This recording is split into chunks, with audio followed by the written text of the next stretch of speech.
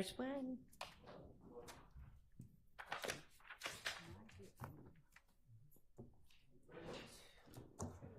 Now we need Mr. Harvey back.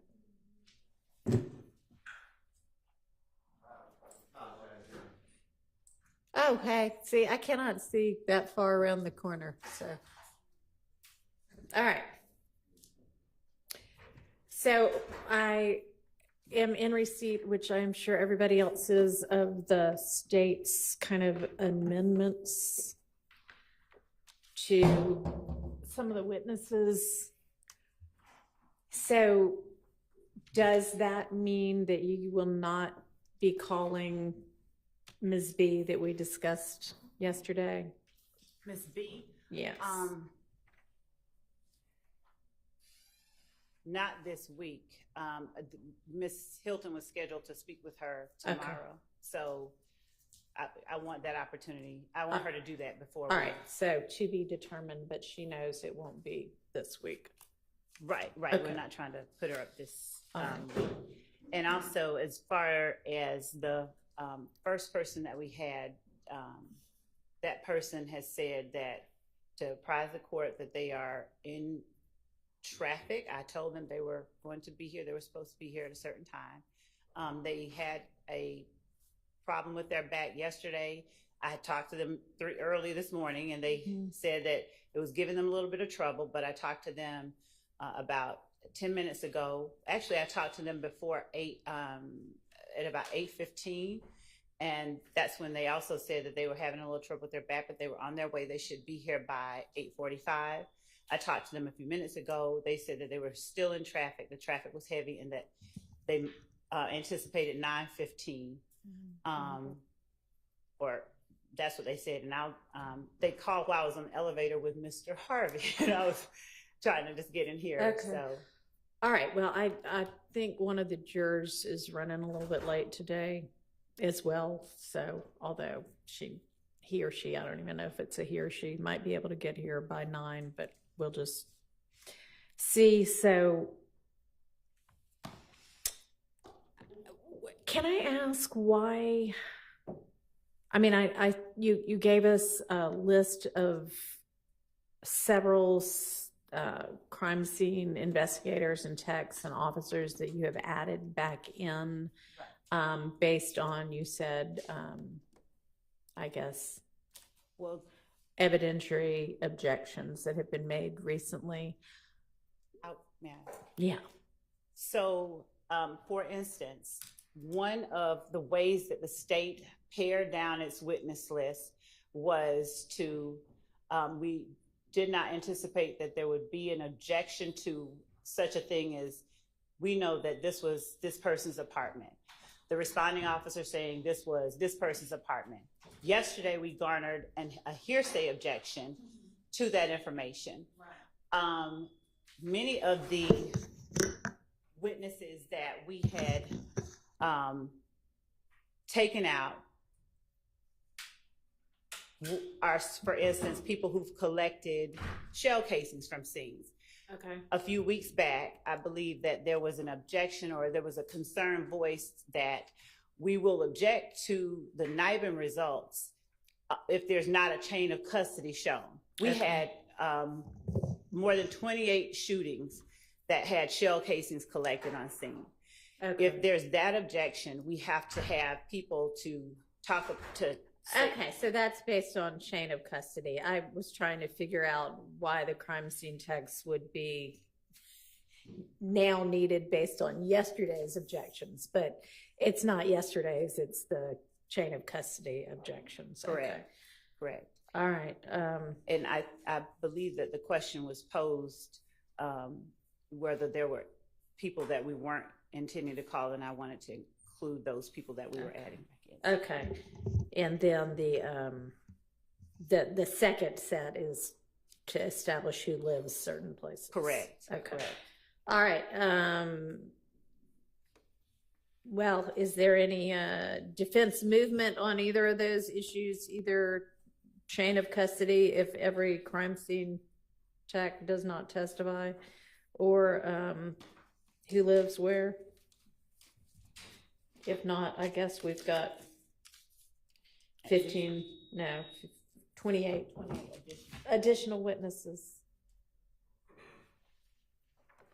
Okay, we have 28 additional witnesses. Can I ask a question? Yeah. Ms. Love, referring to someone as them, Someone's what? as them. I know that we have a AS that we haven't been using. That person's name, is that who we're talking about with the back issue? Or Mm-mm. That's, who is it, Miss Love It was Thorpe? Yes, that's what we announced yesterday. Remember yesterday at the, okay, so that's who they're planning on calling first? I guess. Okay. And regarding the witness who is the other one, AS, yes. What, do we know anything new about? Is that who you meant? no, the Okay, one that's a in the different hospital, other one. different other one, Okay, the one with the medical issues. okay. I believe Mr. Shive is here. We're trying to discern what their current status is. I don't know that, and I have had no opportunity to speak to his doctors. That I believe is very important based on just the conversation that I've had with. Sure. I doubt if his doctors are going to tell you anything without a court order. That's what that's what we believe too. So Mr. Shive, however, could tell you if he wanted to, or if his client is okay with that. Well, there was. the situation is, DA called me last night when I was 50 miles from here. But what I'd like to do is I have a preliminary hearing, deal with that, go to the hospital. You can have an investigator or somebody else be right there when the doctor's there, and with my client's okay, they can get whatever information they want. That is exactly That would be work, I perfect. believe. And yep, that would be perfect. Okay, thank you. Okay, thank you. So, Mr. Shive, will you alert somebody from the state team once you're finished with your preliminary hearing? As Okay. soon as I finish, I'll come down. Oh, okay, Let great. an investigator wants to go with me. That's good. Thank you. Thank you, ma'am. All right, so the crime scene investigators and officers that you're needing to add back in for a chain of custody, can you try to just limit their testimony Oh, it will be purely to chain of custody, 5 minutes, they're done? That is exactly what we Wonderful. intended to do. We yes, we did. All right. And I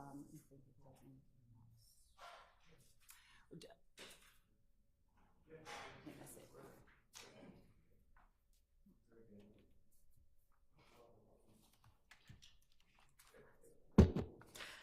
All right, and I received the brief from Ms. Abbasi and from you, Ms. Love, on the overt, I can't remember, because I haven't looked at it yet, but a brief from each of you, which I'll look at. All right,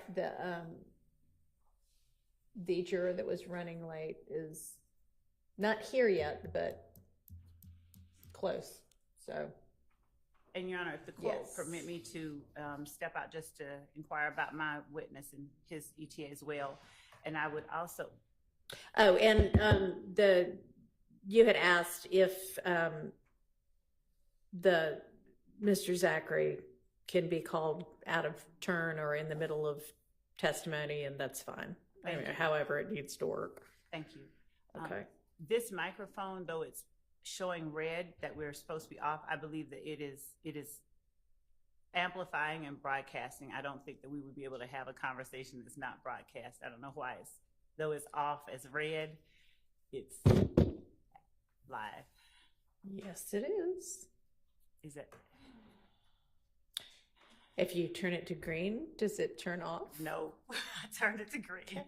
So a new set of sound issues. Great. Can we, is it possible to have IT come and, Well, Ms. Pursfield's reaching out to them now. thank you. May I step outside? Yeah, you may. Is there any other matter from the defense that we need to take up before, obviously, the juror gets here? We have to wait for the juror to get here, but anything in the meantime? Not on behalf of Mr. Williams. Okay, anybody else? Nope. Okay. We'll just recess in place until we have the witness and the jury. We discuss the matter outside the courtroom. Sure. Thank you.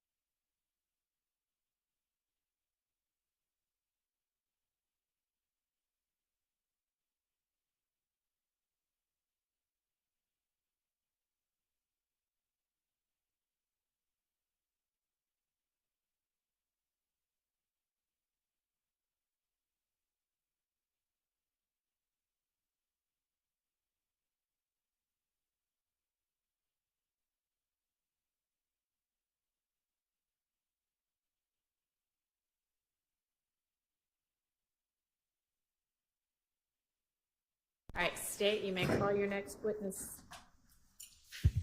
State calls Detective Jim Thorpe. All right.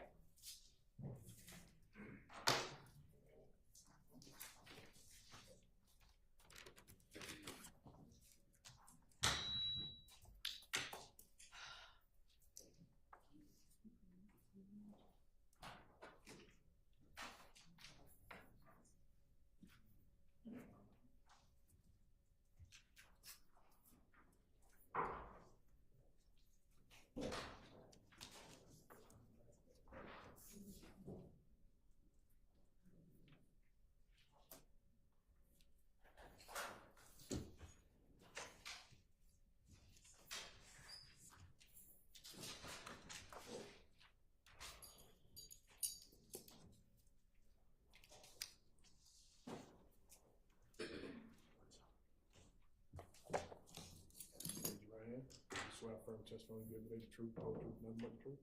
I swear. Absolutely.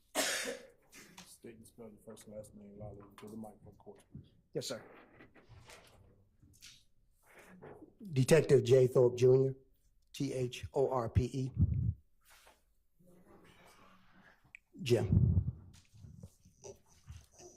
Good morning, Detective Thorpe. Good morning, ma'am. How are you? Fine. Good. Detective Thorpe, would you please introduce yourself to the jury by telling them where it is you currently work? Yes, ma'am. Detective Jim Thorpe Jr., City of Atlanta. Hang on just a second. You're going to have to use the mic, Miss Love. Can you hear the witness? Yes, All right.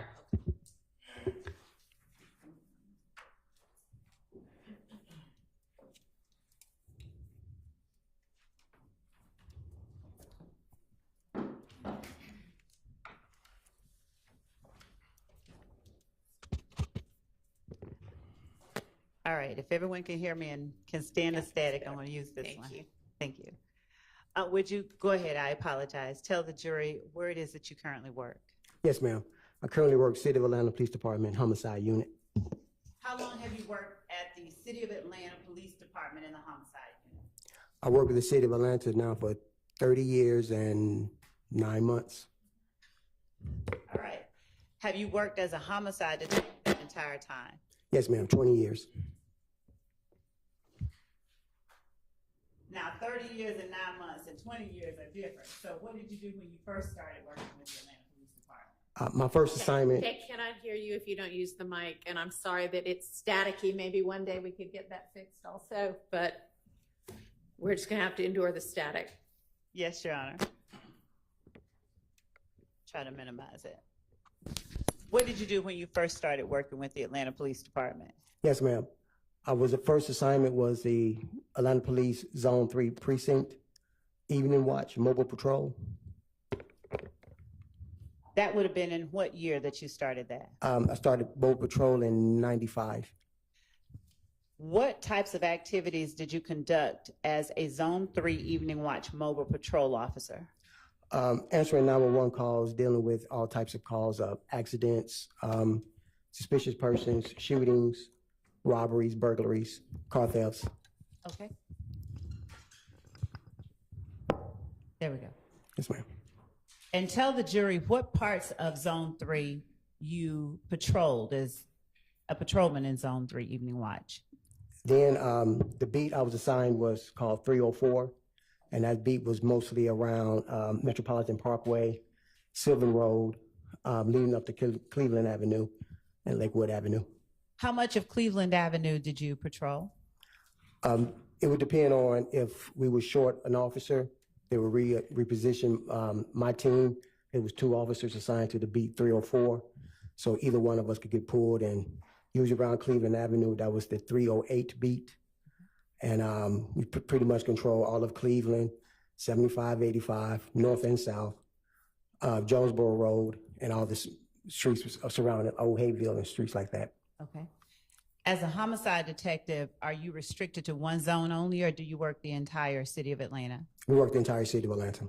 Are you familiar with the neighborhood surrounding Cleveland Avenue and including Cleveland Avenue today?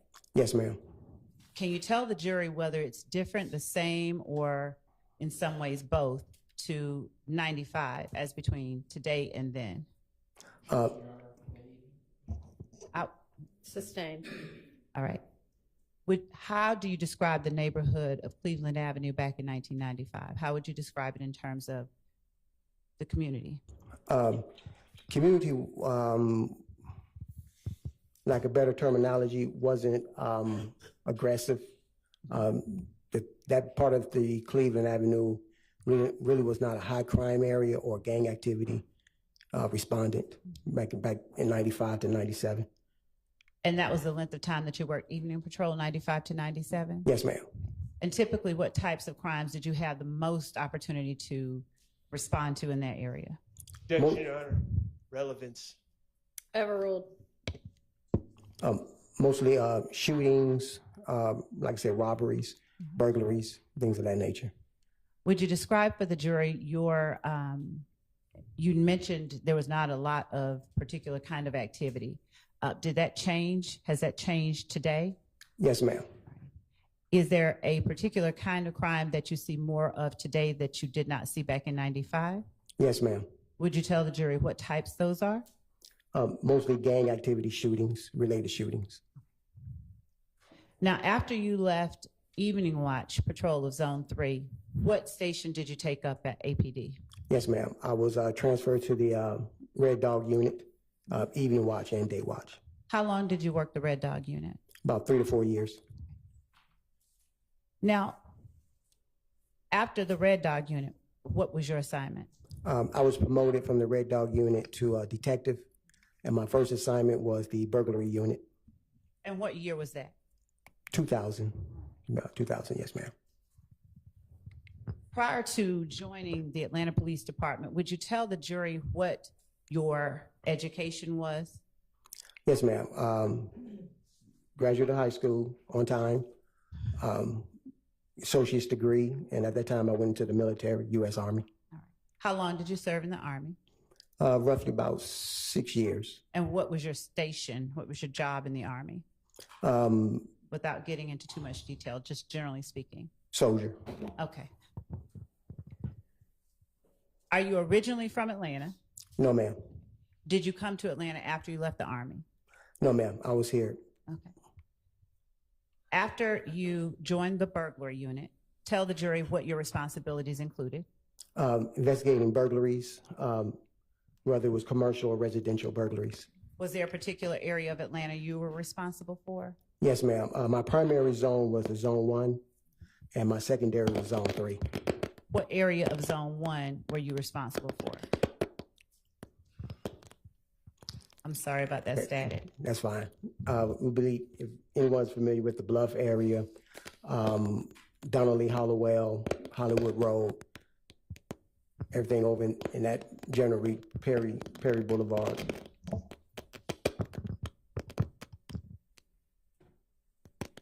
Hang on one second. I'm trying to solve this problem.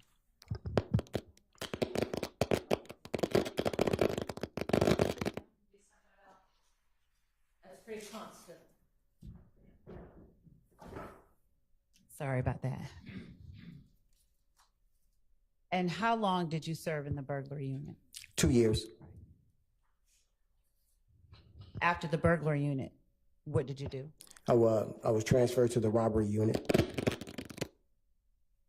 Is that me, Judge, or is that? I have no idea. All right. After the, what was your position with the robbery unit? Detective, Okay. and my primary zone was Zone 3. The secondary zone was Zone 1. Were you patrolling the same or responsible for the same area in the robbery unit as you had been when you were in a Zone 3 evening watch patrol officer? Yes, ma'am. Except I had the whole entire zone. Okay. I mean, yes, the whole entire zone, All right. A sector and B sector. Did you interact often with the residents of Zone 3 Yes, during your time as a patrol officer and as a detective in the robbery unit? yes, ma'am. Was your interaction only when you were arresting people or investigating suspects? No, ma'am. What other types of interactions did you have? At that time, I was also working at part-time as an Atlanta Public School resource officer.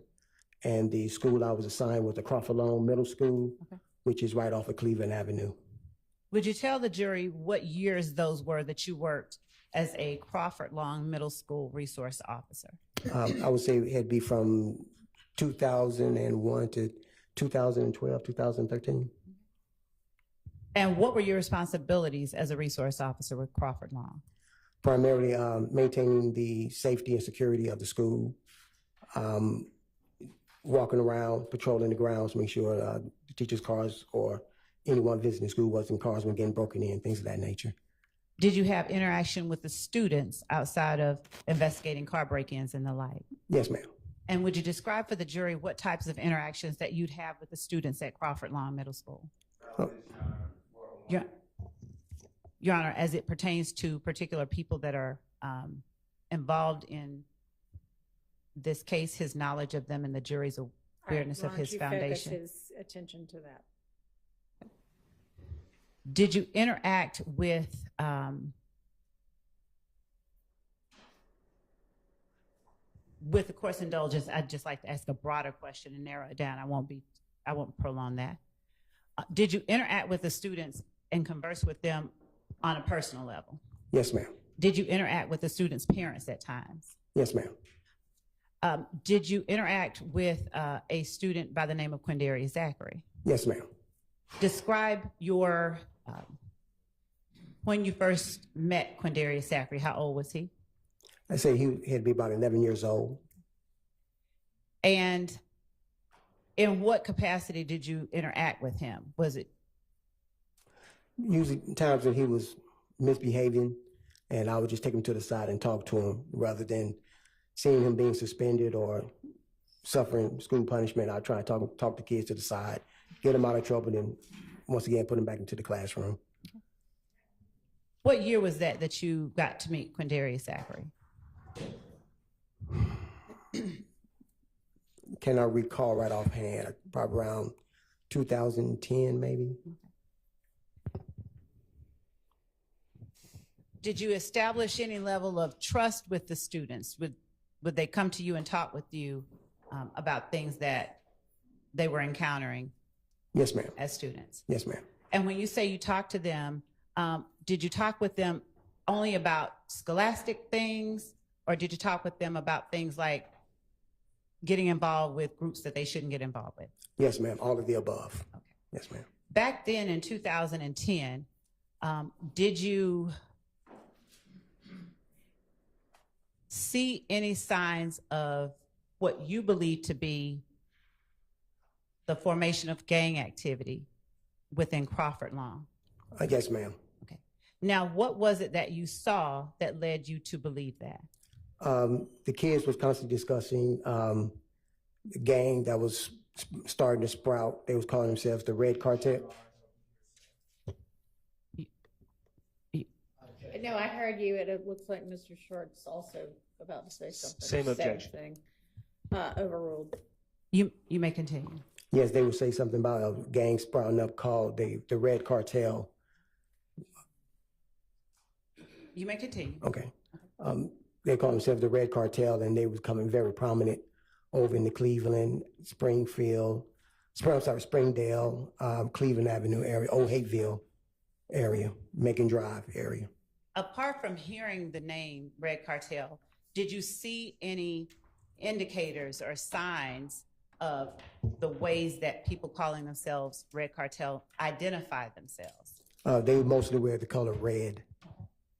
Did you ever see them, without specifically showing any gang signs, did you ever see them display any signals that were seemingly unique to members of the group itself? No. I'm going to object to this line of questioning. I don't believe that there's a proper foundation for this witness. Your Honor, Is this the first time this witness has testified? yes. Okay, you need to lay a foundation. Okay. Sustained. Yes, Your Honor, thank you. When you started out as a school resource officer at Crawford Long Middle School, would you describe for the jury what type of training that you had with the Atlanta Police Department? I had basic academy training along with interviews, interrogation training, also burglary and robbery. And later during that tenure, I was transferred to the homicide unit, which I received numerous homicide classes and training. What training or experience did you have that caused you to form or to believe that you recognized gang activity when you saw it at Crawford Long Middle School? Basically just growing up. It was prominent in Chicago.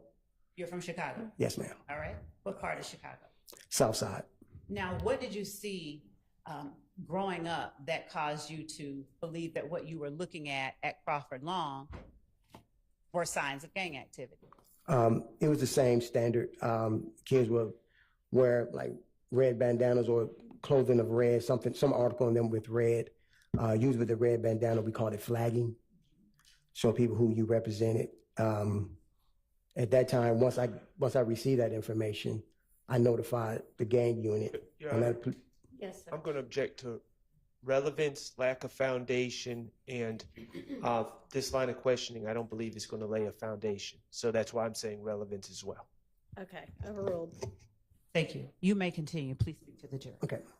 At that time, I notified the Atlanta Police gang unit, and they confirmed that that it was.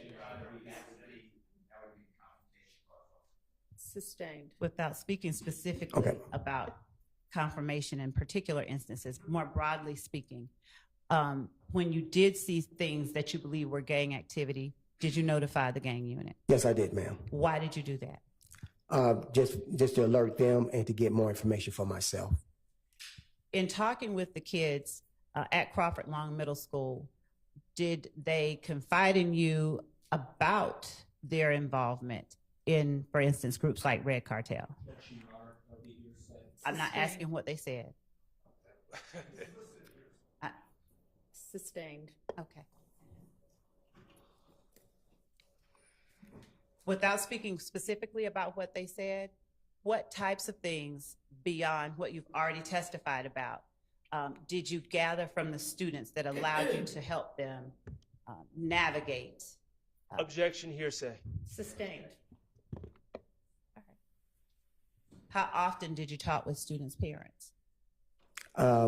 Usually when they come to pick up the kids or student got in trouble. And when you saw things that concerned you that you alerted the gang unit about, did you ever talk to the students' parents about those same things? Overruled. You may tell the jury. The parents that were receptive of listening, there were some that wanted to hear, and there were some that didn't want to hear. Did you ever speak with groups of students, or was it just individual ones about trying to stay out of or trying to avoid particular pitfalls? Your Honor, I am. Overruled. You can continue. Yes, I would talk to them in a group or talk to them individually.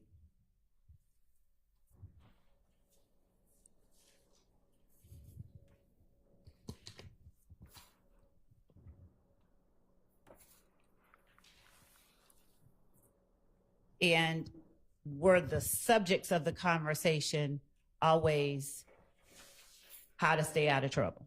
Yes, ma'am. Did you share with the students the information that you had from growing up or other sources about gang activity? Sustained.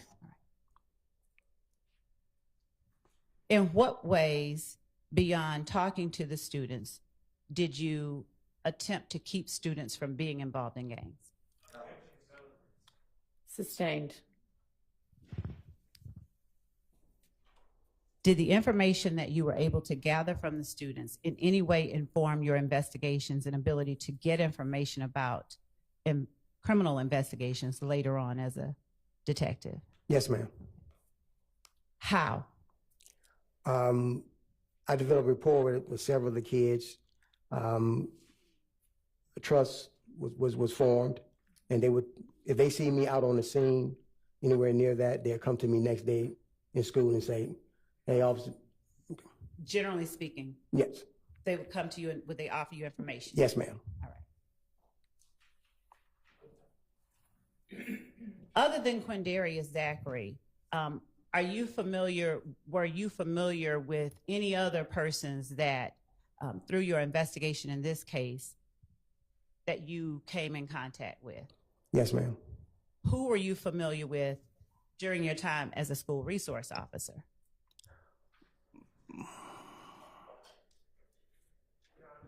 Yes, sir. I'm going to object under 404A. What's your response?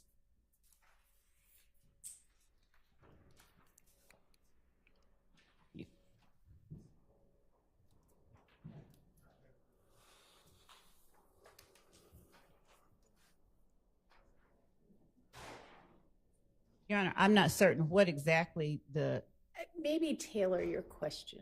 okay.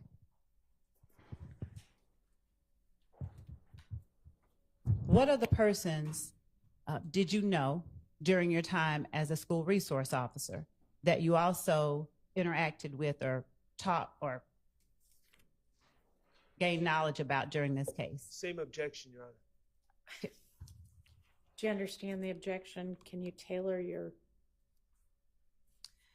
Did you know any other, Trontavia Stevens? Did you know Trontavia Stevens? Yes, ma'am. Okay. What age did you learn about or did you meet Trontavia Stevens? At age 11.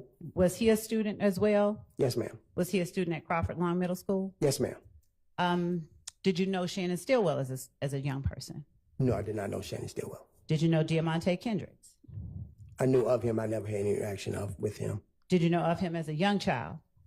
Yes, I think as he was getting to high school, yes. What about Quentin Porter? Did you know of him? Yes, ma'am.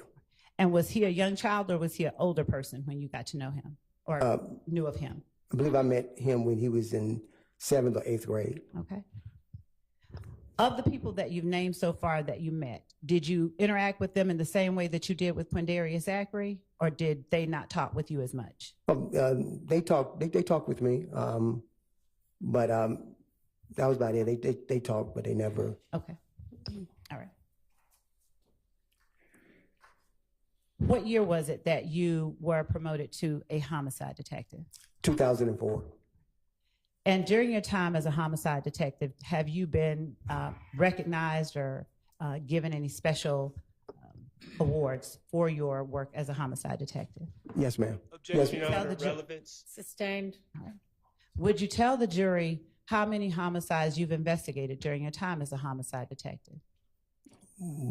Close to over, maybe as lead and assistant, probably close to 300, maybe more than that.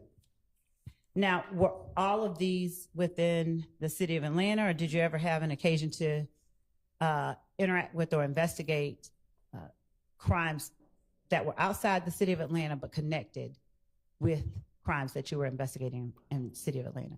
Yes, part of Atlanta is also in DeKalb County, so I worked some cases that was Atlanta, DeKalb County, and also Atlanta, Fulton County. Would you describe for the jury some of the training that you received as a homicide detective that allowed you to perform your duties that was different than the training you received as a patrol officer or a burglary detective? Yes, interviews and interrogations, reading crime scenes, logging things, crime scene processing. And as a homicide detective, were you involved in investigations that related to purported gang activity? I'll repeat that again, ma'am. As a homicide detective, did your investigations ever involve gang activity, the Yes. homicide investigations? Yes, ma'am. Now, did you share information with other law enforcement officers as it related to gang-related homicides? Yes, ma'am. And how, if ever you were trained to recognize gang activity while you were performing your investigations, what kind of training have you received? It was the processing of the scene, doing thorough background checks on the victim or witnesses, finding out different incidents may have happened at the location prior to the homicide incident. Did your rapport with community members aid you in furthering your investigations as it related to potential Objection, Your Honor, gang leading. homicides? Objection, what? Leading. Sustained.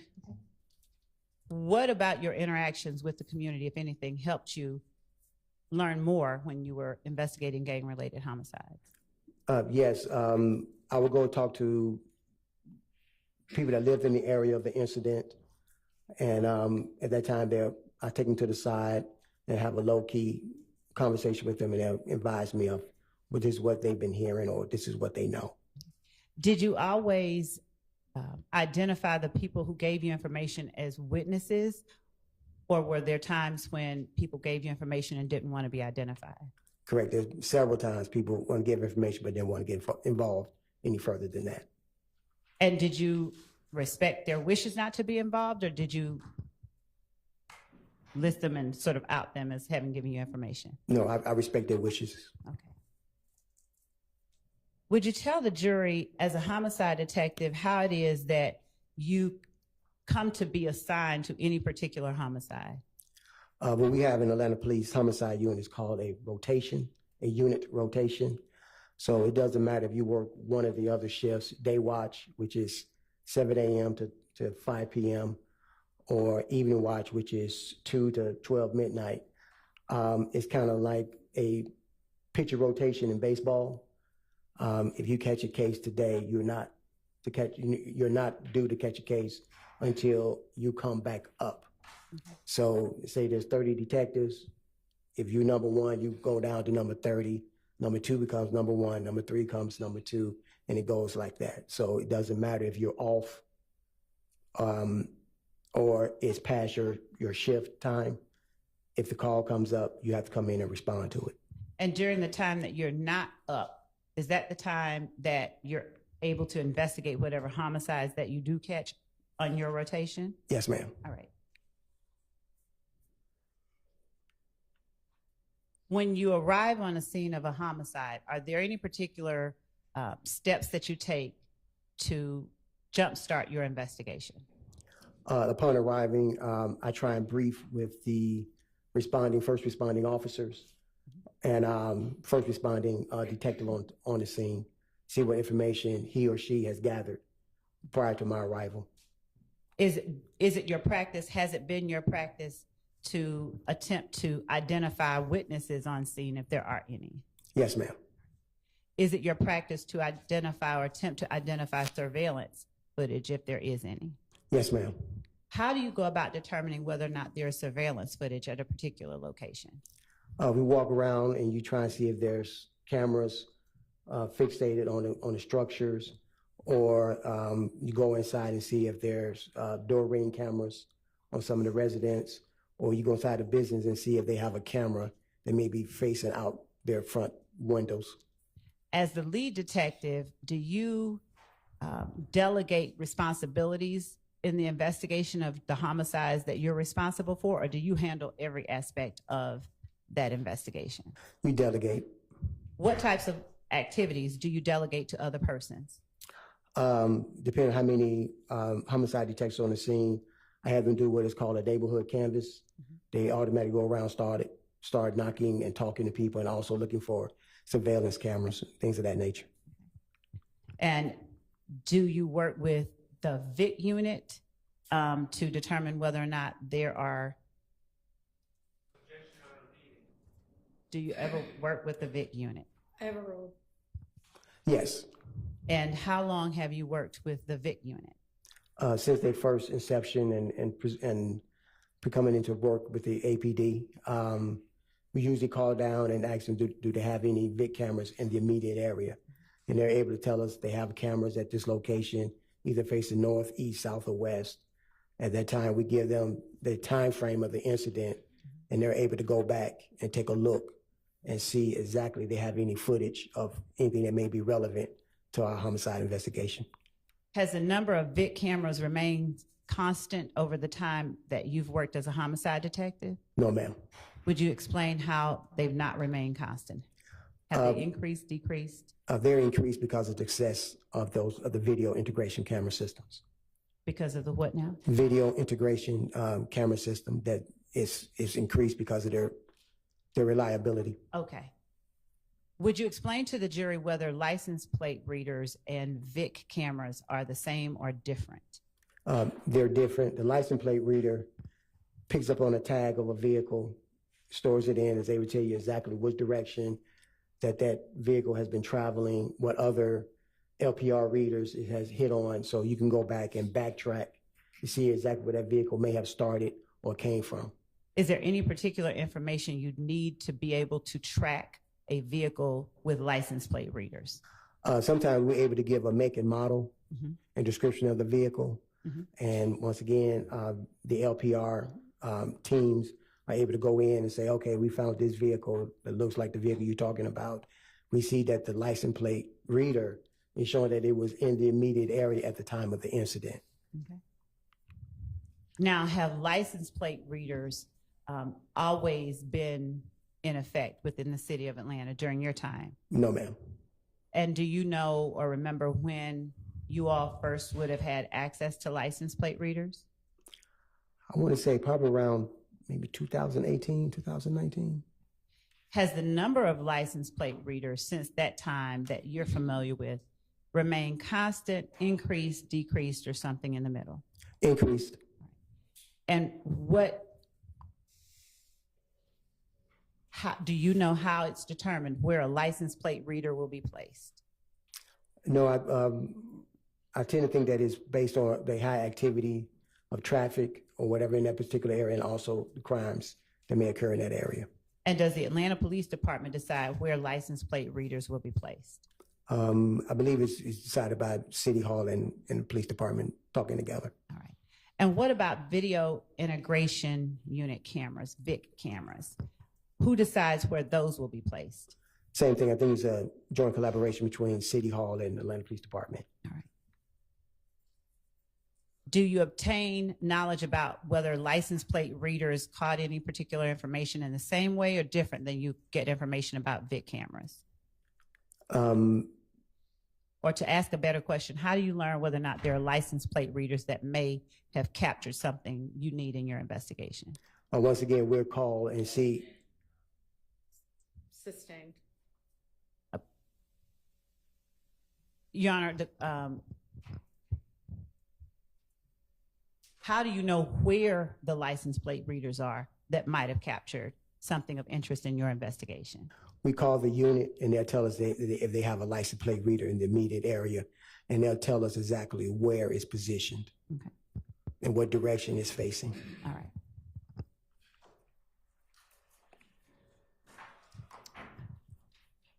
Would you describe for the jury where the Summer Hill community is located? It's located off of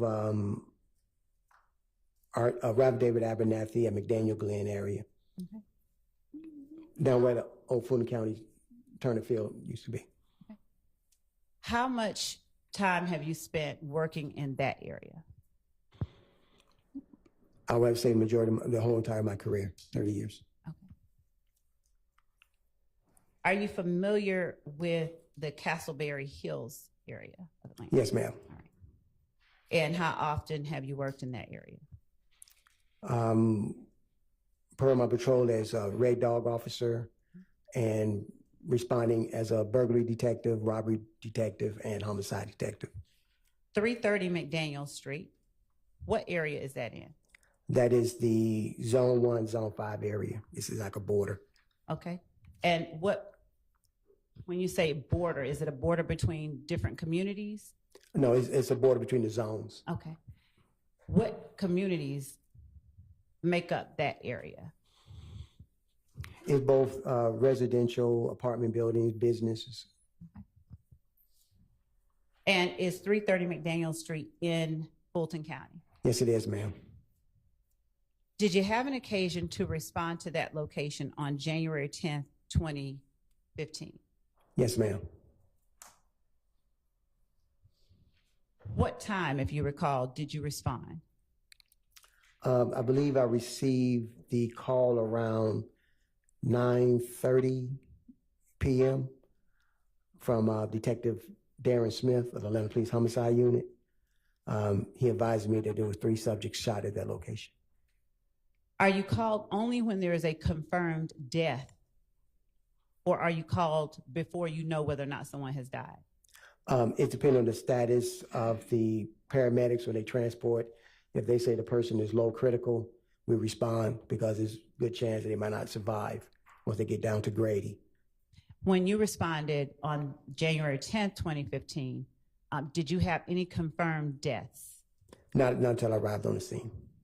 What information or what were you responding to? I responded to 3 subjects that were shot.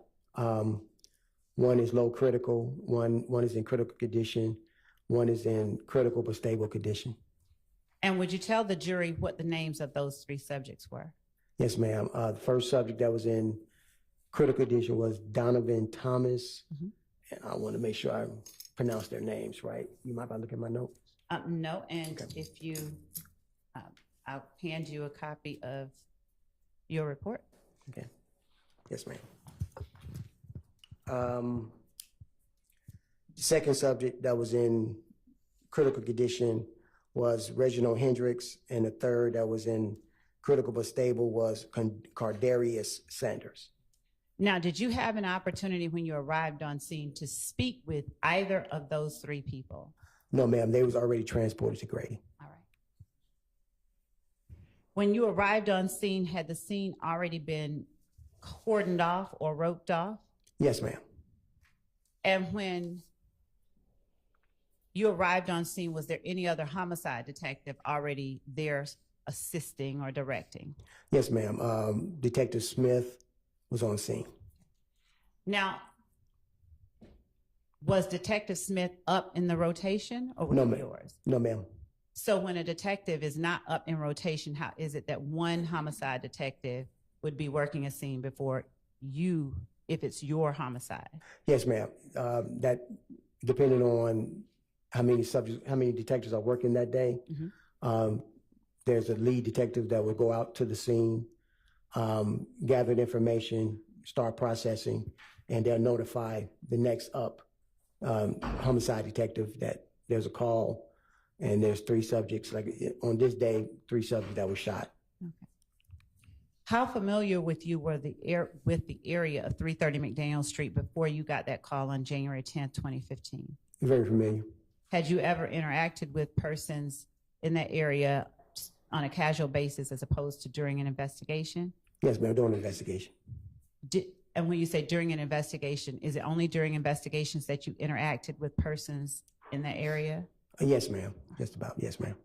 Were there or was there an apartment complex in that area? Yes, ma'am. Do you remember the name of the apartment complex? No, not off the top of my head, no. Okay. I believe that one across the street, down the street was Castleberry Apartments. Okay. Were you familiar with or had you had any occasion to visit or be familiar with Castleberry Hills Apartments? Yes, ma'am. When you got on scene, did you make any efforts to locate surveillance footage? Yes, ma'am. Tell the jury what efforts you took to locate surveillance footage. Immediately that caught my attention was there was cameras fixed on the barbershop at 330 McDaniel Street. Also, I noticed that there were surveillance cameras down at the gas station at the intersection of McDaniel Street and Northside Drive. Was it daytime, nighttime, something in the middle when you arrived on scene? I did not ask that question. No. We know, yeah, we know the time, so. Let me ask a better question. Was there daylight, moonlight, was there natural light for you to see on scene when you arrived there? No, the street was lit up with city lights. Okay. And how were you able to see the cameras that you were able to identify? They were just fixed on the building, so you can look up and see the cameras. At the time that you saw them, did you know whether or not they were working? No, I did not. Did you take steps to find out? Yes, I talked to the owners. All right. And when that happens, are you able to get the camera footage on scene immediately, or do you do something to get that footage? Yes, ma'am. I contact the cyber crimes unit.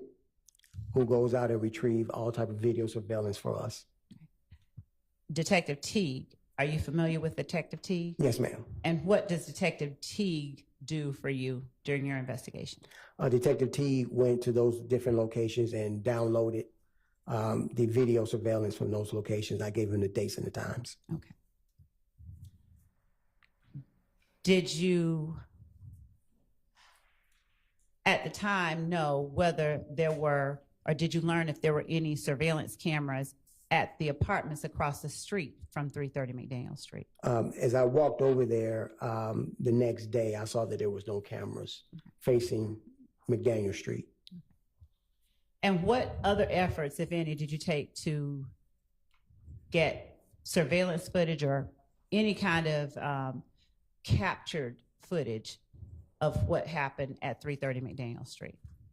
It was just those two locations that had cameras. Okay. When you said that you went to the Texaco, where were you focusing? Where was it that you understood the shooting to have occurred? The shooting happened right in front of the barbershop.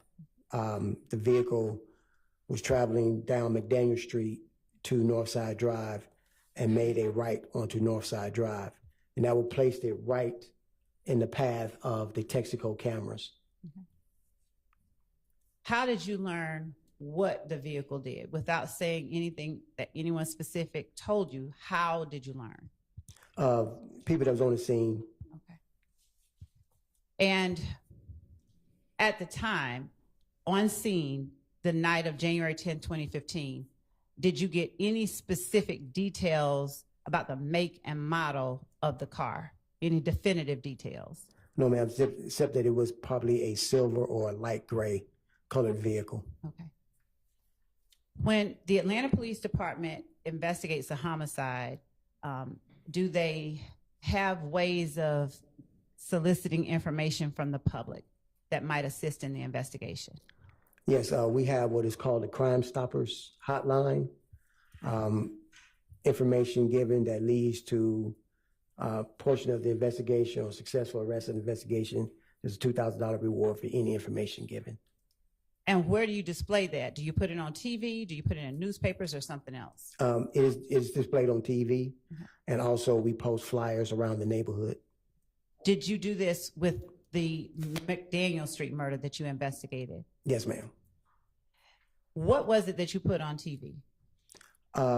Basically, there was a subject that came inside with an assault rifle. When I identified who that person was, because they were not on scene when I got there. Now, when you say a subject that came inside with an assault rifle, inside where? The barbershop, I'm sorry, the barbershop. And why did you put that particular footage on? Because I want to see what this person was a person of interest that may be related to the shooting itself, that he may have been one of the shooters. Did you later learn whether that person had any relationship to either of the victims? Yes. And what did you learn that person's relationship was to either of the victims? I learned through the parent that was their son and the brother of the decedent. Okay.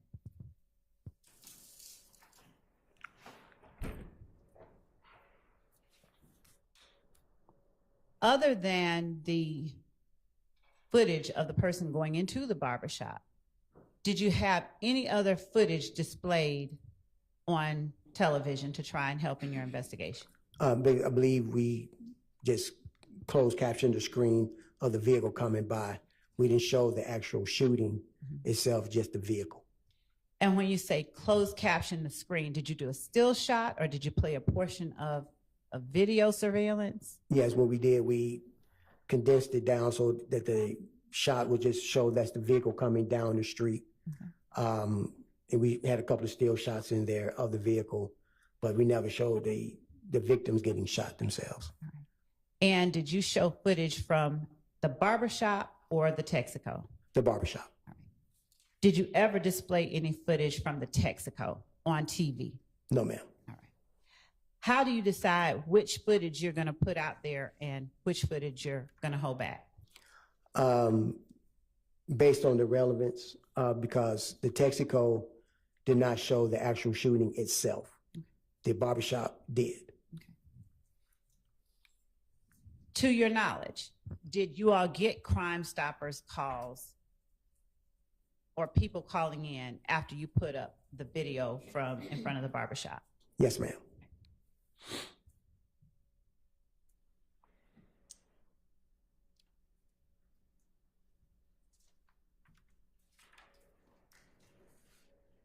When you arrived on scene, were there people who were willing to talk with you and have their names listed as witnesses? There are people willing to talk, but they don't want to list their names. And how did they make that known to you? Simply by giving me the information, and I said, "You want to come down and talk to me?" And they're like, "No, that's all. As far as I'm getting involved, this is who was involved." Are you able to force people to get involved more when you're conducting crime scene investigations? No, ma'am. Are you not able to take people down to the police station if they tell you that they have some information? We can ask them for their consent. If they say no and we force them down, that's called kidnapping. Okay. All right.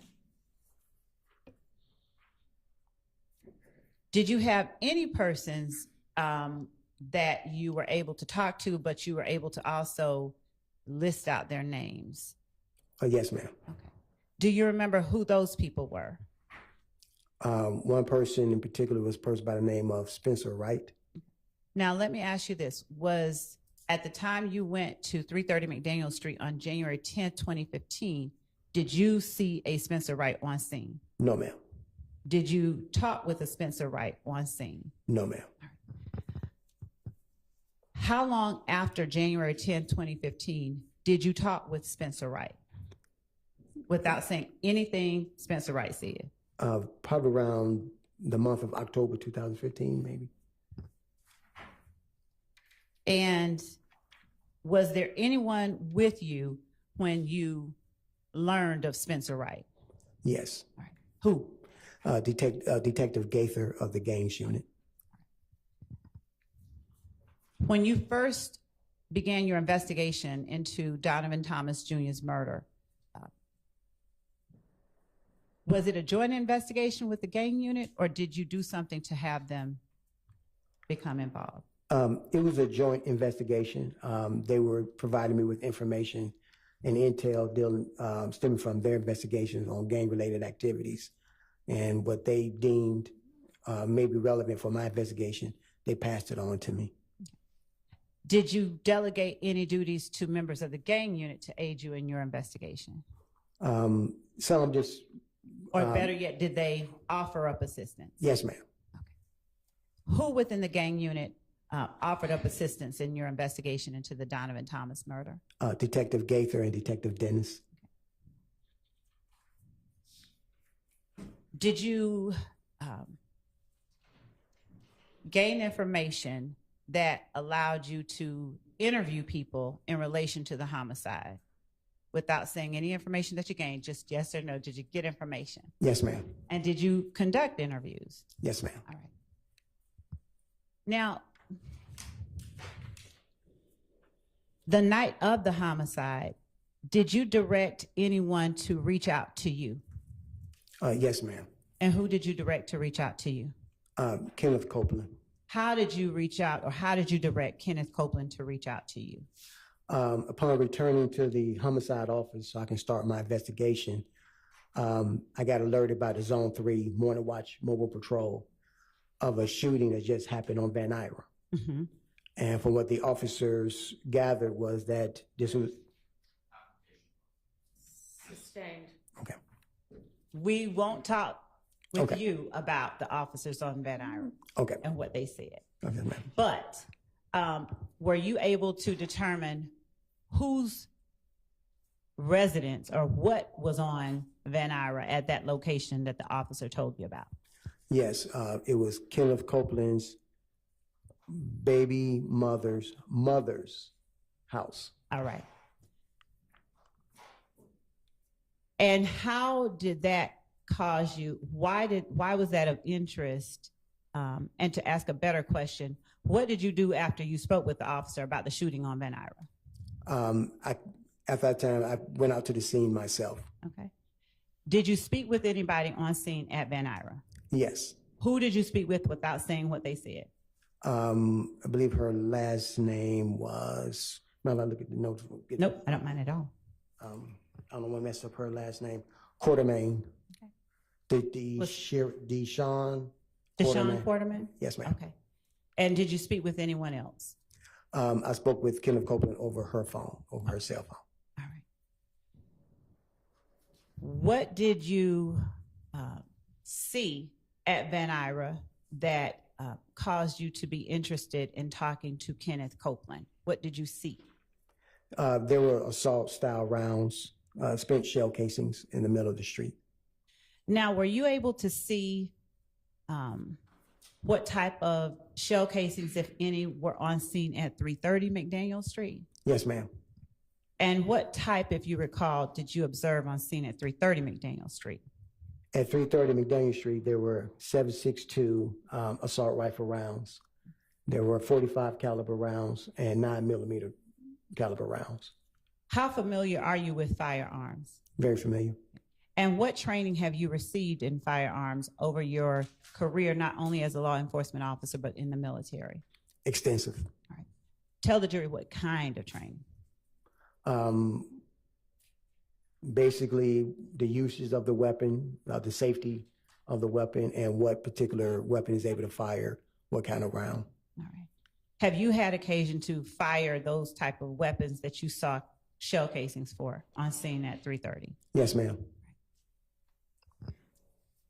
What you saw on Van Ira, were they similar type rounds? Not necessarily caliber. Were they similar or different? They were assault rifle rounds, so they similar but not similar. Okay. And when you say similar but not similar, could you explain a little bit more? Okay. The 7.62 rounds that was recovered from 330 McDaniel Street are typically fired from AK-47 assault rifle. Mm-hmm. Any rifle built off that schematic. The rounds that we recovered from Van Ira was rounds that is associated with the AR-15 Okay. assault rifle. Do you recall how many rounds you observed at Van Ira? I want to say possibly 10 to 12, or 10 to 15, something like that. Did you observe any damage to any structures or property at Van Ira? Yes, there were some defects to the residence. Were there any people shot at Van Ira? No, ma'am. Were there people at home at the time that the residence was shot up, or something different? Yes, ma'am. All right. How long did you stay on scene at 330 McDaniel Street from when you first arrived? I believe I arrived probably about 4, maybe 5 hours. Okay. So approximately what time did you leave? I left probably around 1:30 a.m. And what time would you say that you went to check out Van Ira? Probably about, the call came in, I want to say probably around 1:40, 1:45 a.m. All right. And where were you when that call came in? Had you made it back to police headquarters, or Yes, were you ma'am. still on scene? I made it back to police headquarters. And how long did it take you to get to Van Ira after you got that call? Probably about 10 minutes. Okay. Did Deshawn Quarterman offer to have you speak with Mr. Copeland, or did you ask her to call Mr. Copeland? I asked her to call Mr. Copeland. Okay. Did she tell you her relationship to him before you asked her to call him? Yes, ma'am. And were you able to get his phone number from her or any information like that? No, ma'am. How long did you speak with Mr. Copeland? Roughly about maybe 3 minutes, just to let him know that he needs to come down to the office and talk to me. Did he come down to the office and talk to you? Yes, he did. Do you have any idea how long after you asked him to come down and talk to you that he actually arrived at the police station? I'm going to say probably between 20 to 30 minutes. When he came to the police station, do you recall, did you meet him in an interview room at the police station? No, actually, I met him. Oh, No. go ahead, I'm sorry. I met him in the rear of the police headquarters. Okay. I was standing by. I'm sorry, I was standing by with his brother, waiting for him to get there. Who is his brother? I forgot his brother's name. I don't recall his brother's name. Are you familiar with anyone by the name of Rontrez Brock? Yes, Do you remember whether that was the brother or was yes. Rontrez Brock was the brother. Now, how is it that you came to be standing there with Rontrez Brock? Because he got word that people was coming after his brother. When you met with Mr. Copeland and his brother behind the police department, was that something usual that you do? Like, why do you meet behind the police department as opposed to? It was easier parking for them. Okay. Instead of having to park and walk all the way up, I just said, meet me here. I can get your brother in, get him upstairs and talk to him. And did you get Mr. Copeland in and upstairs to talk to him? Yes, I did. Now, when you first saw Mr. Copeland, do you remember what his demeanor was like? Whether he was sad, happy, excitable, based on what you could observe and see? Or something wholly different? It was something totally different. He was even killed, and he just kept asking, he don't know why people putting him in this. Okay.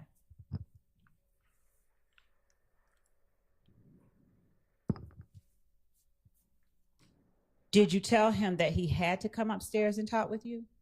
No, I didn't tell him he had to come upstairs. Did you have the ability at that time to force him, or would that have been another situation like kidnapping? Yes, ma'am. That'd been another situation like kidnapping. Okay. Did his brother come upstairs and talk with you? His brother came up and stood by outside. All right. Did anybody else join Mr. Copeland in that police station? No, not that I recall. Okay.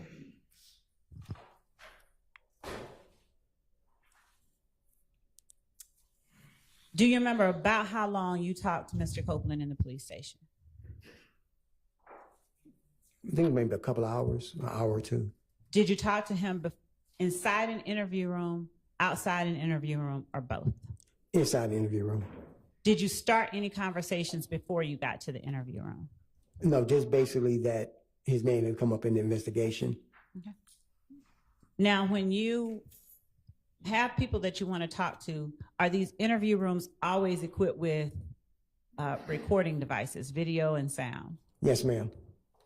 Are they running constantly, or do you turn them on before you take someone inside? You turn them on and you log it in to our database up under your particular case number. Okay. And when you began talking with Mr. Copeland, did you read him any Miranda rights or just start? No, ma'am, because he was not under arrest, so it was a non-custodial interview. So there was no need for me to Mirandize him. We just started conducting the formal interview with him. When you began conducting the interview with Mr. Copeland, did you have any particular target in mind that you wanted to have him implicate? No, ma'am, no particular target. And as you interviewed him, did you attempt to get him to tell you somebody did any particular thing? Yes, ma'am. All right.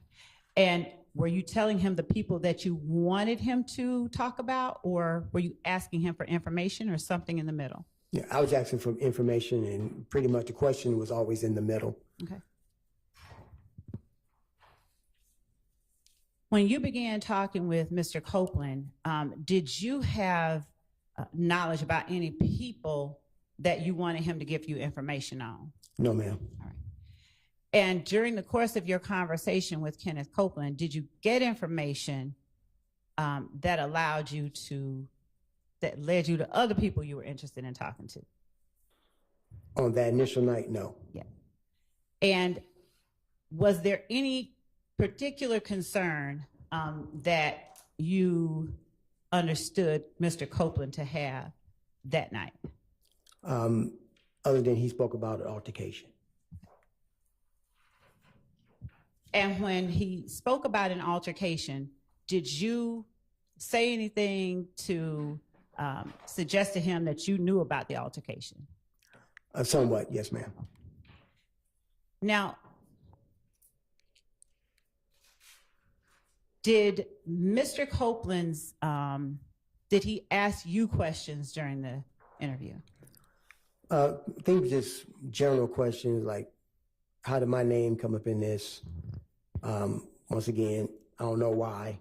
Did he try to get you to help him in any way in terms of ensuring his safety? Yes, ma'am. He wanted me to speak with the family of Donovan Thomas, let them know that he had nothing to do with it and stop coming after him. Okay. Now, did he know, or did you tell him that it was these people coming after him, or was he just speculating, to your knowledge? He was just speculating. Okay.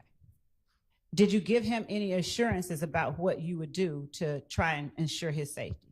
Yes, ma'am. I told him I would speak with the family and let them know that at this point in time, he is not a person of interest or a suspect.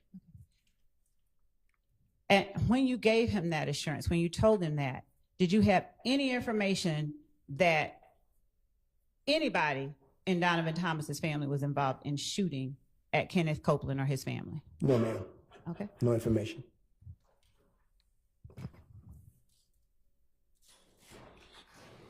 At the time that you told Kenneth Copeland that, had you spoken with any member of Donovan Thomas's family? Not at that time. Did you at any point go to the hospital where Donovan Thomas was taken? Yes, ma'am. When? The next day. All right. Well, the morning of the next day. 11? Yes, ma'am, the 11th, the morning of the 11th. How long after you spoke with Kenneth Copeland did you go to the hospital? I want to say about close to midday. About close to afternoon, because I went and spoke to the other two surviving victims. Okay.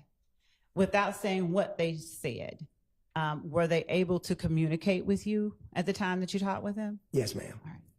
And let's start with Mr. Sanders. Without saying what he said, was he willing to talk to you? Yes, ma'am.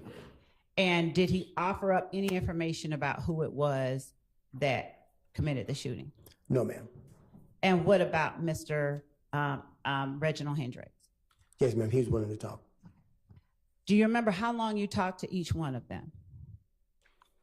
Because they were down at Grady, I made sure I didn't do an extensive, interview with them. So I had to say probably about 20 minutes apiece, no more than 20 minutes.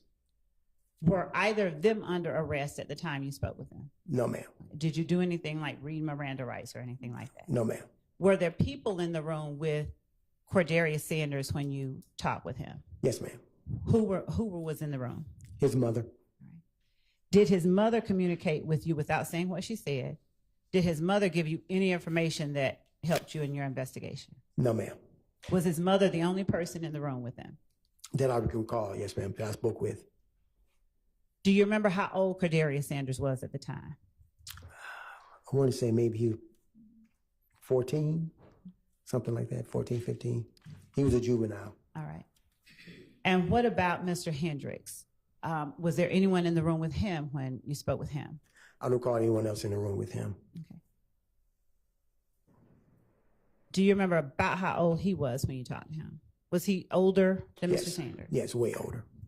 And was he able to give you any information about who committed the shooting? No, ma'am. Was he able to describe whether there was any acts of aggression that he saw that could have prompted the shooting? No, ma'am. By the time you talked to Mr. Sanders and Mr. Hendricks, had you had a chance to look at the surveillance video from either the barbershop or the Texaco? No, ma'am, not at that time. Okay. Do you remember when the first time it was that you had a chance to look at the barbershop video? I probably want to say probably later on that evening. Okay.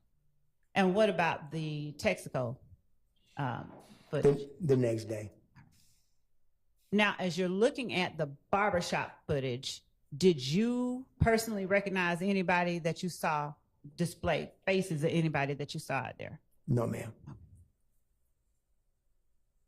What about the Texaco footage? Did you see anybody you personally recognize in the Texaco footage? No, ma'am. No, ma'am. Okay. And I mean from when you first saw it? Yes, ma'am. Okay.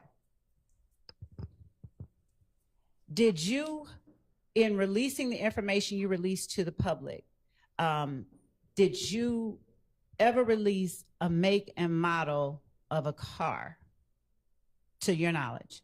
No, ma'am. All right. When you spoke with Mr. Copeland, did you ask him about being involved in any kind of accident? Yes, ma'am. Without talking about what anyone else said, do you know why you asked him about being involved in an accident? Yes, ma'am, because I started a deep dive investigation on his name Uh-huh. and put him to the APD, Atlanta Police database, and I was able to suss out several reports of him connected to being in an accident or traffic stops. Okay. And were your questions based on whatever vehicle you saw reflected in that report, or Yes, something ma'am. different? What was reflected on people's description of people was given of the vehicle. The incidents that you saw within the database, were they incidents that had occurred in 2015, January 2015, or earlier, 2014? Around what time frame? I think there was time frames of 2012 to 2014. Okay. Did you have the same kind of familiarity with Kenneth Copeland as a child that you did with Mr. Zachary? No, ma'am. When, if you recall, was the first time you knew about Kenneth Copeland? Like, how old was, like, around what year? 2015, the year of the incident. Okay. Other than what you learned as you began investigating the murder of Donovan Thomas, did you have any other knowledge about Kenneth Copeland? No, ma'am.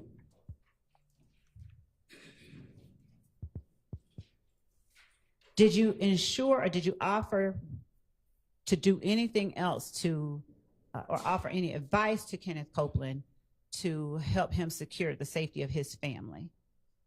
Did you make any suggestions? I think probably general Okay. suggestion of that nature. All right. Did Kenneth Copeland have any cell phones or anything with him that you saw when you first talked to him on January the 11th? I didn't see him with a cell phone. Okay. Now, do you remember Mr. Copeland offering you, and let me ask you this, the interview with Kenneth Copeland, it was recorded, right? Yes, ma'am. All right. Now,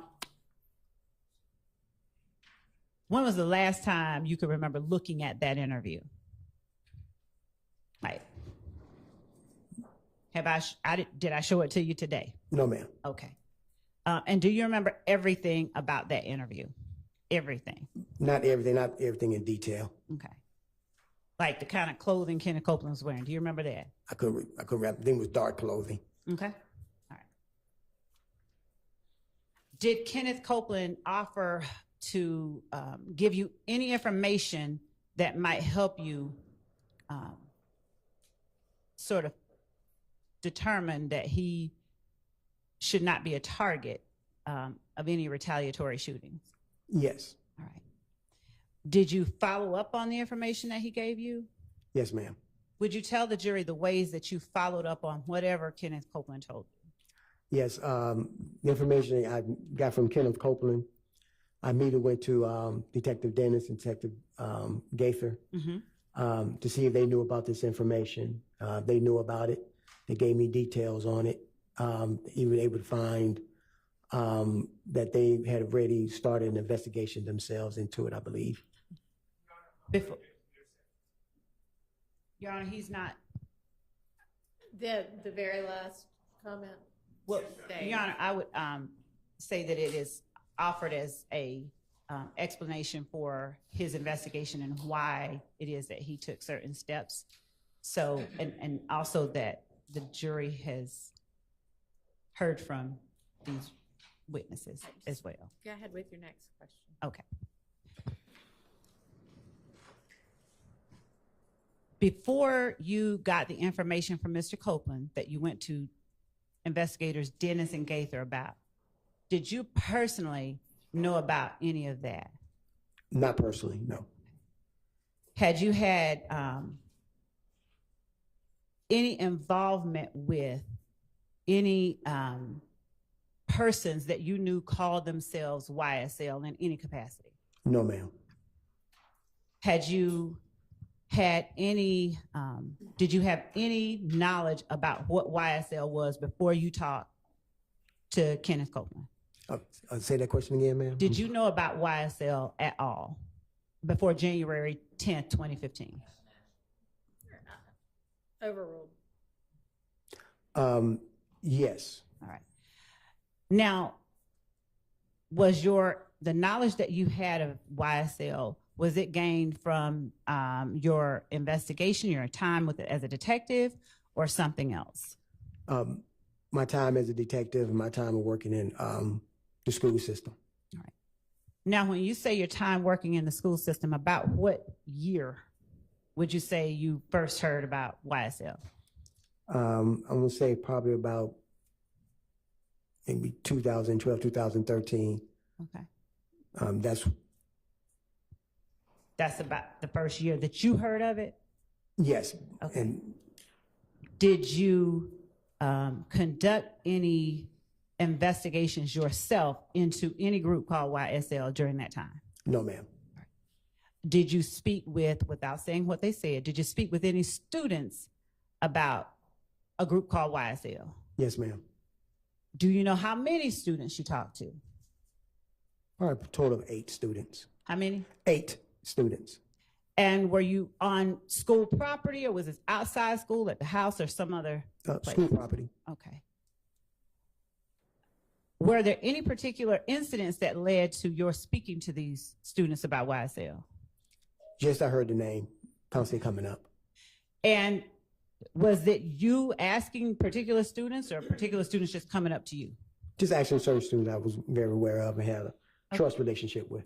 That you had a trust relationship with? Yes, ma'am. Now, was Quindarius Zachary one of the people you talked to about YSL or not? No, ma'am. Okay. Do you remember the names of the students that you talked to about YSL? No, ma'am. Okay. Do you remember the relative ages of the students? Yes, ma'am. About how old? 14. Okay. And did you, during the time as a resource officer, did you personally observe any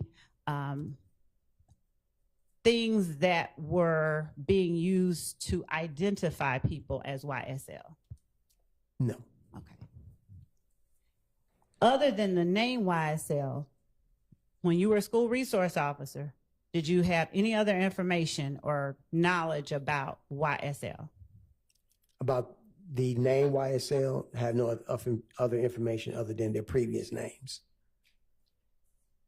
What do you mean the previous names? The name went from the Red Cartel to the Rock Crew, which stood for Raised on Cleveland. Then it went over to YSL. All right. Is this information that you learned, how did you learn this information that you just talked about? Talking to the kids and work in the neighborhood. All right. Did you ever speak with grown-ups, the family, the parents of the kids about YSL or these other groups, Red Cartel or Rock Crew, without saying what they said? Yes, I did. All right. Overruled. Did you ever arrest anybody during that time just for being affiliated with Red Cartel, Rock Crew, or YSL? No, ma'am. Okay.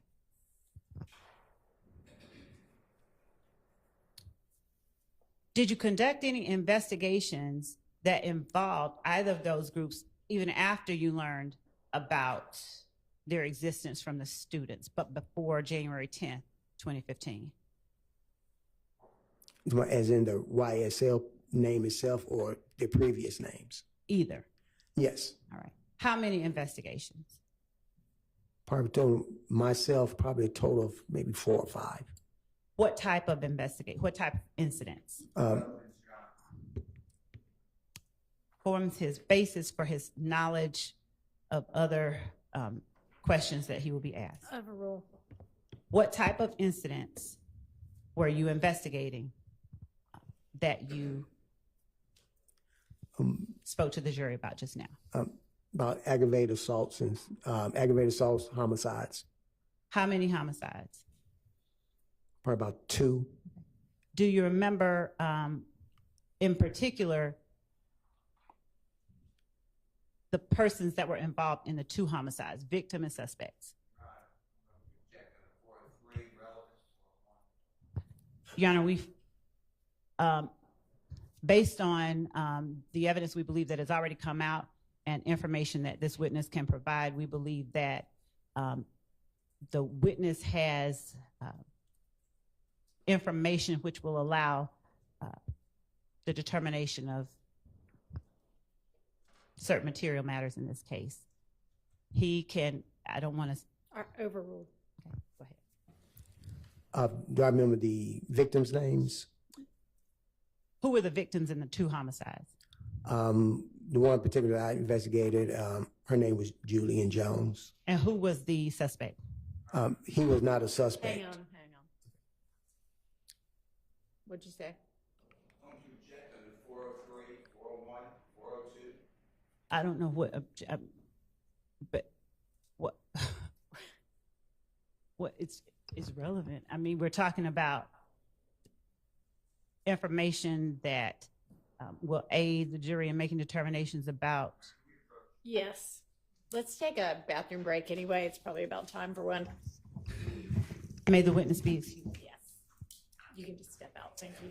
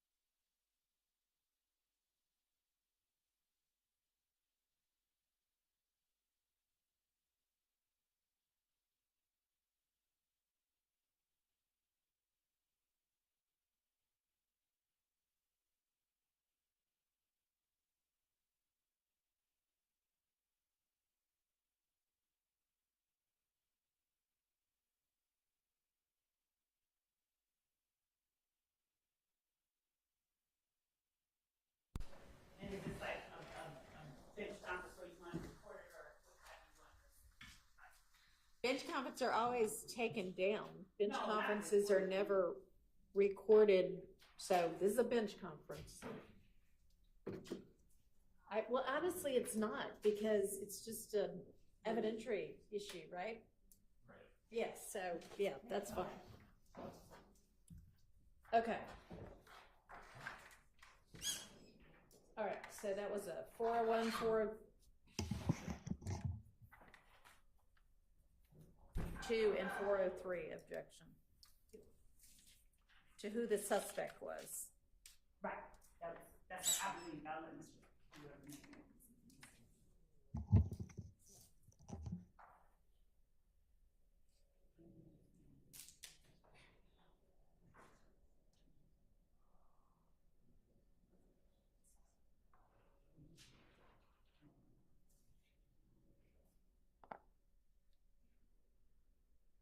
Are you going to respond beyond just, I believe it's relevant? No. Are you going to tell me why? Yes. Which mic to talk. Your Honor, the homicide, I believe one of the homicides that the witness will talk about is a matter that an earlier witness talked about as it related to RICO. I believe that the one that he is going to talk about is going to deal with Quentin Porter and Javaris Crittenton. I believe that this information corroborates information given by other witnesses and allows the jury to determine the credibility of information that they have heard from other witnesses. It's not bolstering because it's his personal knowledge, but to have information about a subject from two unrelated people who are not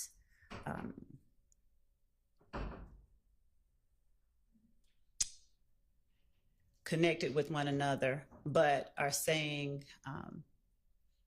things that are consistent with one another, we believe allows the jury to determine things that are pertinent to this indictment, the existence of the enterprise, some of the information in the indictment about the start of the enterprise, its beginnings, the kind of crimes that have been committed, and some of the people that they've heard other witnesses talk about. So in as much as I think it was a 401 objection, it's relevant.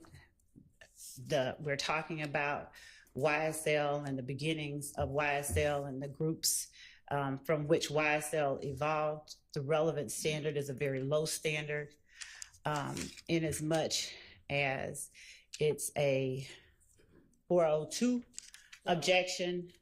Any relevant evidence is presumptively admissible, in as much as it's a 403 objection. I'm not sure what, I haven't heard any offer as to how it's substantially more prejudicial. I know I hear a lot about. Is it that I don't prong know. of it, Mr. Steele, or something else? Every prong of it, Your Honor. Every prong. Well, him saying every prong, Your Honor, any information that tends to prove an allegation in the indictment is going to be prejudicial to a defendant. And Mr. Steele or no one on behalf of the defendant Williams is offering up how it unfairly prejudices Mr. Williams for the state to be able to prove the elements in the indictment, the existence of the gang, the beginnings of the gang as we allege, and the kinds of crimes and activities that the enterprise participates in, and the conspiracy itself. I don't know how it's unfairly prejudicial in such a way. So the question that you asked was, who was the suspect of the murder? I mean, are you going to establish that just for somebody to be a suspect doesn't establish anything other than they were a suspect. Are you going to establish something beyond that? The person's involvement. I'm not going to go whole hog into convictions and statements and things like that. I wanted to have the jury know people who were alleged to be involved and people he talked to. And as I said, I believe that even when the jury doesn't know from one witness exactly what a particular person did as it related to an incident, that information is then supplemented by other witnesses' testimony. It corroborates things that they have heard and will continue to hear. What was that noise? What no? Okay, whose phone? Whose phone made that noise?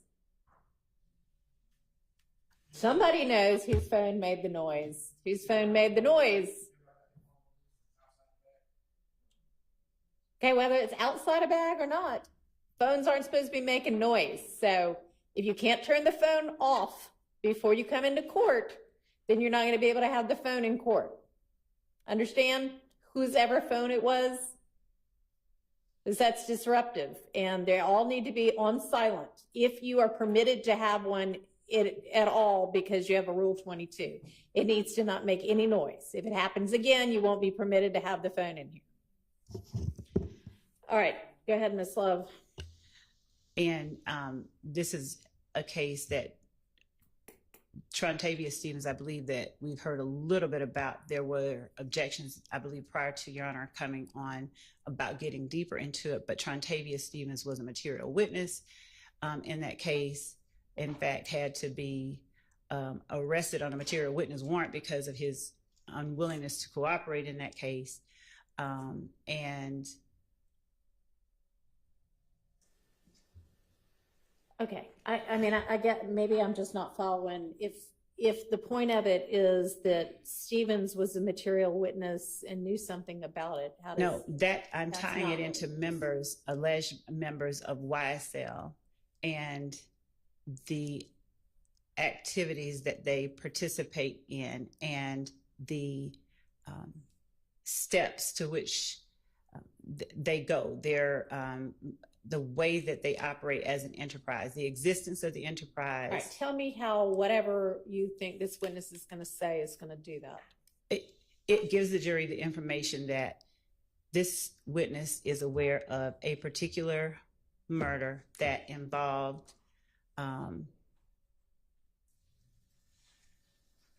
Rock Crew, and then later YSL, Quentin Those Porter being and Porter and Crittenden Porter and Trontavious Stevens. and Stevens, Yes. and he's going to be able to testify that they were involved in this murder.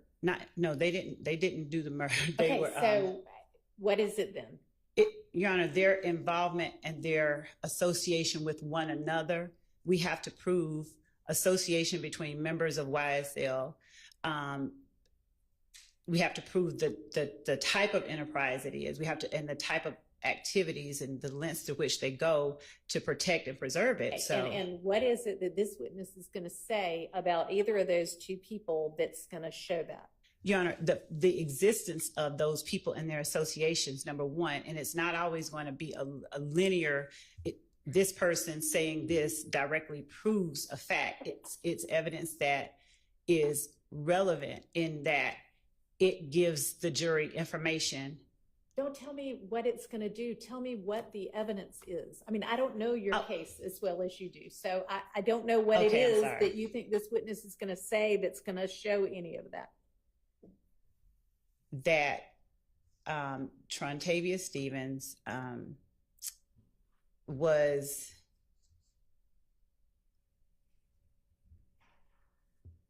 what I know happened. So he was believed to have been set up by Big Boo. It was put out that he was set up by Big Boo. There was a break from Big Boo as a result of this particular murder, and that offshoot eventually produced YSL. Now, I don't expect that he's going to say all of that, but it's the connections between Porter and Stevens that I believe are. Okay, and how is this witness going to testify to connections between Porter and Stevens? Based on what his investigation and his involvement in the investigation of the murder. He interviewed. Just going to show that these two people knew each other? No, you're not telling me anything. So to the I mean, I'm trying to follow you, but to the extent that their relationship is one that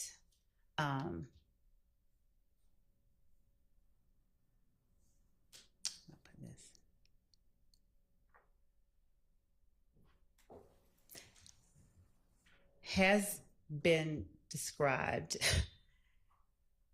and will further be discussed. Your Honor, just 1 second. okay. Maybe I'll take a bathroom break, and then when you come back, you'll be able to articulate what it is. So let's all. I can. Yes, I'll be able to better Mr. Shaw. consolidate it. Okay. I'll be back. For the record, I'd like to add my objection, which is going to be hearsay and confrontation clause on top of Mr. Steele's objections. Okay, well, I at this point have no idea what this detective might testify to. So I don't know, maybe we'll everybody who needs to go to the restroom, and then we'll reconvene and try to hash this out.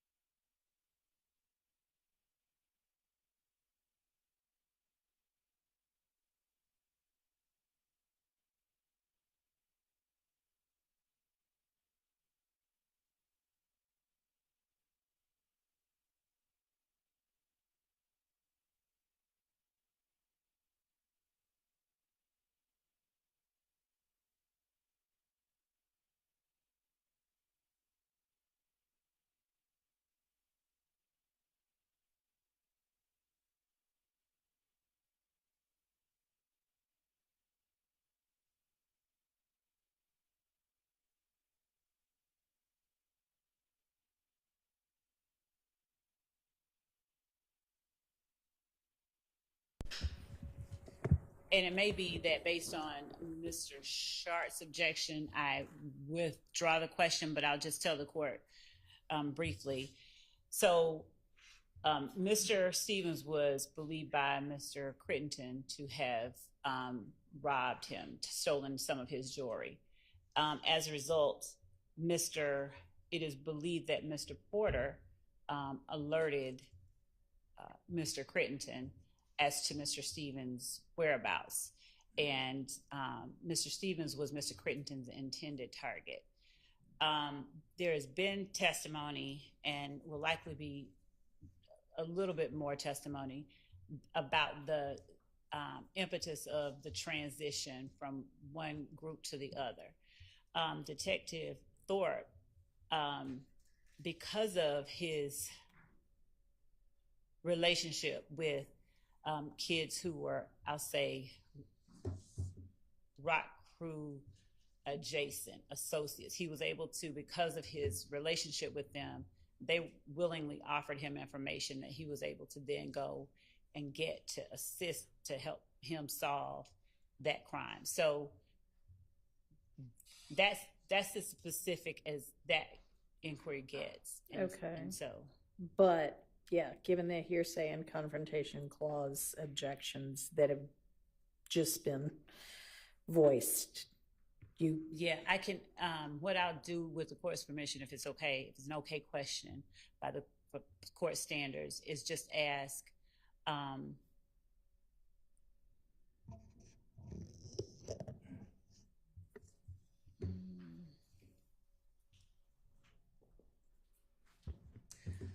well, given that that was what I was going to pull out, whatever the court's ruling is. well, it seems like the only way he would know that is through his investigation, and given that it was an investigation, that would be testimonial. And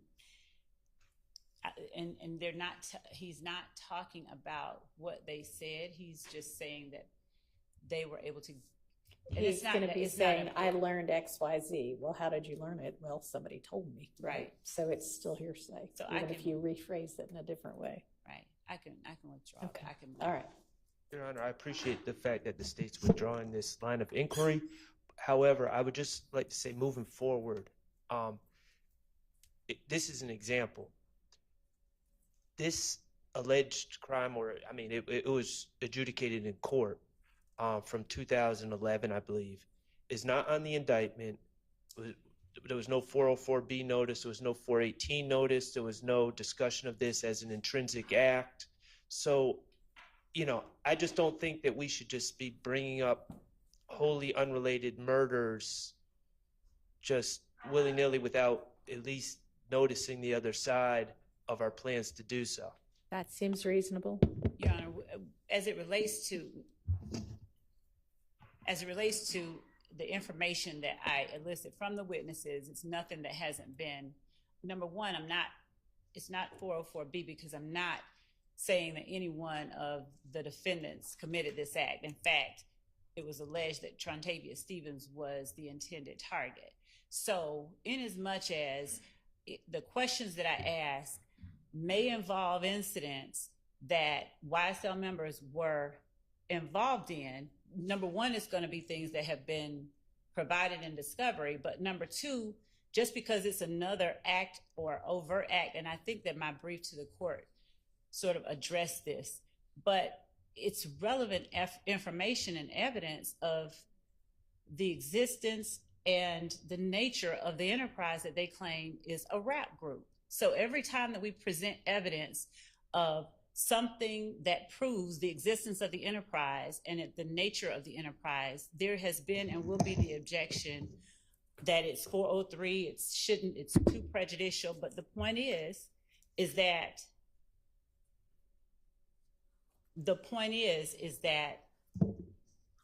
the information that I'm soliciting from the witnesses are intended to prove up elements of count one in this indictment. Your Honor, may I respond? He's talking about a lack of any kind of notice.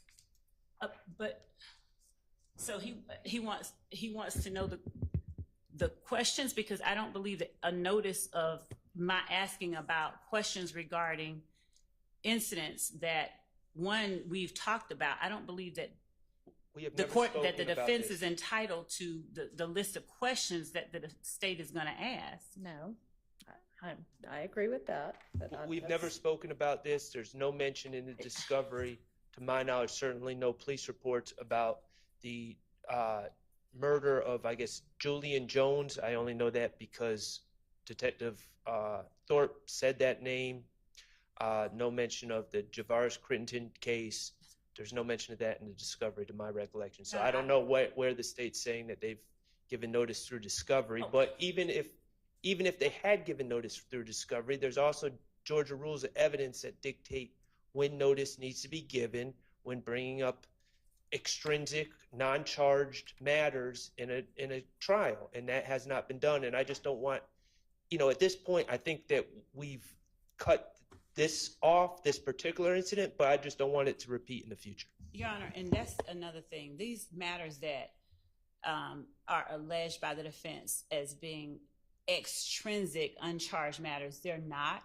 When we're asking about them, and just to cap off something Mr. Sharp said, we've had a witness already talk about the Crittenton murder earlier on, and Trontavious Stevens' involvement in it, just to put a point on that. But the assertion that these are extrinsic, uncharged matters are efforts, we believe, to curtail the state's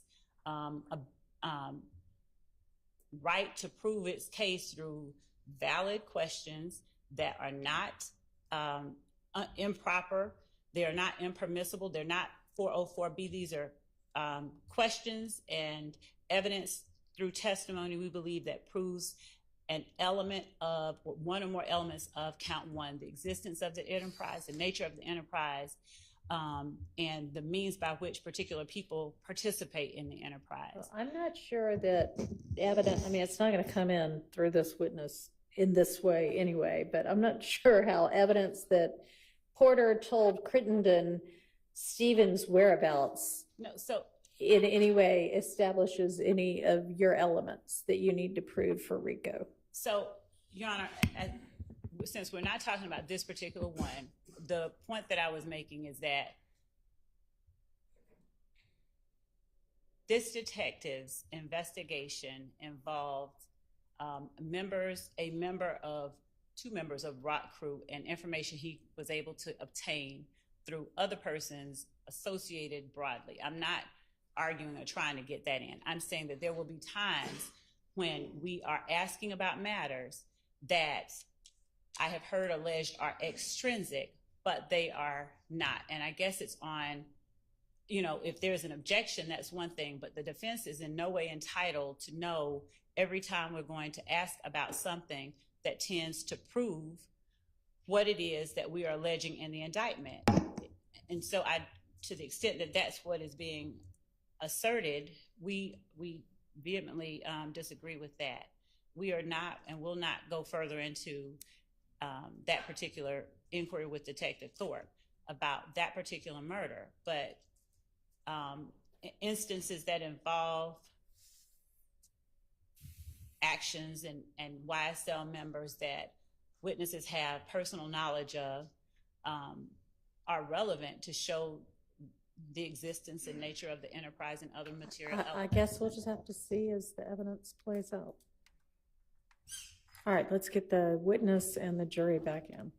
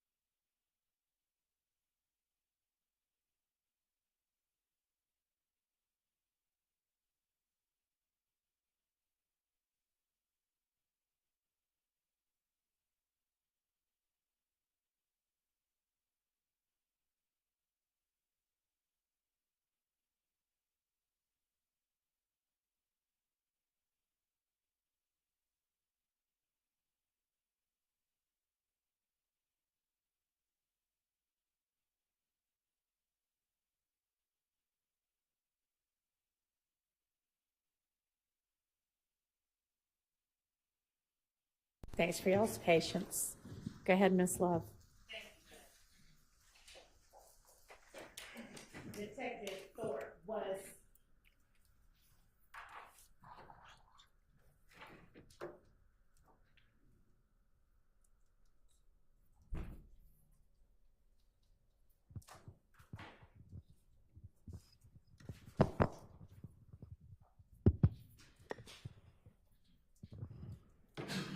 was the investigation into the murder of Donovan Thomas the most exposure or most extensive investigation you've done that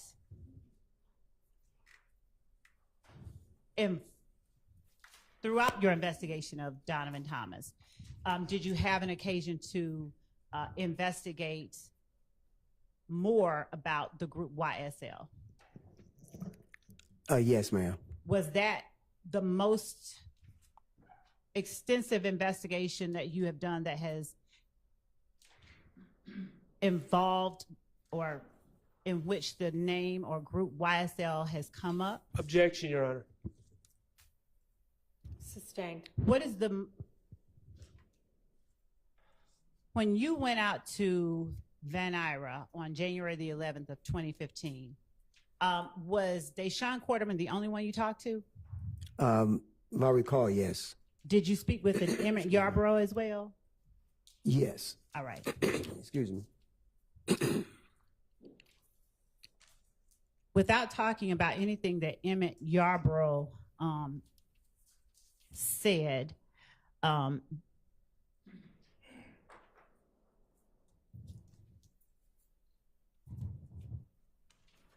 were there concerns addressed regarding the Donovan Thomas murder? If I recall, I believe so.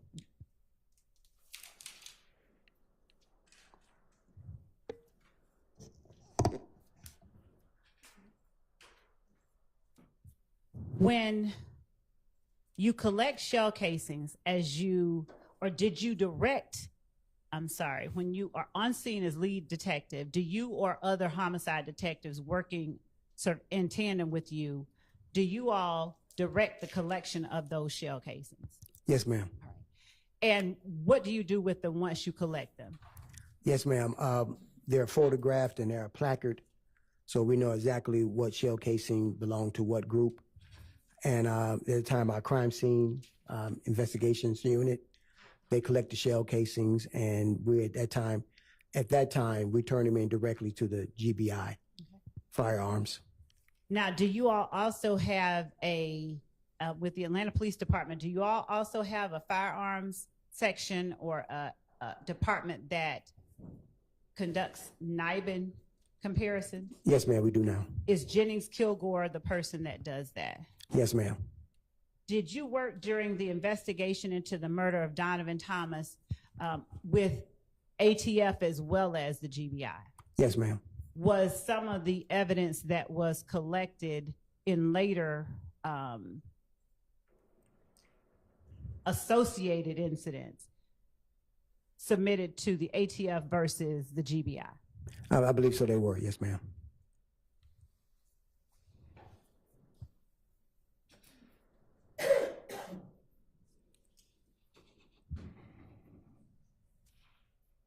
Did you collect the firearm, or did you interact with the person that you saw going into the barber shop with the assault rifle? Yes. Right. Did you collect that firearm? Yes, I did. At various points in your investigation, did you gain information that caused you to interact with a Quintez Griffin? Yes, ma'am. And did that person have a nickname? Yes, ma'am. What was that nickname? Head, H-E-A-D. Now, how was Head ever brought in as a suspect? Yes, he was. And was he interviewed? Yes, he was. Did you collect any information, any evidence from that arrest of Quintez Griffin? Yes. All right. And was that evidence submitted to the GBI or the ATF? Either one. Yes, ma'am. All right.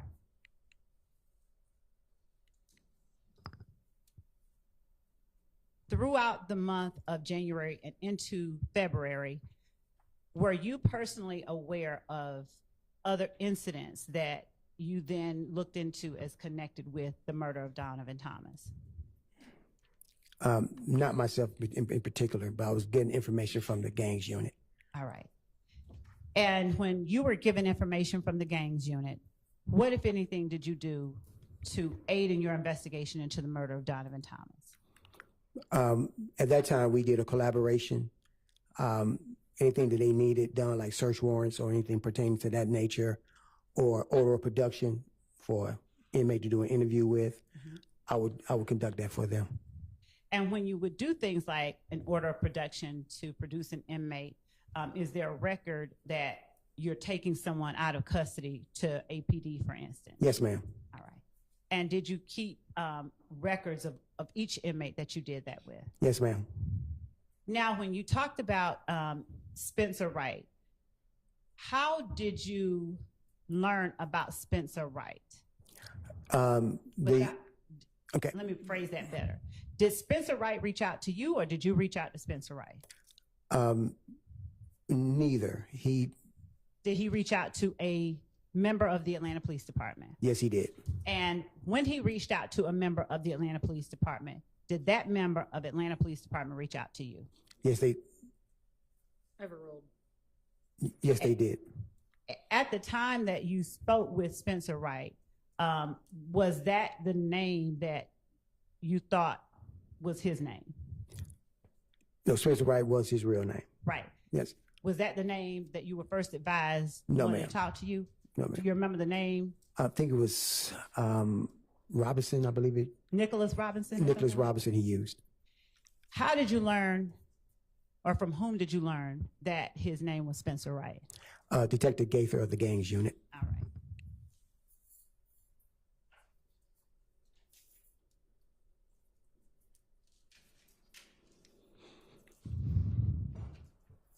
Between January of 2015 and October of 2015, when you interacted with Spencer Wright, were there any other steps that you took that you can describe for the jury to help you solve the murder of Donovan Thomas without going into anything anybody said, just the steps that you took?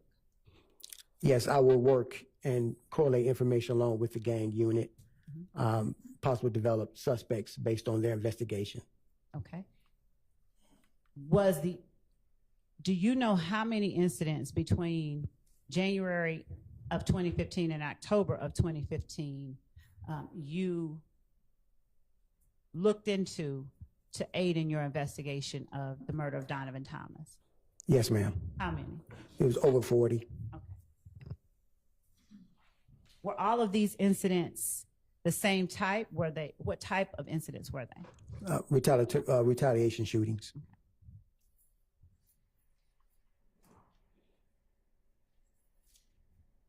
Did you interview the people who were affected by the shootings? Did you have an occasion to interact with or interview any of the people who were affected? No. Did members of the Atlanta Police Department, Yes, ma'am. responding officers, Yes, ma'am. In the gang unit. and was it always Detective Dennis and Detective Gaither, or did, for instance, Investigator Connor, Investigator Price, and other people help you? Sustained. Was it always Detective Dennis and Detective Gaither? Yes, ma'am. Sustained. Who in the gang unit gave you information during the course of your investigation of the murder of Donovan Thomas? It was Detective Gaither, Detective Dennis, and Detective Underwood at times gave me information also.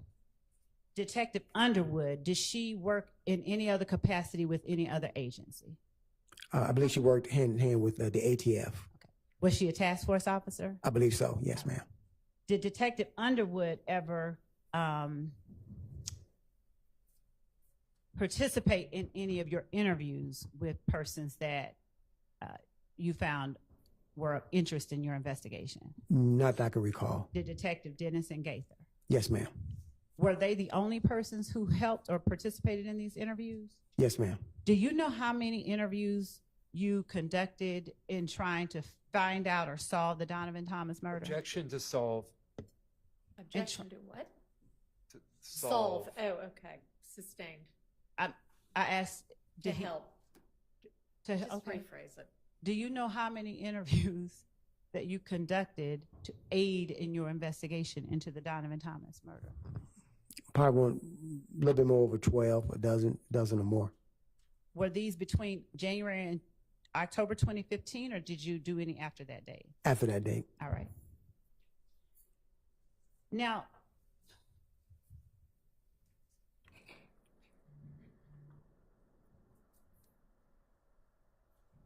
at some point, do you try to locate or determine what vehicle that is that you saw, that grayish vehicle that you saw in the surveillance? Yes, ma'am. What steps do you take to identify that vehicle? It was one based on a description given by one of the victims. I started sending it around to other officers or detectives in Atlanta Police Department who are very familiar with vehicles. And without talking about what anyone says, unless I specifically ask you, beyond seeking information from other people, did you take any other steps to identify that vehicle? No, ma'am. Nothing about it. At what point did you learn of did you ever learn of a specific make and model vehicle that you were interested in that investigation of Donovan Thomas's murder? Yes, ma'am. What was the specific make and model of the vehicle you were interested in? I believe it was an Infinity Q35. And do you know if the Infinity Q35 preceded any other model? No, not to my knowledge. Okay. Now, when you became interested in the Infinity Q35, did you do anything to determine who had or whose vehicle it may have been? Yes, ma'am. Right. Are you able to tell the jury whether you got that information from a source, one particular source, or multiple sources? Multiple sources.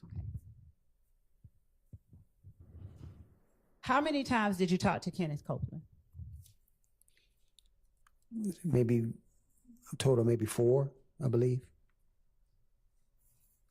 Did Kenneth Copeland provide you information that you were able to in any way use to get more information about the murder of Donovan Thomas?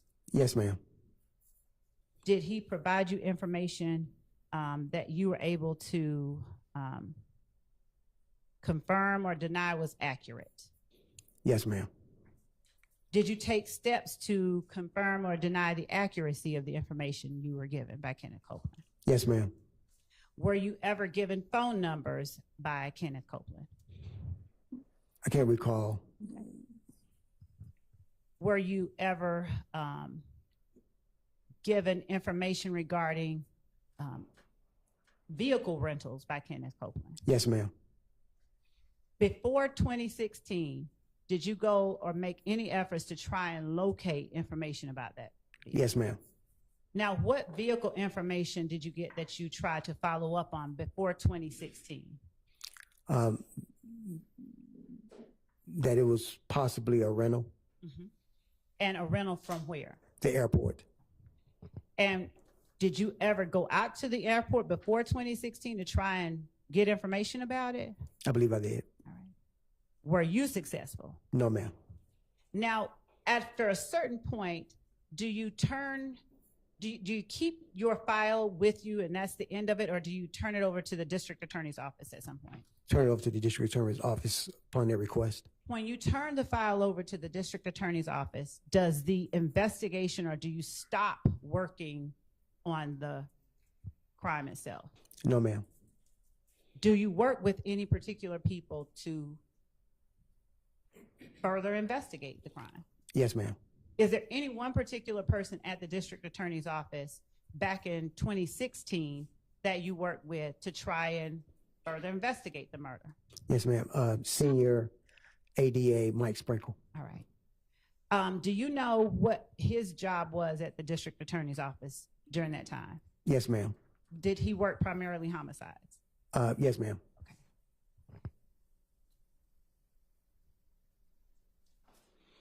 Did you participate in any interviews with Senior ADA Mike Sprinkle back in 2016? Yes, ma'am. Based on, were you able to get information from Senior ADA Mike Sprinkle that you didn't have before 2016? Yes, ma'am. All right. Did you make any effort to follow up on that information? I just, because I worked with him, he was doing the follow-ups and let me know. Okay. So I became his assistant. All right. During 2015 and 2016, were you familiar with social media? Yes, ma'am, somewhat. When you say somewhat, did you ever utilize social media inquiries to help you in your investigations? No, ma'am. All right. Did you ever gain assistance from others with social media to help you assist in your investigation? Yes, ma'am. And for the Donovan Thomas murder, do you recall who it was, if anyone, that gave you social media assistance? I believe it was Detective Gaither and Senior ADA Mike Sprinkle. All right. And how is it that Detective Gaither assisted you with social media? She would tell me about different media posts, Okay. what is being spread around on Instagram, media posts, social media, period, about this incident. Would she capture any of those posts and provide them to you? Yes, ma'am, and she'll tell me that she's looking into this to verify. Okay. What about Senior ADA Sprinkle? Did he look into social media information to help you in your investigation? Yes, he did. Did he provide you with social media accounts and posts that aided you in your investigation? Yes, ma'am. Okay.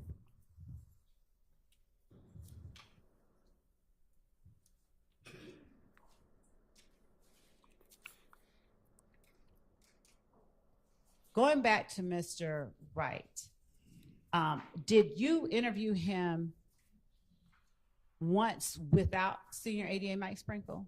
Yes, ma'am. Did you interview him again with Senior ADA Mike Sprinkle? Yes, ma'am. All right. What about Quindarius Zachary? Did you ever conduct any interviews of Quindarius Zachary, not getting into anything he said? Yes, ma'am. Right. Do you know how many you conducted? Maybe about 2 or 3. Okay. Did you take any steps to compare information you got in one interview with information you may have gotten in another interview? Yes, ma'am. Did you in any way use those comparisons to sort of either dispel information as untrue or corroborate information? Yes, ma'am.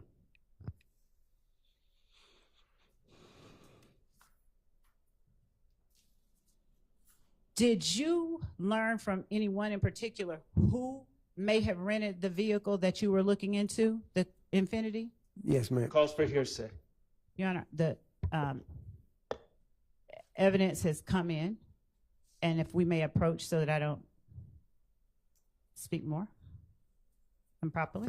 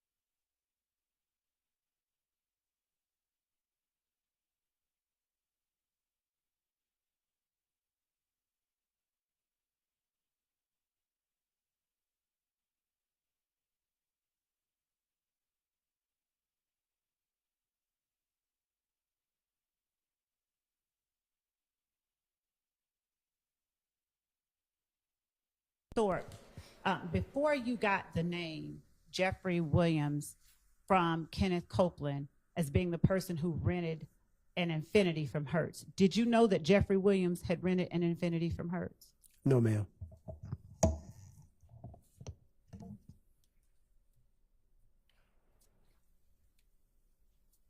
Were you present when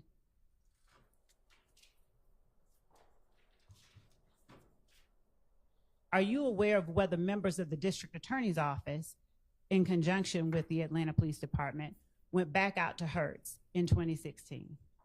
Yes, ma'am, I'm aware. Did you all talk to the same set of people? When you went in 2015, do you know if who you talked to was the same persons that they talked to in 2016?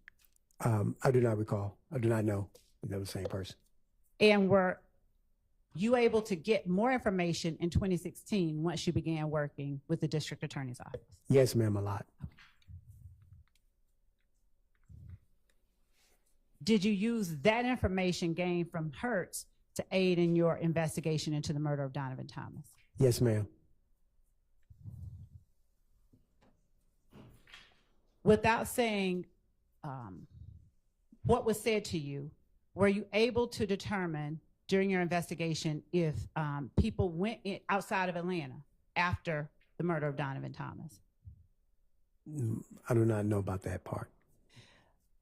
Did you get any phone records during your investigation into the murder of Donovan Thomas? Yes, I did.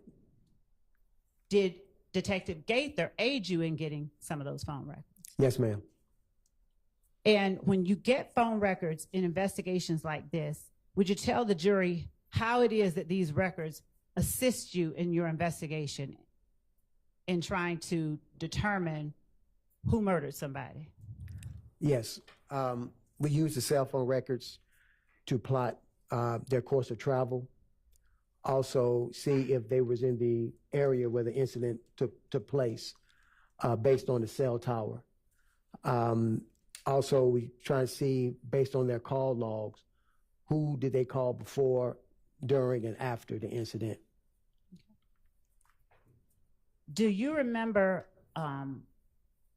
all of the phone records that you gained or gathered through this investigation from 2015 through 2016, either alone or with other members of the Atlanta Police Department or the DA's office? Yes, yes, ma'am. Would you tell the jury, without getting into the details about the phone records themselves, some of the persons whose phone numbers you sought and were able to obtain? Yes, ma'am. Now, who are some of the people whose phone numbers you got during this investigation? I believe it was Kenneth Copeland, Demikian Garlington, can't recall the other person's real name. Knew him as Montonk, I believe it was. Antonio Sledge? Yes, ma'am. Uh-huh. Who else? Who else's phone numbers do you recall getting throughout this investigation? I believe that's the ones that I targeted on. Were other numbers provided to you by members of the DA's office or members of the gang? Yes, ma'am.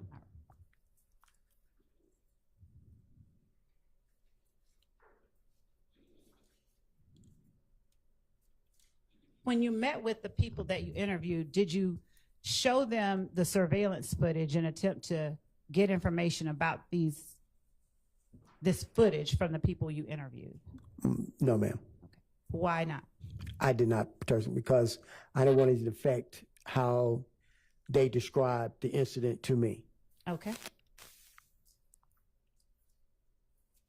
Now, how is it that you reach a point where you turn the case over to the DA's office? For you generally, at what point are you saying, okay, here, DA's office, take the case? Usually have a conversation with the DA's office, a meeting. Mm-hmm. At that time, that ADA or senior ADA made a determination to transfer the file to me, get full investigation completed, and we'll take a look at it and move forward from there. And we need your assistance, we'll give you a call. Okay. Follow up for investigations. Is your completion of the file followed up by a determination or an indictment or a dismissal or something like that? Yes, ma'am. And who makes that decision ultimately, whether to present it or to dismiss it, as it relates to people that you've turned over to the DA's office? The ADA's office. And does the district attorney's office always agree with the determinations that you've made in your investigation? No, ma'am. And do they ever ask you after you've turned over a file to? The question was going to be, has he ever been asked to get more information after they get a file from him? I don't know how that's hearsay. It's a request, so it's not hearsay. And does he act on that? Why don't you just ask the second question? Okay. Sustained. Yes, Your Honor. Do you ever act on Do you ever act on requests from the DA's office for additional information even after you've turned the file over to them? Yes, ma'am. And when you act on that, do you turn over to the DA's office whatever information you get that they've asked for? Yes, ma'am.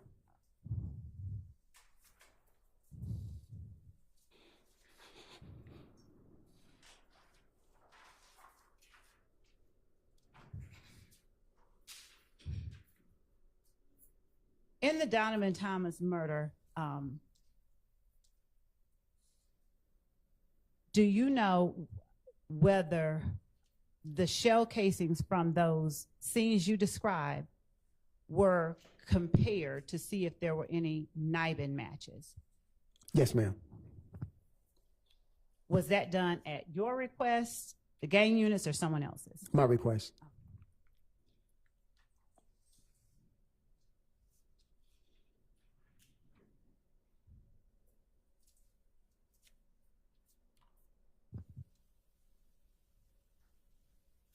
Did the information that you gained from every person that you interviewed always turn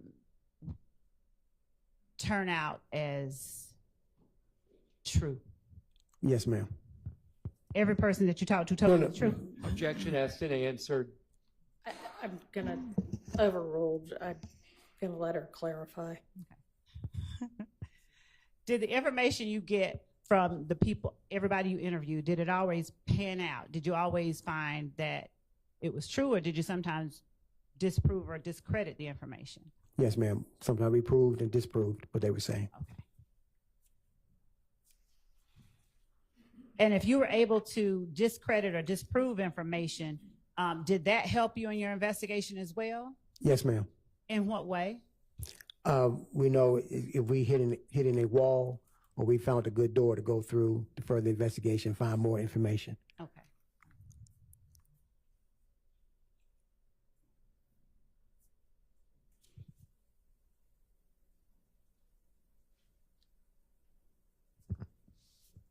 Do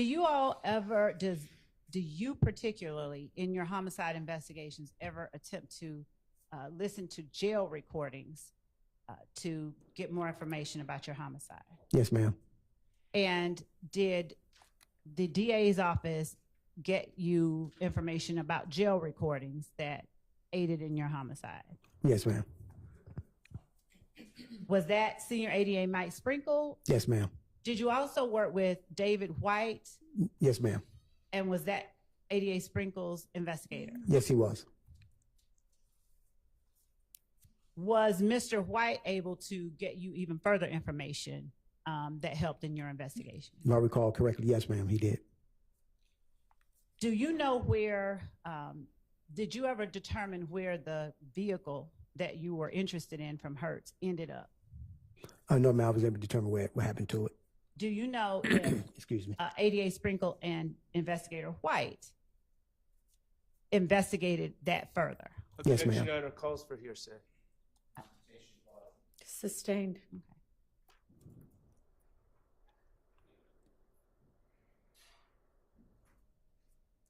Without saying what information, did you get any more information about where that vehicle ended up from either Investigator White or ADA Sprinkle? Yes, ma'am.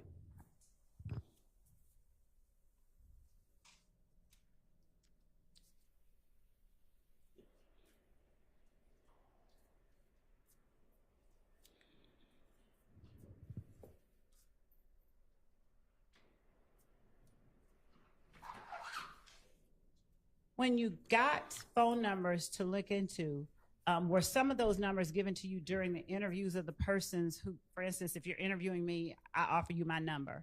Does that happen sometimes? Yes, ma'am. Did that happen sometimes in this case? Yes, ma'am.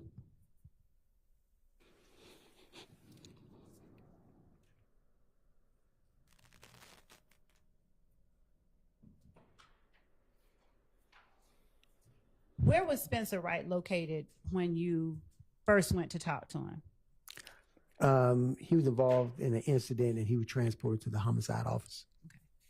I can't recall what street he was on. Had he been arrested? Yes, ma'am. All right. And was he trying to offer up information to sort of get some kind of help with his case? Not to my recollection, no, ma'am.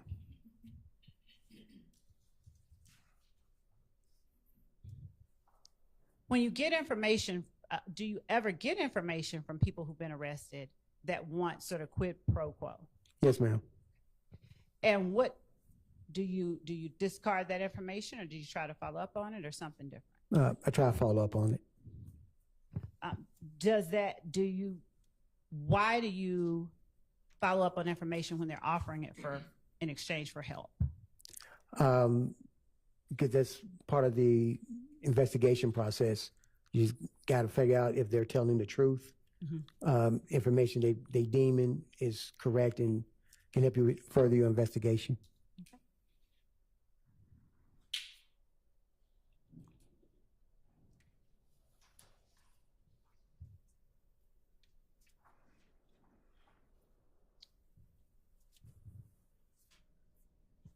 Were you able to get information about persons you did not previously find of interest after you began working with ADA Sprinkle? Yes, ma'am.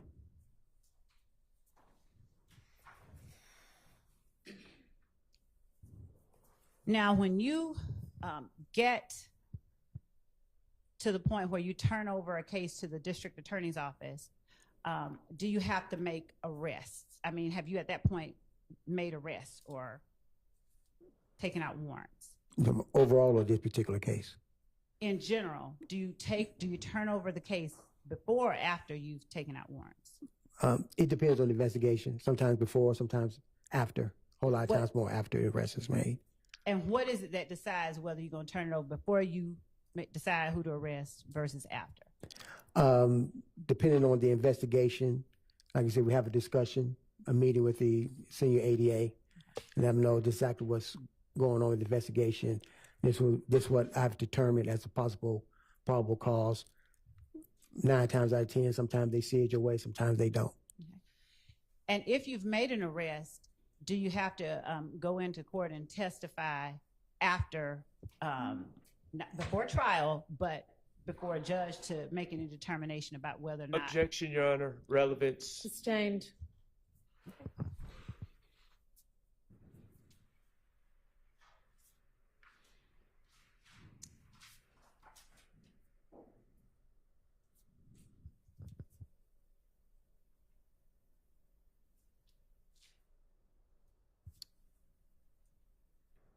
Were some of the people that ultimately you believe,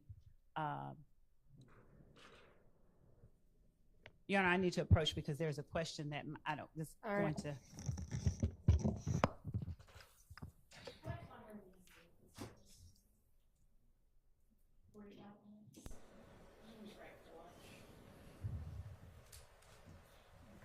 All right, so we're going to take our lunch break now. Yeah, let's be back at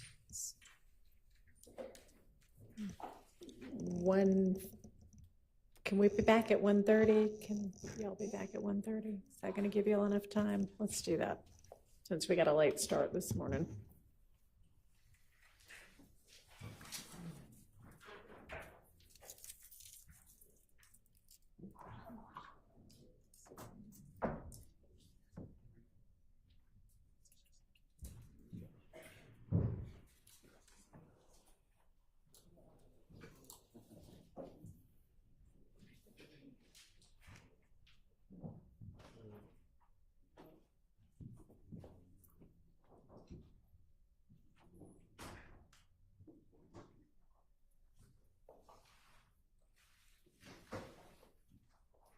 All right, detective, you can step out and we'll see you back at 1:30. Yes, ma'am.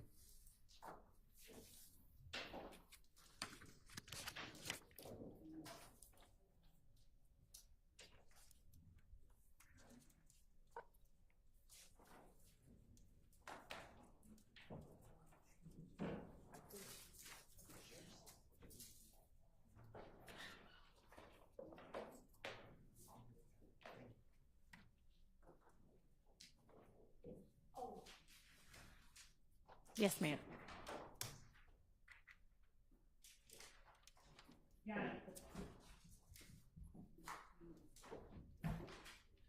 The question that I was going to ask was regarding some of the people that he arrested that ultimately did not end up on the indictment.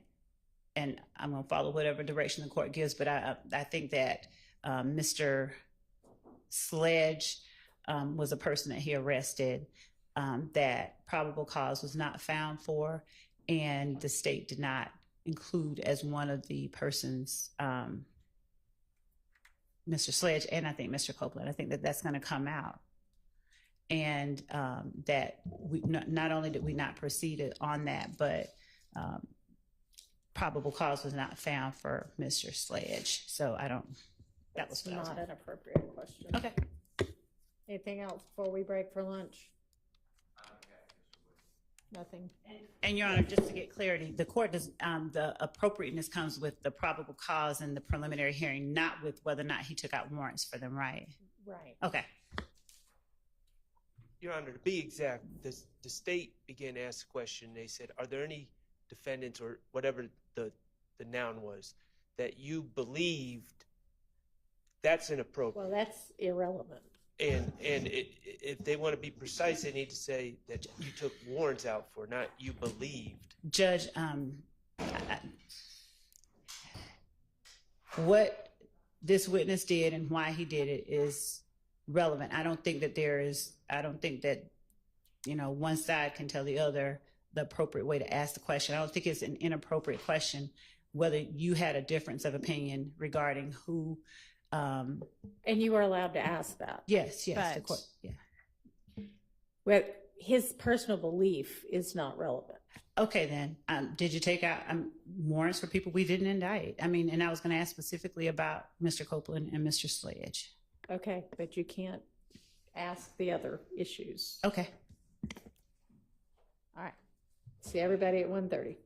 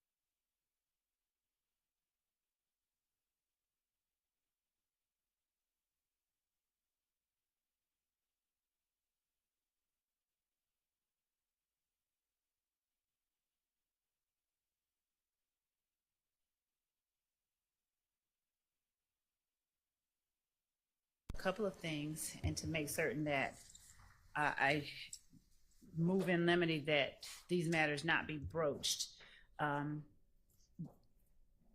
cross-examination.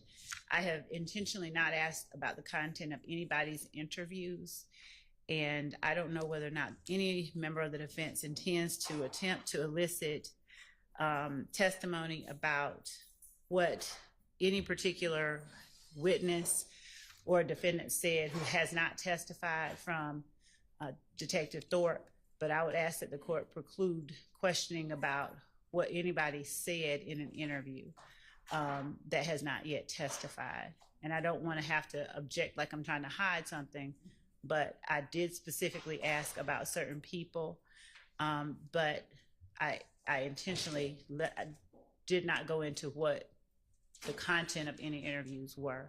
So in as much as that may be an issue, I would rather, if we can, address it before the jury comes out. All right. Anybody want to be heard on that?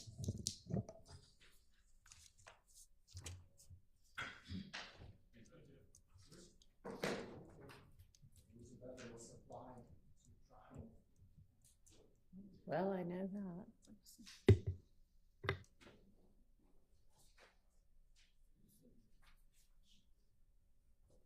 So, does anybody want to be heard on that?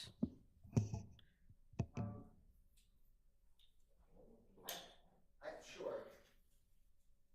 I guess it depends on the question and the reason for it. So that's very broad. So I don't want to agree with. I don't want the court to just say yes, that's off limits. But I think we should do a question by question objection.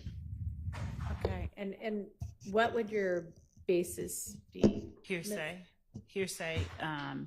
as to any witness that has not testified.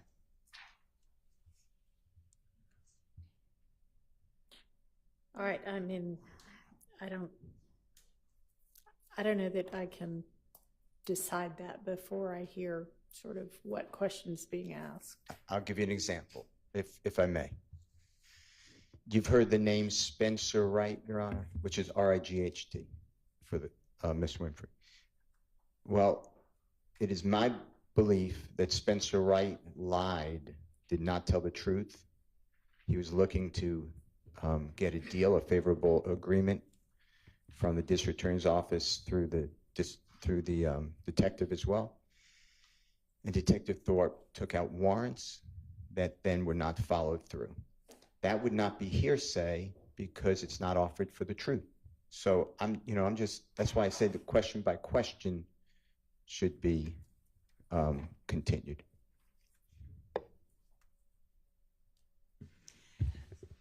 Your Honor, having Detective Thorpe testify that Spencer Wright lied necessarily gets to what Spencer Wright said. I think it's an improper question to ask him if he lied. I would not think that was what Mr. Steele would be asking. Mr. Steele.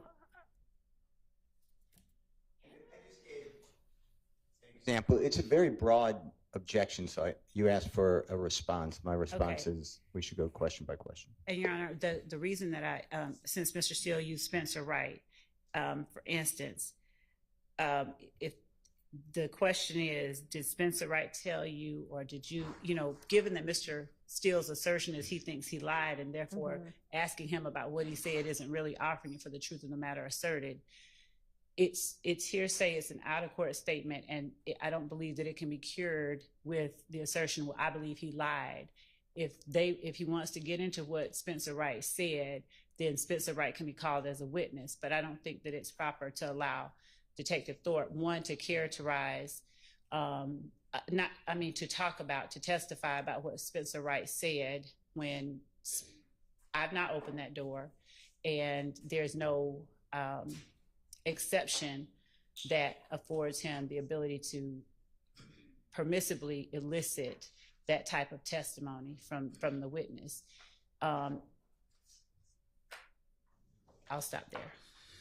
So I would think that if I understand Mr. Steele's argument correctly, if he asks, what did Spencer Wright say, or who did Spencer Wright say did X, Y, Z, that he wouldn't be eliciting that for the truth of what Mr. Wright said, but to then follow up and say warrants weren't taken out for whomever that person was, I guess. Is that what you're saying?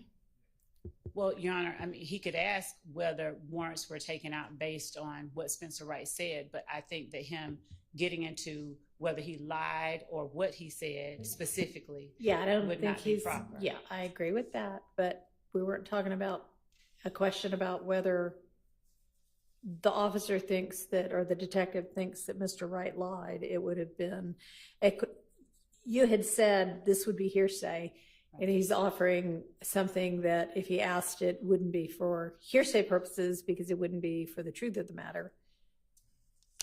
Your Honor, I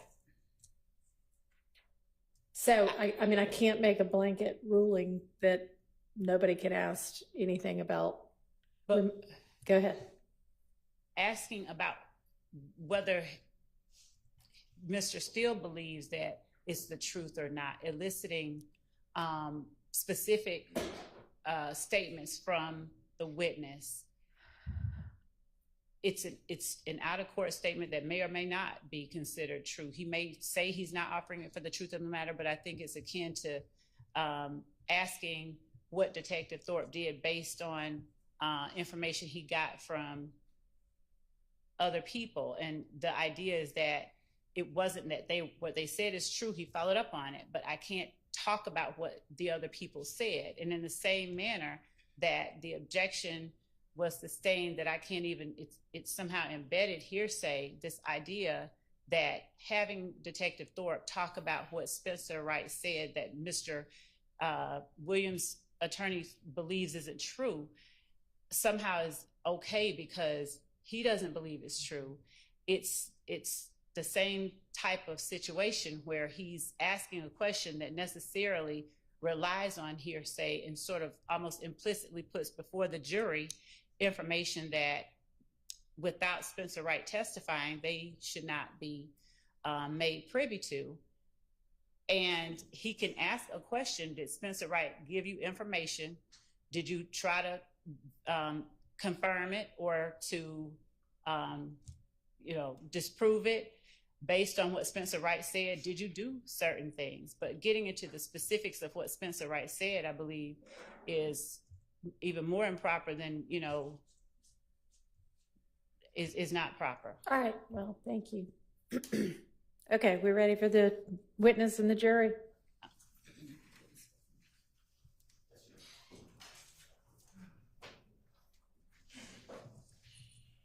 And I'm sorry, I just want to say one thing. And I will be asking if he interviewed certain defendants. I will not be asking what they said. Okay.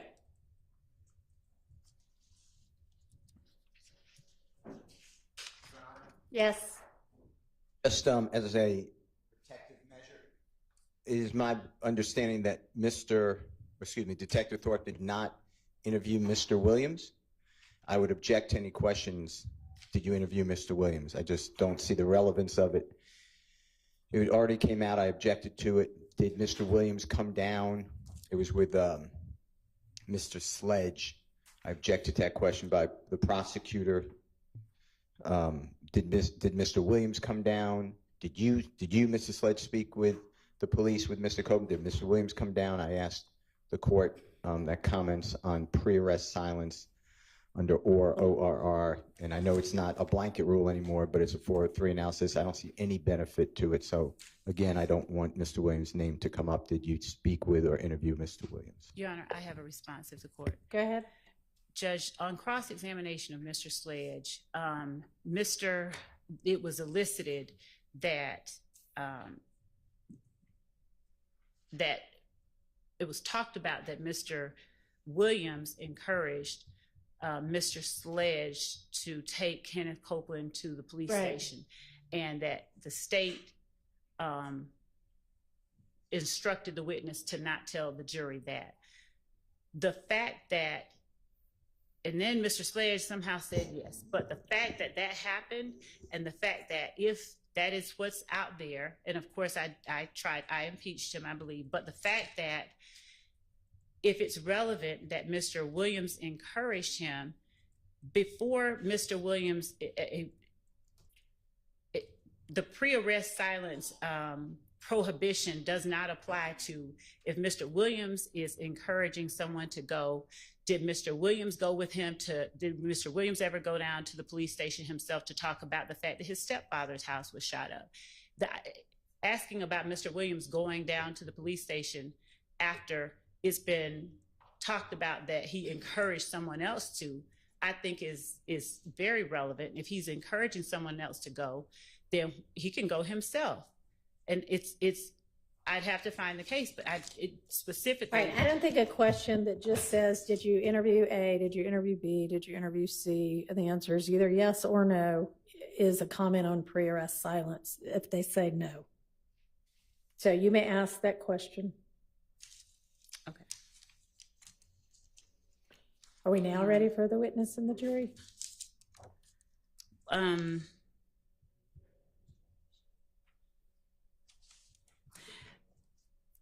I wanted to ask the court, so will the court allow me to ask whether or not Defendant Williams ever, not just did he interview him, but will the court permit me to ask if he ever came to offer information about the shooting at his stepfather's house? No, I think that gets a little too close to pre-arrest silence. No. Are we now ready for the jury and the witness? Yes, I have. Yes, okay.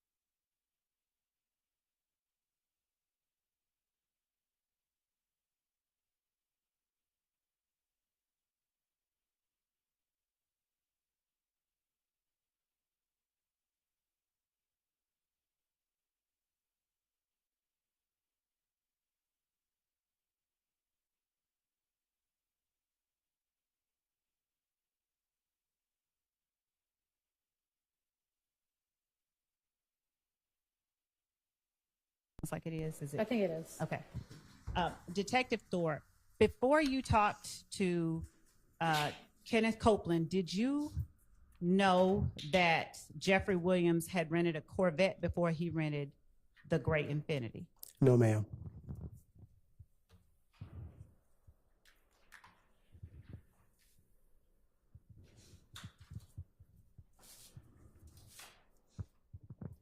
After you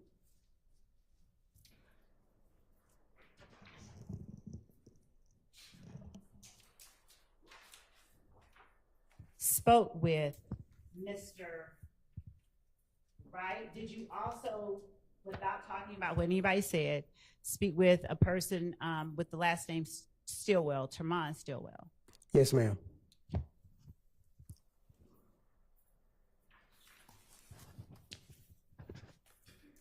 Did you speak with that person along with ADA Sprinkle? Yes, ma'am. And was that in the DA's office? Yes, ma'am.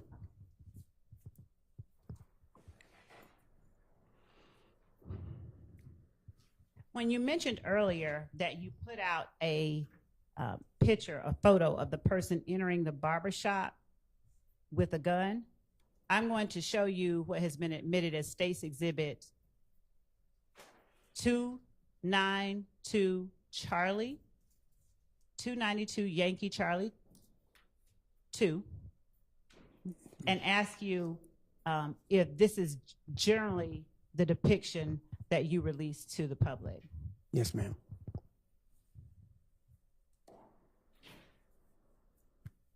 Yes, ma'am. All right. And I'm going to now show you State's Exhibit. Just one second. 5 Yankee. 5 Yankee.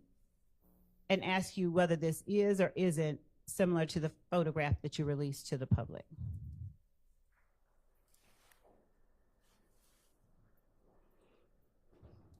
Just one second.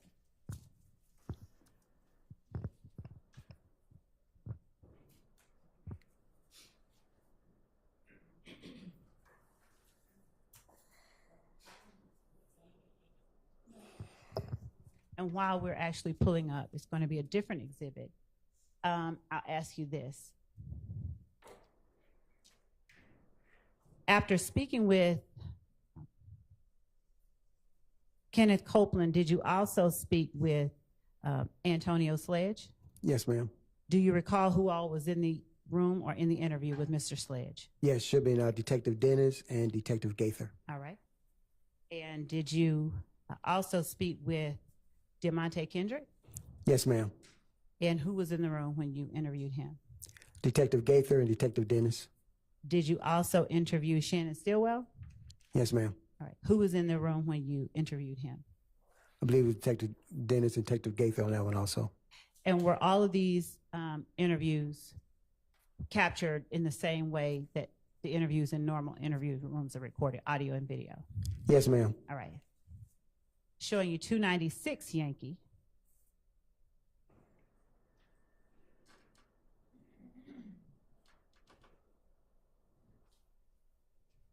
Is 296 Yankee reflective generally, like, of the area that you put out or depicted when you put out the photo of the car passing by the barbershop? Yes, ma'am.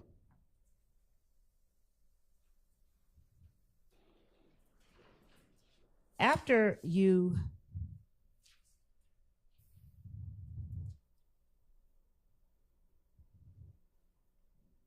did you learn about a Kelvin Treadwell during the course of your investigation? Yes, ma'am. Did you ever speak with Mr. Treadwell? I believe so. Okay. After, did you know about a person by the name of Javaris Bradford before you turned your file over to the district attorney's office? No, I did not. Did you learn about a person named Javaris Bradford afterwards? Yes, ma'am.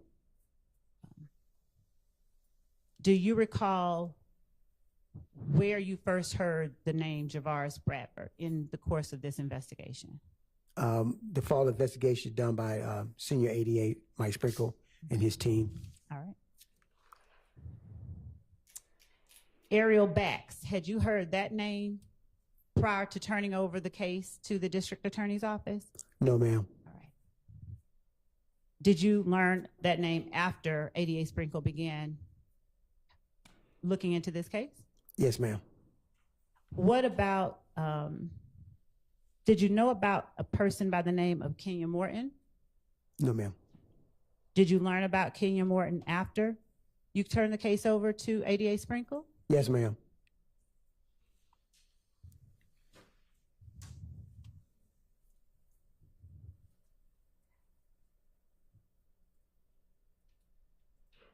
Did you personally ever pull any phone calls from the jail from a Martinez Arnold?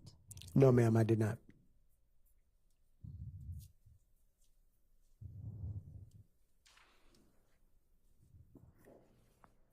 Were you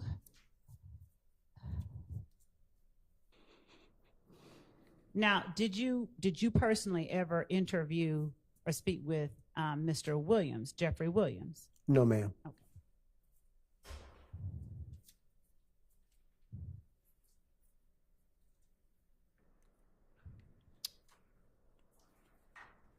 Tell me if you interviewed or knew of, rather, the name Justin Cobb before you turned the case over to the DA's office. Yes, ma'am. All right.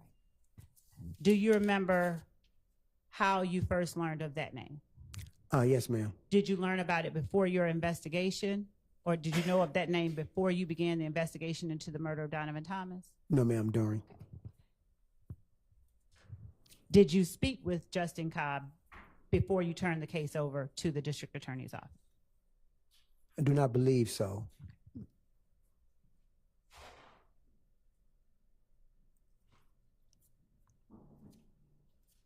Would you tell the jury whether, after the interviews that you made, whether you conducted any other acts to further your investigation, either in tandem with Mr. Sprinkle or someone else, in order for you to further your investigation into the murder of Donovan Thomas, without telling what anybody said? Okay.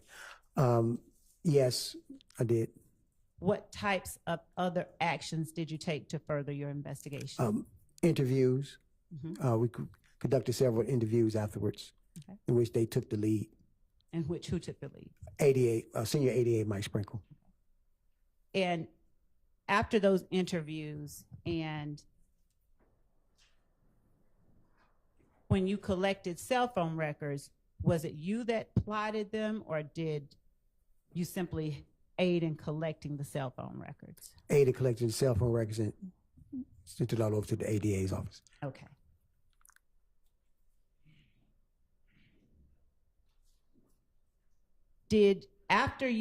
Before you turned your case over to the district attorney's office, did you execute a warrant for people who were not later indicted for the murder of Donovan Thomas? No, ma'am. Did you, and by a warrant, I mean, did you have a cert or an arrest warrant signed for Antonio Sledge for the murder of Donovan Thomas? Yes, I believe so. I did. Is that a person that the district attorney's office declined to prosecute for the murder? Yes, ma'am. Did you execute an arrest warrant for Kenneth Copeland? Yes, ma'am. Did the district attorney's office decline to prosecute Kenneth Copeland? Yes, ma'am.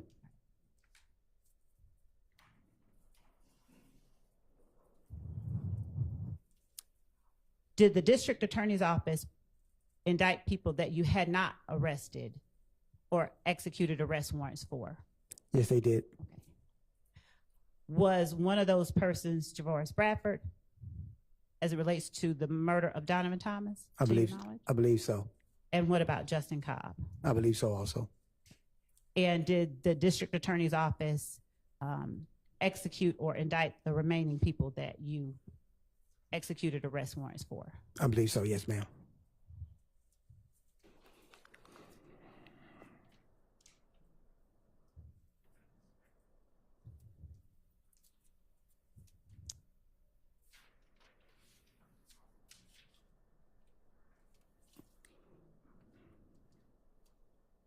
How long is it customary to investigate a murder? Do you have a certain timeline that you have to finish it by?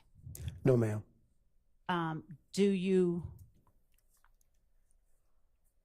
close it after one arrest, or if there are other suspects, or do you continue to investigate it? Continue to investigate.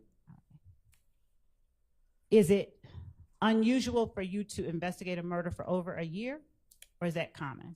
No, ma'am. It's not unusual. Okay. And so over the course of a year, can you tell the jury what is it that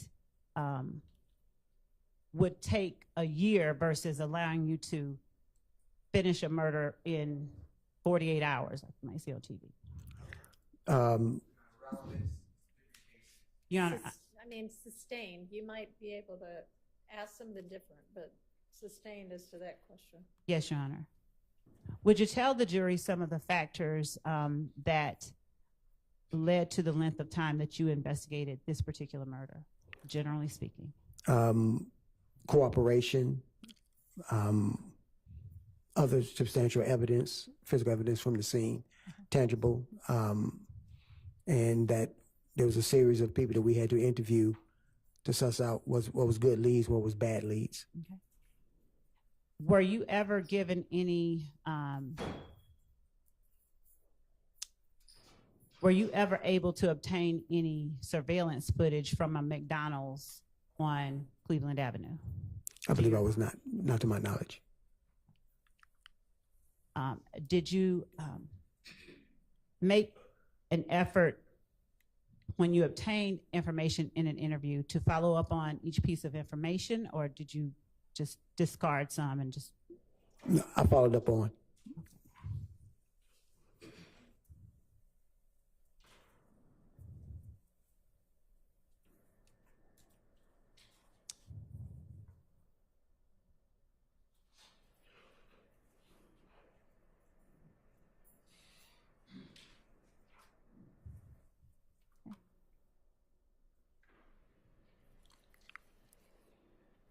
Just 1 second, Your Honor.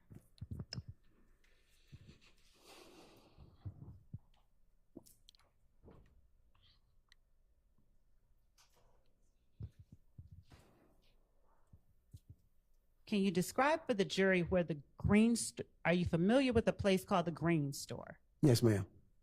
What kind of place is the Green Store?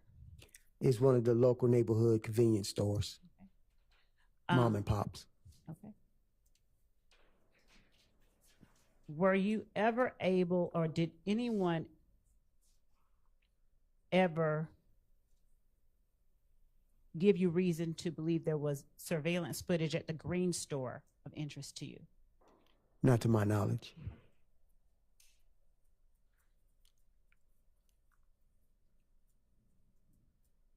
When you interviewed people who were under arrest, did you make certain to always read them their rights? Yes, ma'am. Okay. And if they weren't under arrest, was there ever any reason to read any rights? No, ma'am. Okay. All right, just 1 second.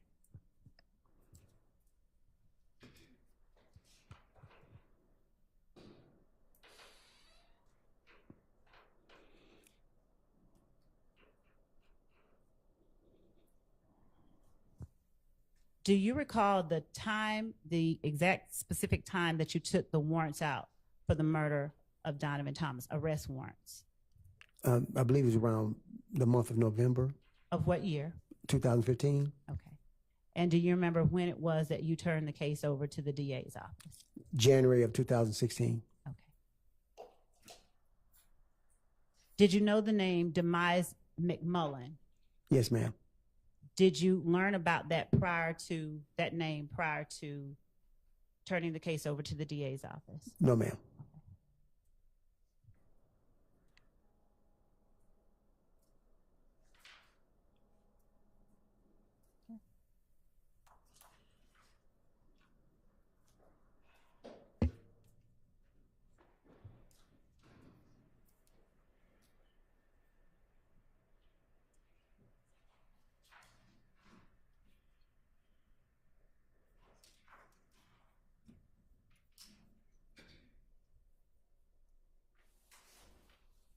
Your Honor, I think that that's all that I have at this moment.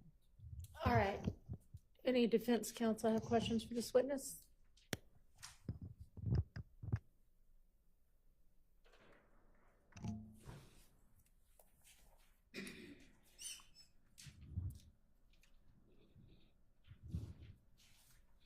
Good afternoon, Detective Thorpe. Good afternoon, Mr. Steele. How are you? Fine, sir. How about yourself? Can I ask you some questions? Yes, sir. I want to go to Sunday morning, January 11th of 2015. Yes, sir.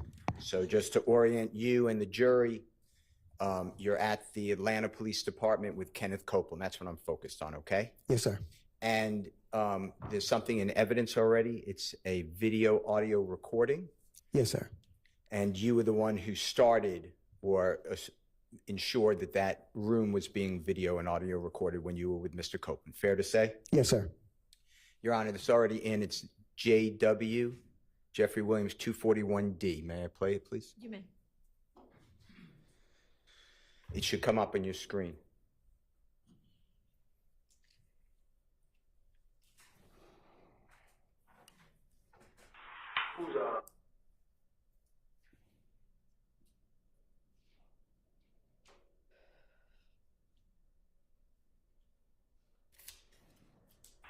Who's Walter Lee Maddox?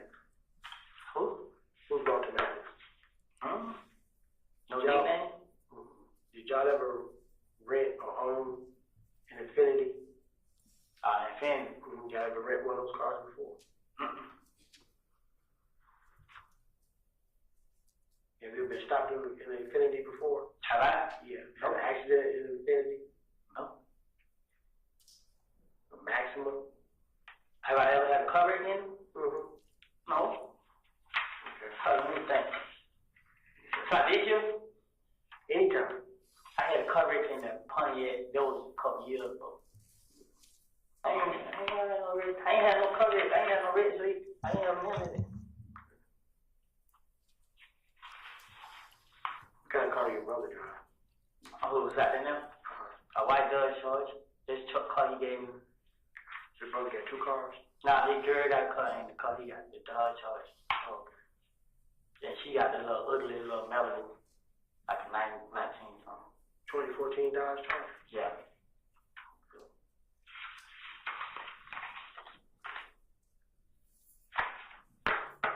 White? Yeah.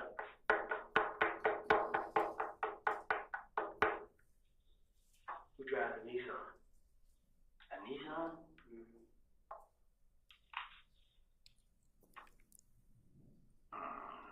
What color? What color is it? Gray. How about that? Okay.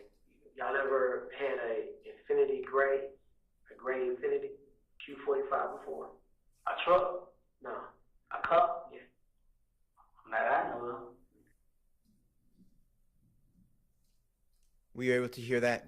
Yes, sir. Okay, and that's fair. That's accurate. Looks true. Yes, sir. Okay. So you were asking Mr. Copeland questions about a gray, potentially rental car Infinity. Is that fair to say? Yes, sir. And this is within 8 hours approximately of the shooting of Mr. Donovan Thomas and the two other people, right? Yes, sir. And when you asked him those questions, Mr. Copeland was there because you had information, I believe, that the streets were calling his name about being involved in this crime, right? Yes, sir. So you gave him the opportunity through a conversation you had on the telephone. If he wants, he doesn't have to, but if he wants to come in and talk to you, that's what we're going to talk about, his possible being involved in the shooting, right? Yes, sir. All right.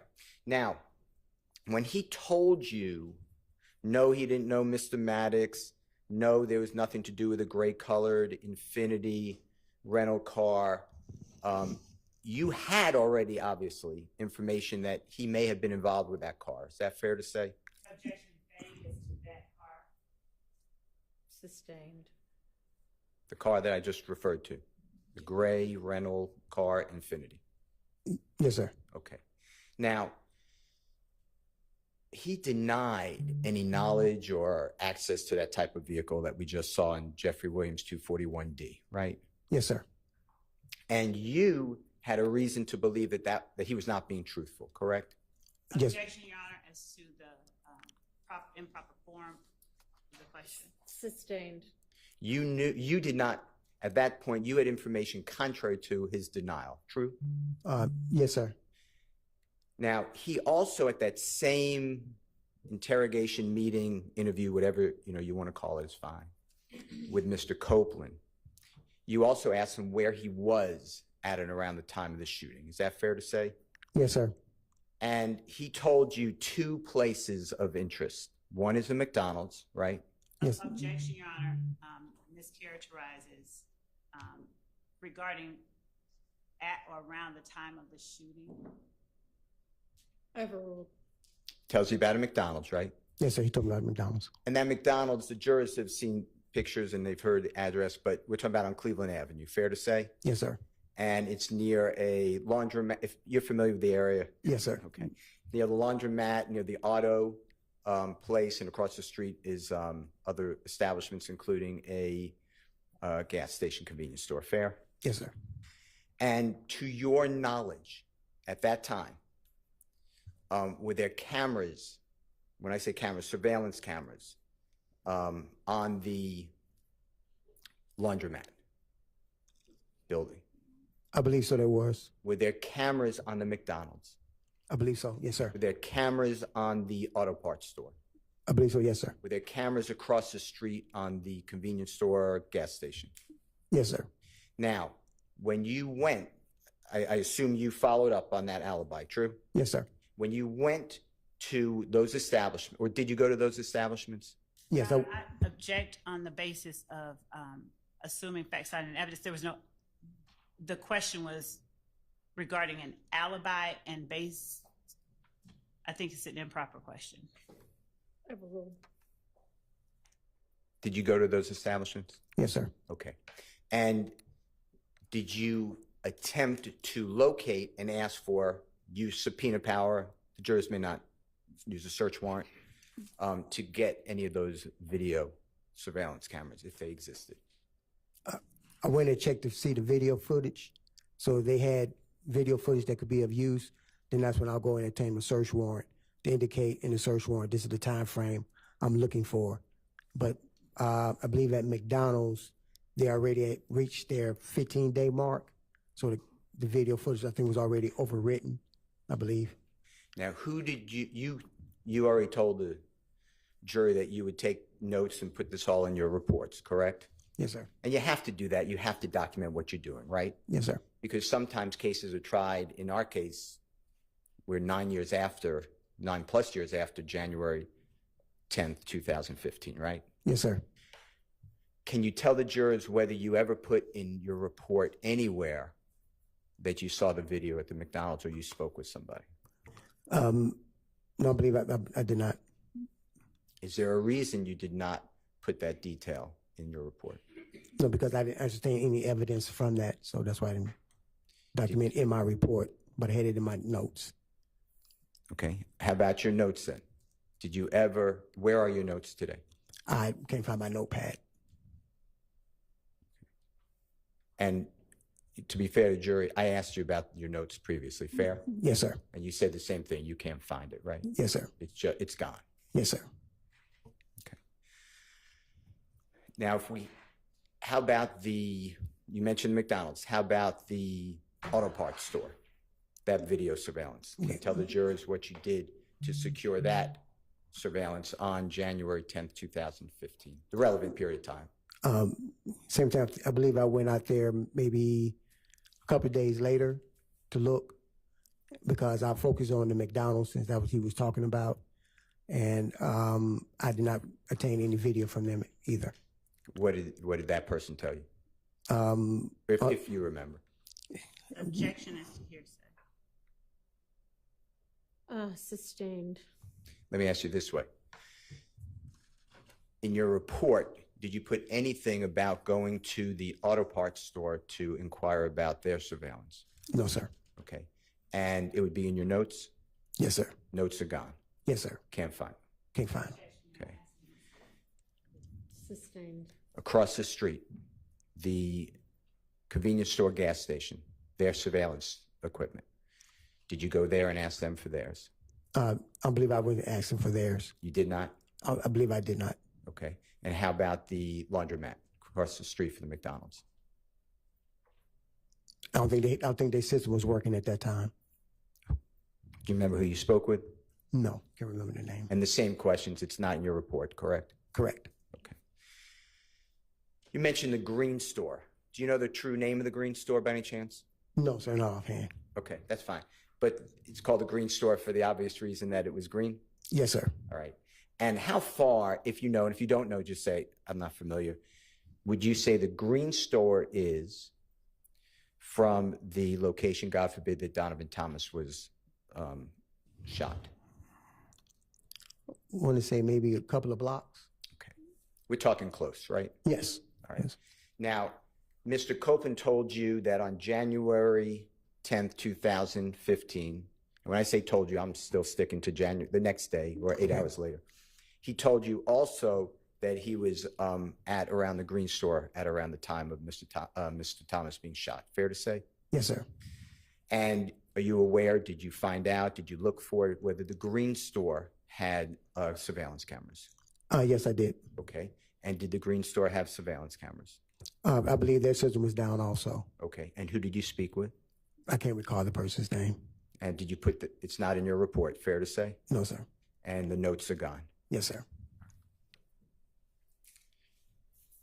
Now, surveillance footage is a good tool. Would you agree with that for Yes, law sir. enforcement? Yes, sir.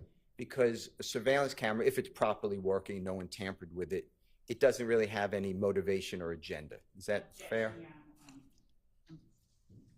Vague and Overruled. motivation. True. True. And it just captures, if it's working properly, the images that it has in front of it, right? True. So we wouldn't really have to debate whether Mr. Copeland or others were at a McDonald's if we had that surveillance. Objection calls for speculation. Sustained. Now, with regards to Mr. Copeland, when he told you he made the denial of the infinity, remember what we just played? Mm-hmm. At that point in time, that got you, I assumed, so you tell us, that got you interested in maybe he's not being forthright. Is that fair? Objection, Your Honor, as to improper questions regarding. Sustained. You questioned whether he was being truthful with you. Is that fair to say? Objection still, Your Honor. Sustained. Did you have questions on his answers that he denied the infinity? Objection, Bless vague. you. Bless you. I I'm said sorry. vague. I said objection vague. The question was, did you have questions? Questions on his, sustained. How did you take it when Mr. Copeland said, no, I don't have anything to do and no memory of the infinity? Objection, Your Honor, vague. Overruled on that basis.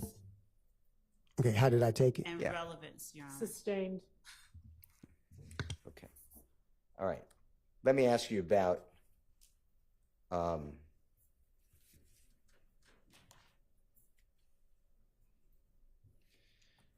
Jeffery Williams, okay? You found out that Jeffery Williams rented a Corvette vehicle from Hertz Rental Car at the airport, fair to say? Yes, sir. And when I say rented, on or about January 6, 2015, something like that. Is that fair to say? Yes, sir. If my day's wrong, I'm not trying to, Yeah. it's around that time, right? Yes, sir. And then the Infinity on around January 7th, 2015. Fair to say? Okay. Did I find out if he rented it January 7th? You found out later that Yes, sir. Mr. Williams, in his name, there's an Infinity vehicle rented, right? Yes, sir. Through the DA's office. Yes, sir. Tell the jurors what evidence you have that Jeffery Williams drove that Infinity rented vehicle. Objection, Your Honor, regarding matters that are within the province of the jury in terms of evidence. Rephrase. Do you have any evidence to share with the Rephrase. jury? That's the issue, that she's rephrased the question. I think that's a proper question. Rephrase the question.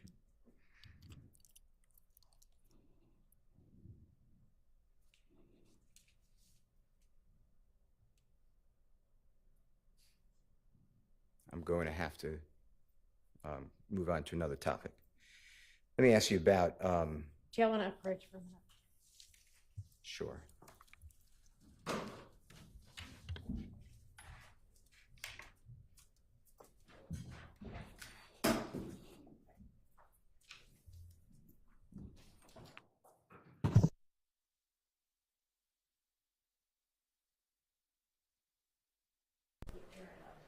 Just check and make sure it's a little distracting. Check and make sure your phones aren't getting picked up by it.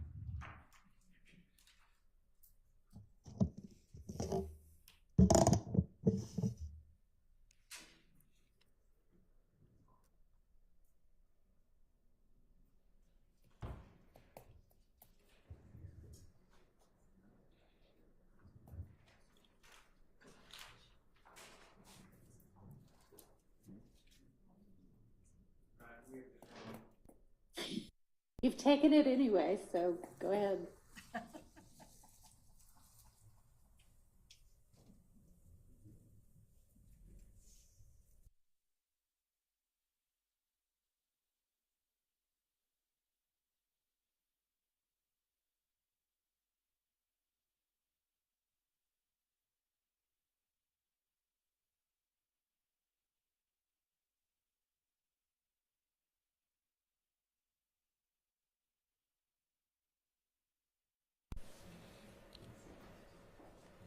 Yeah, I don't have any questions. Thank you so much. Thank you. Yes, Mr. Still. Good seeing you. All right. Same here, sir. Mr. Short, you're standing up. You have questions? Well, I mean, you're up and nobody else is, so I guess you can take your turn now and then we'll see whether anybody else has questions.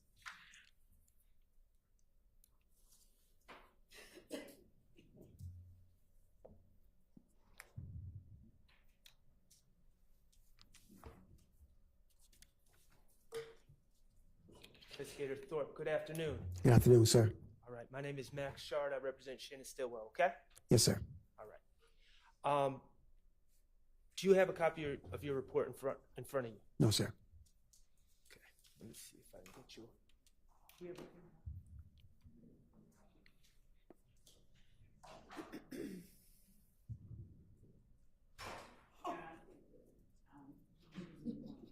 I can't hear you, what?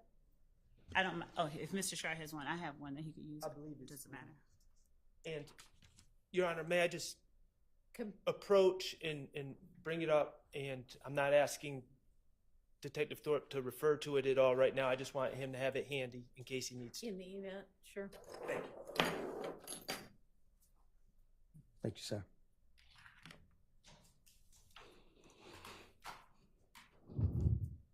Okay. Detective Thorpe, I'm going to ask you about October 19th of 2015. Okay. Okay? And that is the day, for reference. Do you know what happened on that day off the top of your head? Yes, sir. Okay, that was the day that you spoke to the person who identified himself as Nicholas Robinson, correct? Yes, sir. Okay. All right, I'd like to talk to you about how that happened.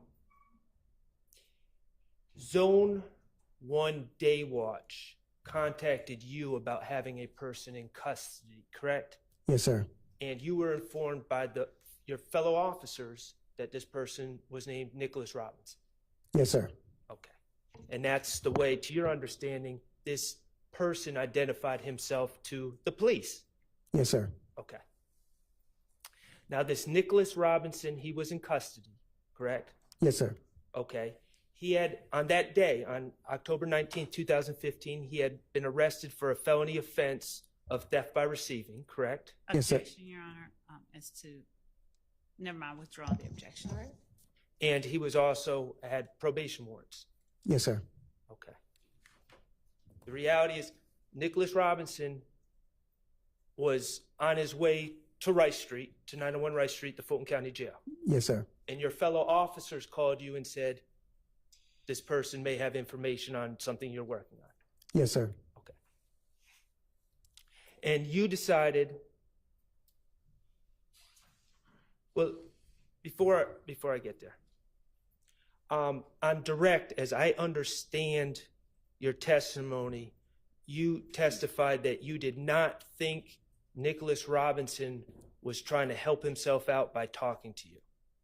Yes, sir. Okay. And when I say help himself out, I'm talking about get consideration on charges that were now pending against him. Are we on the same page? Yes, sir. Okay. And your testimony is you do not believe that he was trying to get help for those. Asked and answered. Overruled. Is that your testimony? You don't believe he was trying to get curry favor and get help with his pending charges? Yeah, he may have, but that was not up to me. Okay, well, let me ask you this. Prior to October 19, 2015, prior to the date he had been arrested, had Nicholas Robinson ever come up to you and tried to give you information? No, sir. Okay. You decided to conduct a formal interview with this person who, to you, was known as Nicholas Robinson. Yes, sir. Okay, and what was he wearing at that time of the formal interview? Was he in Rice Street Blues yet? Relevance. Sustained. Okay. During the course of your interview with Nicholas Robinson, he continued to refer to himself as Nicholas Robinson, correct? Yes, sir. Okay. And you referred to him as Nicholas Robinson because you believed that was his identity, correct? Yes, sir. And he never corrected you. Yes, sir. And you all, without getting into what was said, you all spoke about the shooting of Donovan Thomas. Yes, sir. Okay. After this interview on October 19, 2015, Investigator Gaither informed you that this man's name was not, in fact, Nicholas Robinson, correct? Yes, sir, but it was not after the interview. It was during the interview. Okay, during the interview, Yes, sir. Investigator Gaither informed you that this man was not, in fact, Nicholas Robinson, Correct. and his name was Spencer Wright. Correct. Okay, and let's be clear, when we say during the interview, it was well into the interview. The interview hadn't just started. You guys had been talking for some time. Yes, sir. Okay. And this interview happened on October 19, 2015. Yes, sir. Okay. The warrants that you took out on the Donovan Thomas case were taken out. I know you testified that it was in November sometime. Yes, sir. It was actually taken out on October 20th, 2015. Isn't Yes. that correct? Yes, sir. All right. Okay.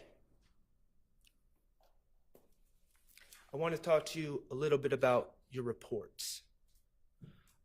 You've been in law enforcement for how long? 30 years and 8-9 months. 30 years and 9 months. Mm-hmm. Okay. And all that with Atlanta Police Department? Yes, sir. Okay. When you were brought on by the police department, before you even started you started on the streets, right? Yes, sir. On the streets. Okay. Before you even started, they trained you on writing reports, correct? Yes, sir. Okay. And throughout these 30 years of service you have with Atlanta Police Department, you've obtained refreshers, taken refresher courses on writing reports, correct? Yes, sir. Okay. You've been trained that your reports are to be accurate, correct? Yes, sir. Okay. Accurate about evidence received, Yes, sir. accurate about things that have been told to you, Yes, sir. and accurate about the work you do on a case, correct? Yes, sir. You were supposed to document that work, correct? Yes, sir. And it's also, these reports are also supposed to be complete, correct? Yes, sir. Okay.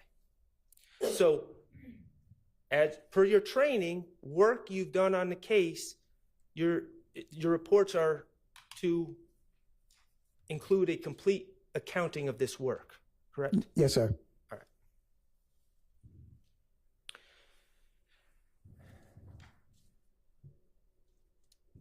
Now, you testified, and I'm not going to retread over things that Mr. Steele covered, but just briefly. You testified that you went to the McDonald's to search for surveillance video. Yes, sir. Okay, and what date did you do that? I believe it was not the 11th, I think it was the 12th. January 12th, I'm sorry, January 12th. Okay, January 12th, you went to the McDonald's Yes, sir, I believe it was. to look for video, Yes, sir. I can't recall exactly what day it was. but you're pretty sure it was January 12th? Yeah, it was in that time range. It wasn't like 2 or 3 months later. Okay, did you not just testify that when you went to the McDonald's, they informed you that the video had been taped over? Yes, most of it is on a 15-day cycle, so I don't never know when their 15-day cycle starts or ends. Okay, but if you went on January 12th, that would have been 2 days. Yeah, once again, do not know when their 15-day. Everybody's system is different.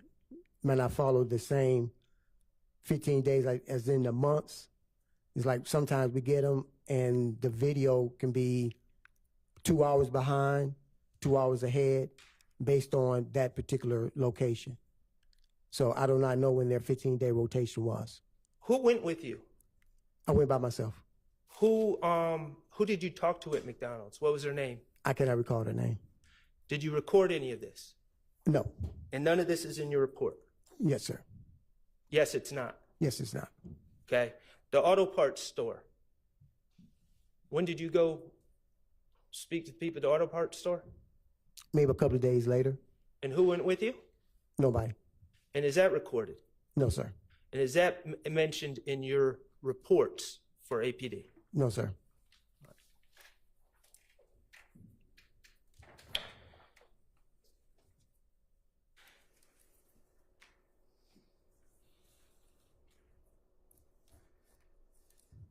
When did you realize you lost your notepad?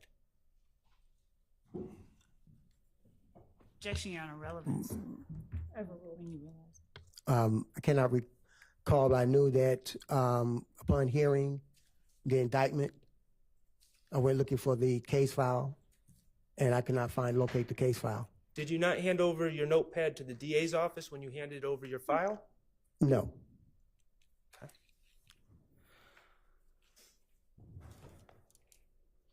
Okay. Let's talk about the Green Store.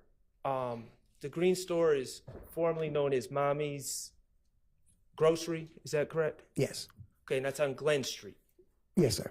About 100 yards from where Glen intersects with McDaniel Street, correct? Yes, sir. Okay. You would agree quarter mile from the scene where Donovan Thomas was shot? Yeah, about a block and a half, 2 blocks maybe. Block and a half to 2 blocks. Yeah, possibly, probably. To drive from the Green Store to that scene about a minute? Probably less than that, Less than a minute. Okay. depending on the traffic. Gotcha. Okay. As I understood on direct, your testimony about surveillance at the Green Store was no one told you they had surveillance. Well, I believe they said the system was not working that day or something like that. No, I'm talking about what Ms. Love asked you. I believe you said that no one told you that they had surveillance. Is that not correct? I can't recall, but I believe it was to that degree that the video system was not working, so they didn't have video. Okay. If the video system was not working, they didn't have video. So your testimony isn't that no one told you they had surveillance. Your testimony is you went to the Green Store? Correct. Okay. Who went with you to the Green Store? No one. Who did you speak to? I cannot recall the person's name. What day did you go to the Green Store? Probably within that week, I believe it was. Okay, and it was that trip to the green store, was that recorded? No, sir. Okay, is that in your notes? No, sir. I mean, excuse me, in your report? No, sir. Okay.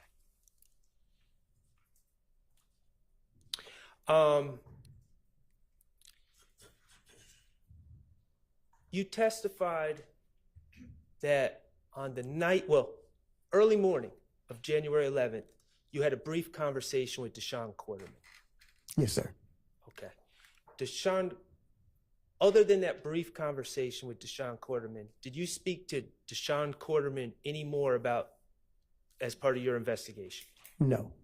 Okay.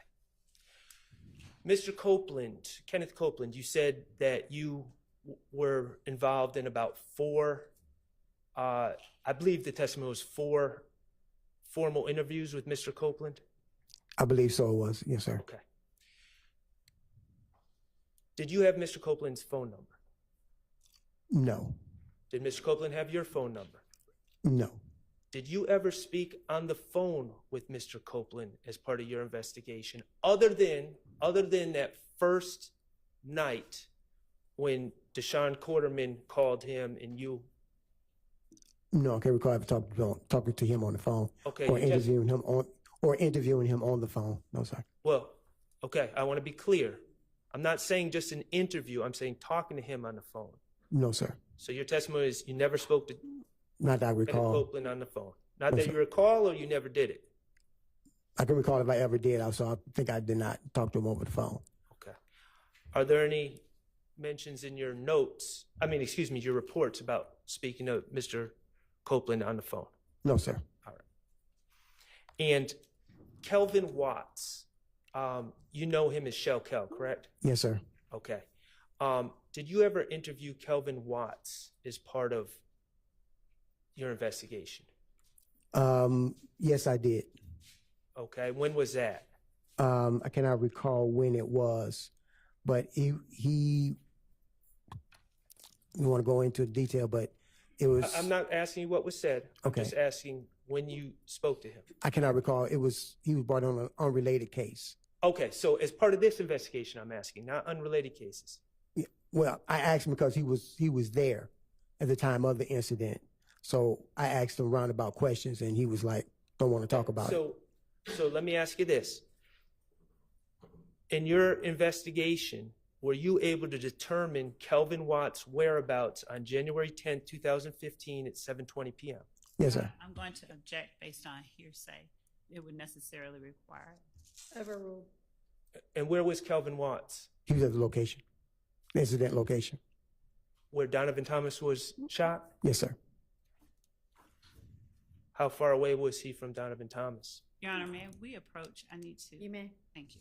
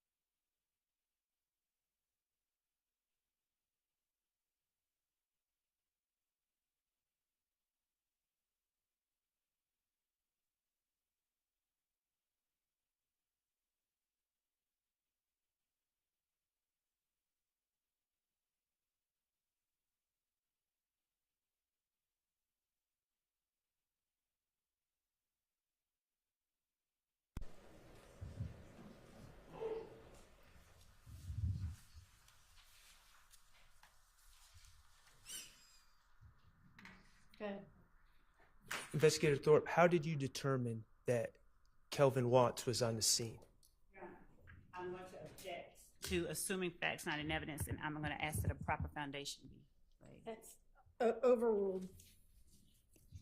The video surveillance footage of a person coming inside the barbershop was presented to the media, placed on the news, and his father called me and notified me that the person I'm looking for with the assault rifle is actually his son, Kelvin Watts. Oh, okay. Let me try to clear this up.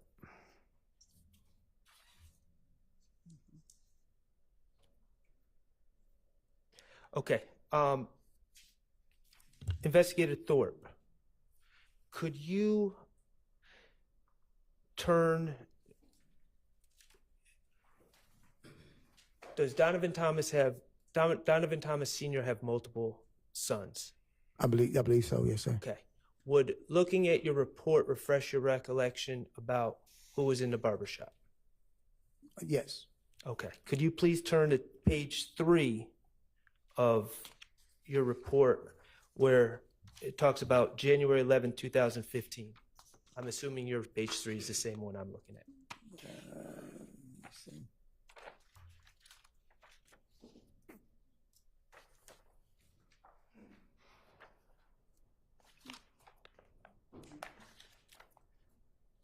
Do you see where it says on January 11, 2015 at approximately 18:45 hours? Yes, sir. Okay. Could you read that to yourself and see if that refreshes your recollection about who was in the barbershop with the gun? Yeah, okay, yes, sir. Okay. Who was in fact the individual that was in the barbershop with the gun? Okay, DeMonte Thomas. Okay. And is that another one of Donovan Thomas's senior's children? Yes, sir. Okay. Now, Kelvin Watts, I'm going to ask again, do you know whether he was at the scene or not? No, sir.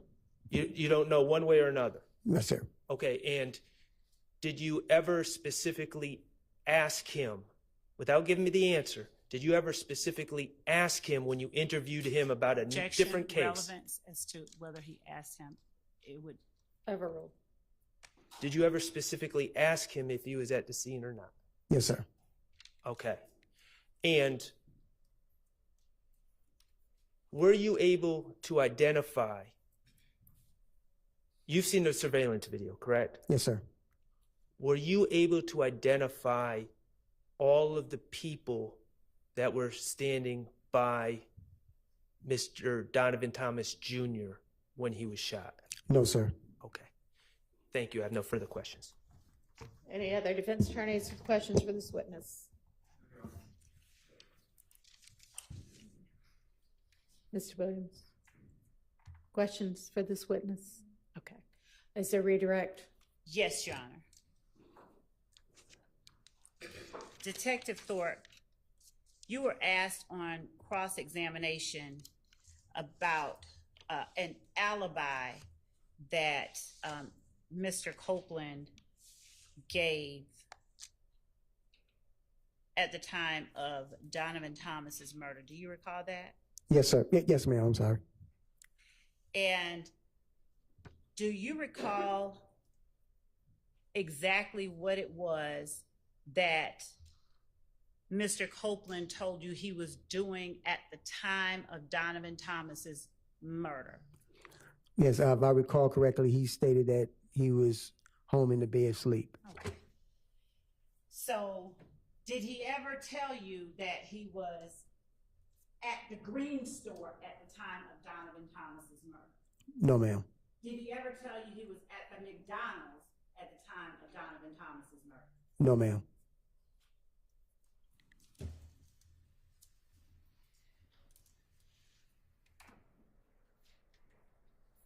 Did Mr. Copeland offer you, let me ask you this, was that information that he gave to you about his whereabouts captured on the video surveillance in the interview room?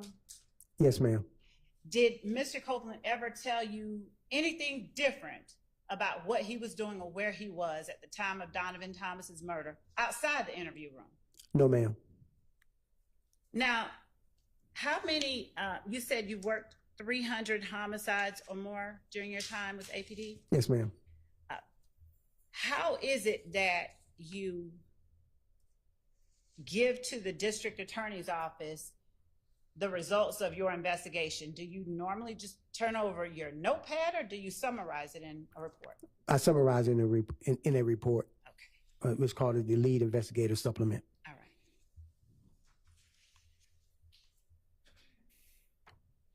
You were also asked on cross-examination about the time it takes to get from the murder scene to the green store. Do you remember that? Yes, ma'am. Did Kenneth Copeland ever give you any indication that immediately before or immediately after the murder, he was at the green store? No, ma'am. He never gave me any indication. So In all of your interactions with Kenneth Copeland, did he ever change his whereabouts as to where he was at the time of the murder? no, ma'am. He did not. You were also asked whether you interviewed Kelvin Watts. Yes, ma'am. And when you said it was in the course of another investigation, do you recall what investigation that was? Yes, ma'am. What investigation was that? It was a homicide. A homicide of who? I can't recall the victim's name. It was a young lady. Okay. Now, as it related to that particular homicide, did you interview Shannon Stillwell? Yes, ma'am.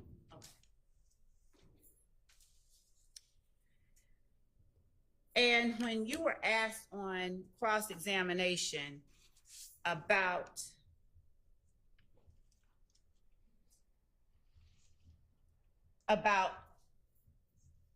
asking Kelvin Watts his whereabouts at the time Donovan Thomas was murdered, do you have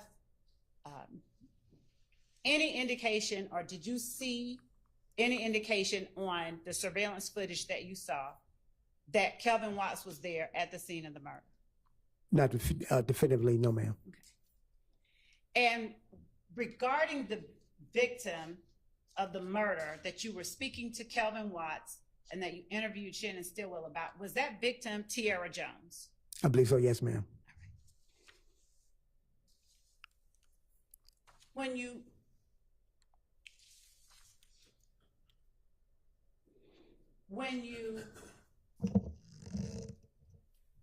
take notes about what you learned in your investigation, do you include every negative outcome that you have? In other words, I went to this store and found nothing, this store and found nothing. Do you include all of that every time in your investigative summary? No, ma'am.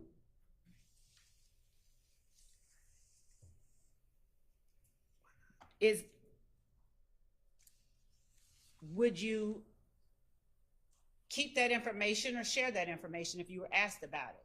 Yes, ma'am. You would share it? Yes, ma'am. So why don't you put all of the negative information, like in terms of not having found anything, in your investigative report? I try and keep my supplements relative to the investigation. So if they wish to do a follow-up, they say, okay, this is where he went.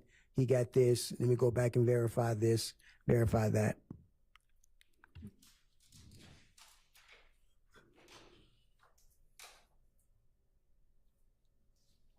You were asked on cross-examination as well about questions that you spoke with Mr. Copeland regarding.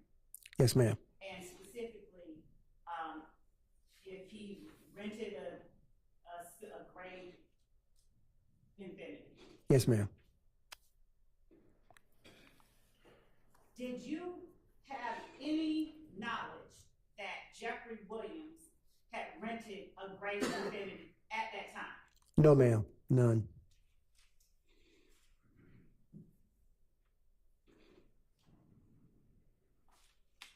And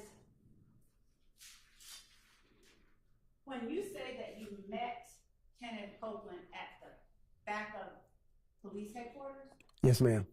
did you see how he arrived? No, ma'am. Were you given information about how he arrived from anyone? Yes, ma'am. Were you given any information about who all was in the car when he arrived? No, ma'am.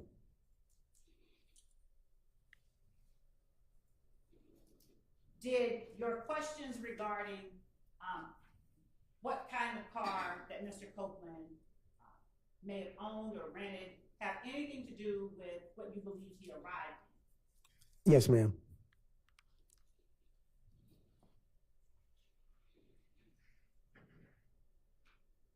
You, when asked on cross-examination about Mr. Copeland's whereabouts at the time of Donovan Thomas's murder, do you know or have personal knowledge of where his cell phone records indicate he was at the time of the murder? Personal knowledge, do you?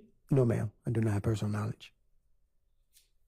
Did you see yourself and Mr. Copeland on the screen when you were asked on cross-examination about defense? Jeffery Williams defense exhibit number 241D? Yes, ma'am. Did you see the cell phone on the table before you in front of Mr. Copeland? Yes, ma'am. When I asked you earlier if Mr. Copeland carried a cell phone, did you recall at the time that he had one during the interview? I didn't recall that he had one during the time of the interview. When you video record interviews, such as this one and others, does the video recording of the interviews, do they serve to preserve information that you may not remember later? Yes, ma'am.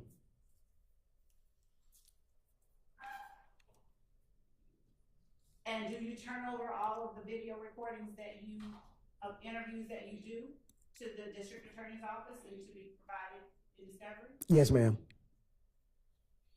Did Kenneth Copeland make any effort, to your knowledge, to hide the phone that he had with him during the interview? No, ma'am. Sustained. Did you see Kenneth Copeland attempt to cover up the phone? No, ma'am. Did you see Kenneth Copeland make any moves to conceal the phone from your eyesight? No, ma'am.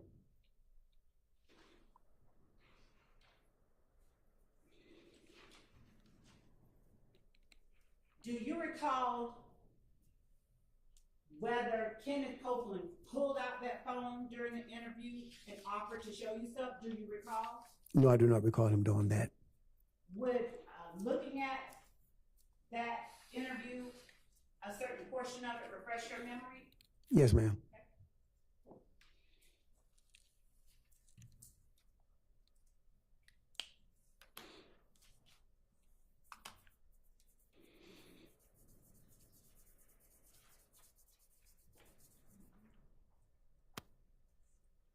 I'm going to show that to you in just a moment.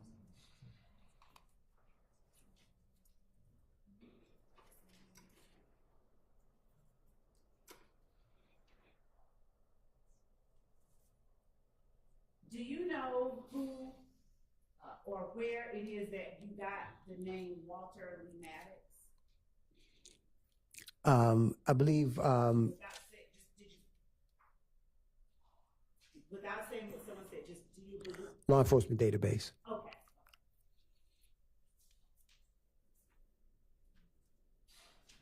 Prior to Kenneth Copeland telling you, did you know that his brother drove a Dodge Charger? No, ma'am.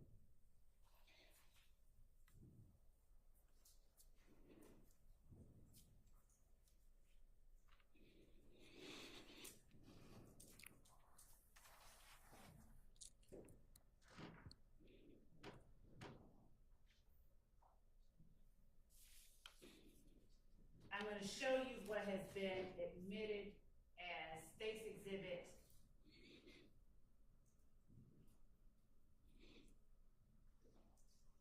378 Yankee Echo at timestamp. And I'm going to show it to you just to see if it refreshes your memory. Approaching at timestamp 3/21/14, Your Honor.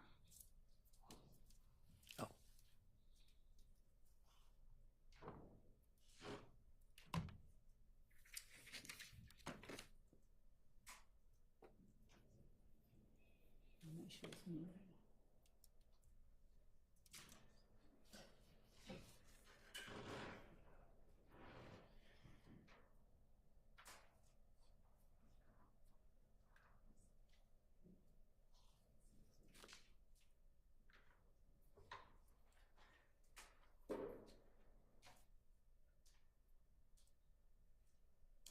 And since I'm not playing sound, are you able to remember whether or not Kenneth Copeland pulled out his phone to show you information by looking at this exhibit?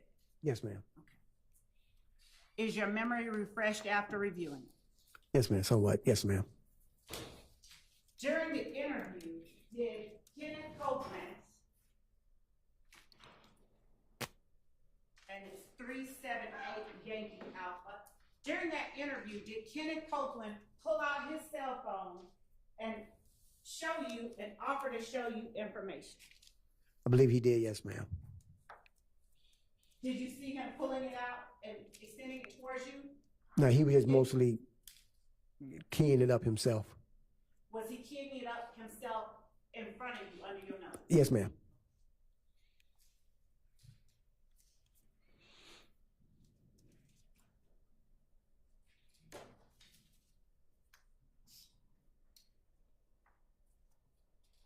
During the course of your investigation,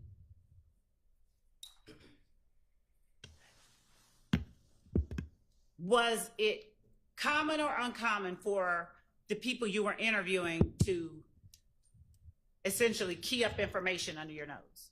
No, ma'am. It's not unusual. Did anyone else do that during the course of your investigation? No, ma'am. Sustained.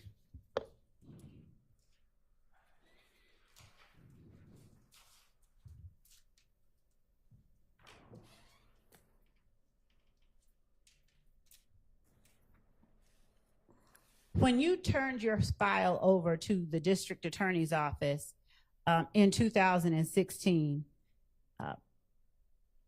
did you also turn over the recordings that included the interviews that you conducted? Yes, ma'am.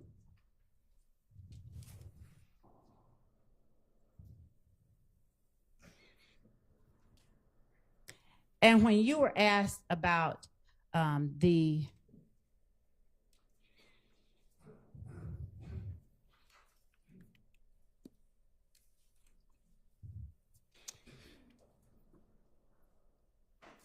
auto parts stores at the auto parts store and the other places in the area,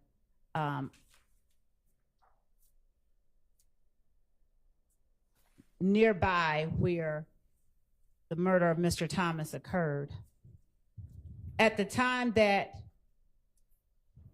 you were investigating the homicide, do you recall what time it was or when in proximity to the murder that Kenneth Copeland said he was at the McDonald's? He said afterwards. And did he also give you information about persons who were at the McDonald's with him? Yes, ma'am. Through your investigation, did you attempt to and gain phone records for people who he said were at the McDonald's with him? Yes, ma'am.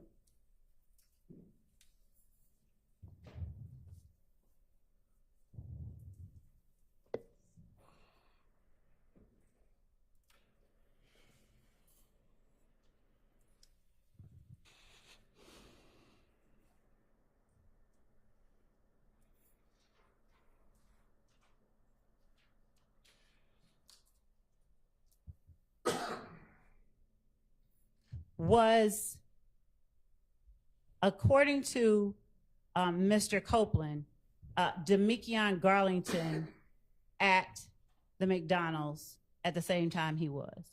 Yes, ma'am.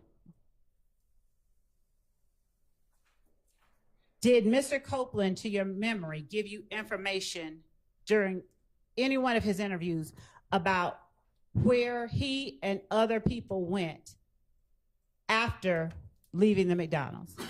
Yes, ma'am. And where was that? Jeffery Williams residence. Okay. Did you determine the location of that residence after speaking with Mr. Copeland? Yes, ma'am.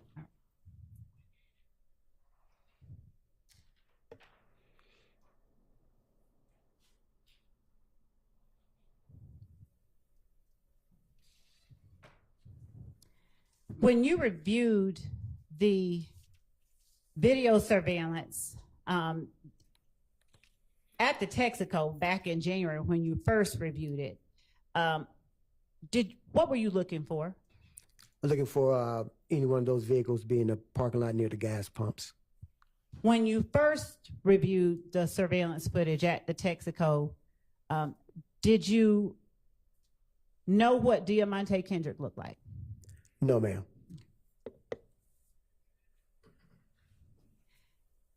Did you find any evidentiary value when you first reviewed it, or see or anything that you felt you needed to follow up on as it related to people going into the Texaco? No, not till afterwards. Okay.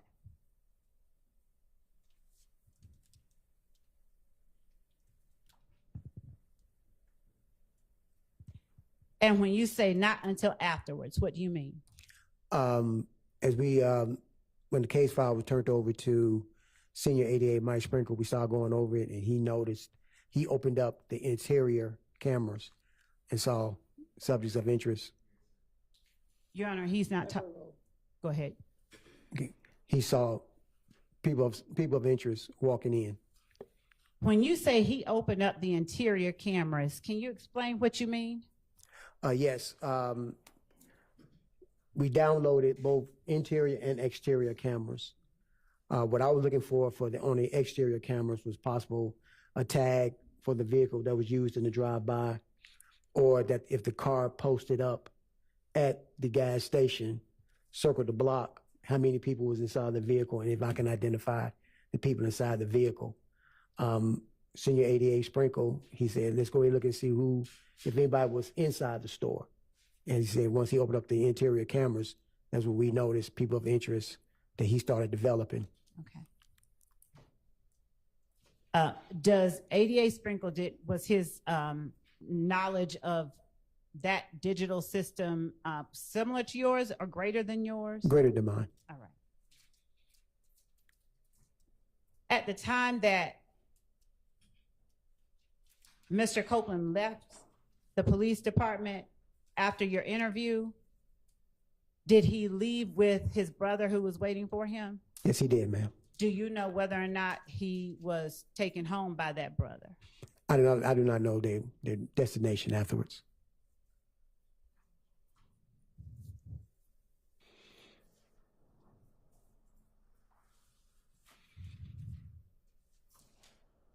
Now, when you looked at the video surveillance at the Texaco initially, did you find anything of evidentiary value? Did you recognize anything of evidentiary value? Objection asked and answered.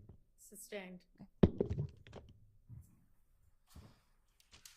Were you able to get a license plate on any vehicles? No, ma'am.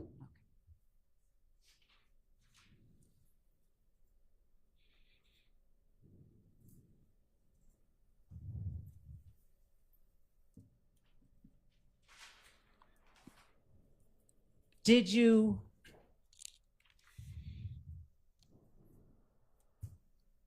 do anything to intentionally hold back or withhold anything in the notes you talked about on cross-examination? Did you intentionally destroy them or anything? No, ma'am.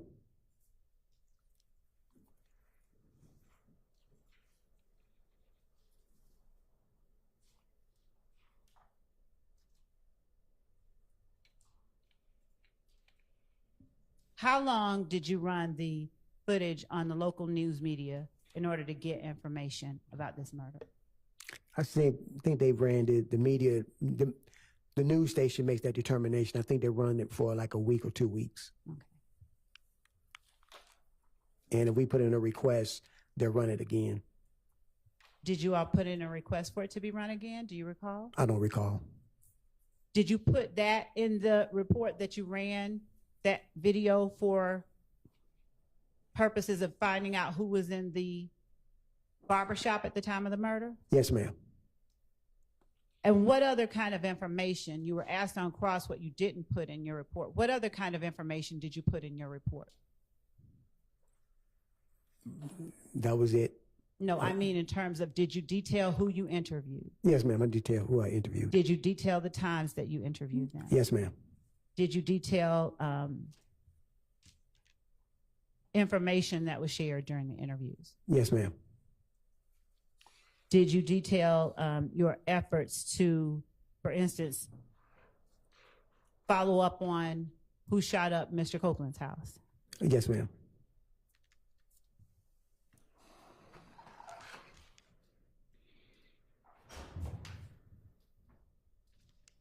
Did you detail information about people that you initially investigated but ultimately chose or decided not to charge?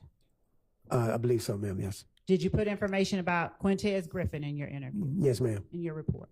Yes, ma'am. Did you put the information about Spencer Wright in your report? Yes, ma'am. Did you put that Spencer Wright initially gave you a name, Nicholas, Yes, in your ma'am. report? Yes, ma'am.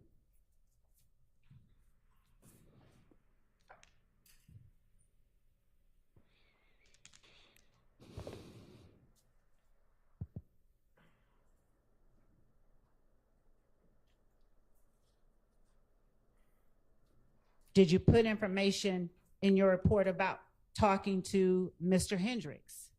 Yes, ma'am. Did you put in your report what Mr. Hendricks told you? Yes, ma'am. Did you put in your report information about talking to Mr. Sanders? Yes, ma'am. Did you put in your report what he told you? Yes, ma'am.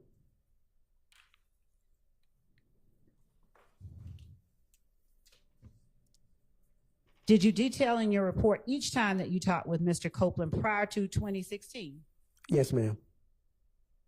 Why did you detail each time as opposed to just putting one time? Because each time it was a different time and different interview. Did you detail in your report the type of shell casings that were found on the scene of the Donovan Thomas murder? Yes, ma'am. Did you detail in your report the type of shell casings that were found at Van Ira? Yes, ma'am. Did you detail in your report whether you conducted an informal or formal interview with Diamante Thomas? Yes, ma'am. Did you detail in your report what Diamante Thomas told you? Yes, ma'am.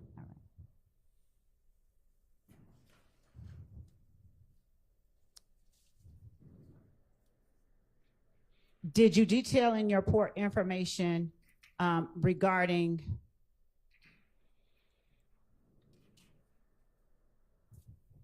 the video surveillance that you captured from Hair Unlimited Barbershop? Yes, ma'am. Did you detail in your report social media posts that you investigated? Yes, ma'am. Did you detail in your report the type of the type of vehicle described by persons that you interviewed? Yes, ma'am. Did you put in your report information about what your investigation revealed were retaliatory shootings after the murder of Donovan Thomas? Yes, ma'am. Did you only interview Kenneth Copeland while he was outside of custody and voluntarily came in, or did you interview him after he had been taken into custody for other things? After he'd been taken into custody for other things.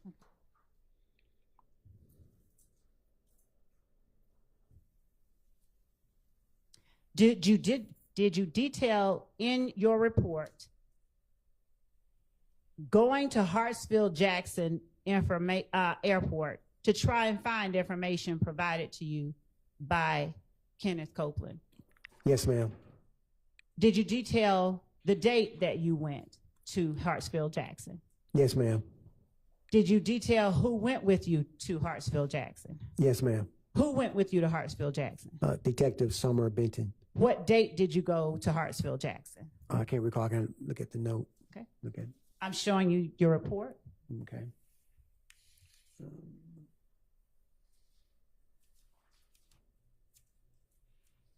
believe it was June 11th, 2015.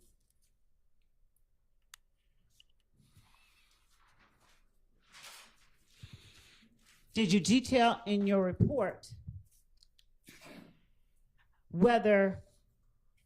who it was that suggested meeting you at the homicide office the first time that you spoke with Kenneth Copeland? Yes, ma'am. Did you detail in your report that you requested Kenneth Copeland to meet you there? Yes, ma'am. Did you detail in your report that he agreed? Yes, ma'am. Did you detail in your report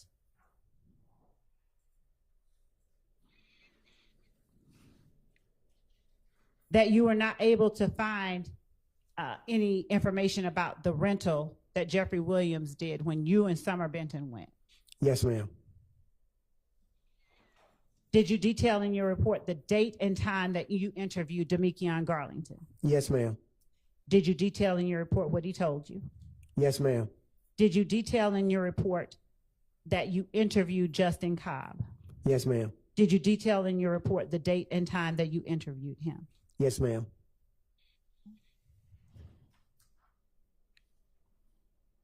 Did you detail in your report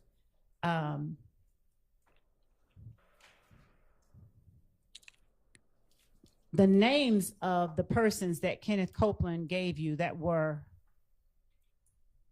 people you found of interest in the investigation?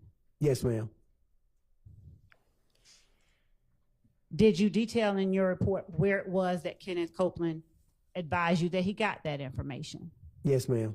Did you detail in your report information about a social media site called Death to Snake Ends? Yes, ma'am. Right. And did you detail in your report what it was?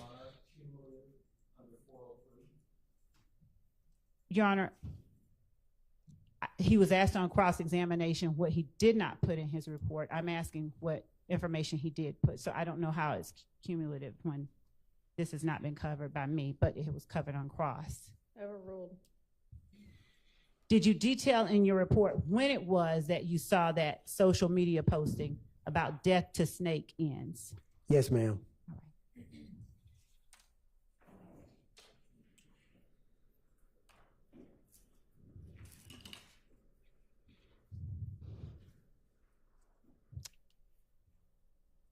Did you detail in your report who all was present at the time you interviewed Diamante Kendricks? Yes, ma'am. And when was it that you interviewed Diamante Kendricks? Do you recall? I can't recall the exact date. Which showing you your report refresh your memory. Yes, ma'am. It was October 6th.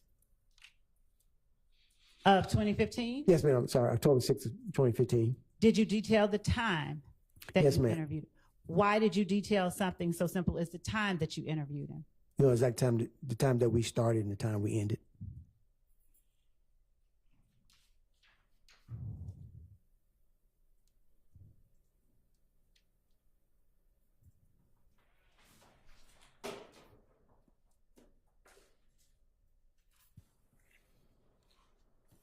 Did you detail in your report that Spencer Wright admitted giving you the false name of Nicholas Robinson? Yes, ma'am. Okay. And did you detail in your report when and against whom you took out arrest warrants for this case? Yes, ma'am. All right.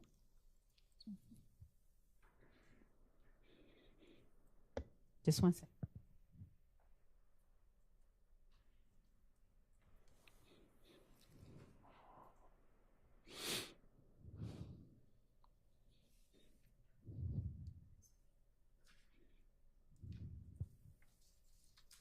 Other than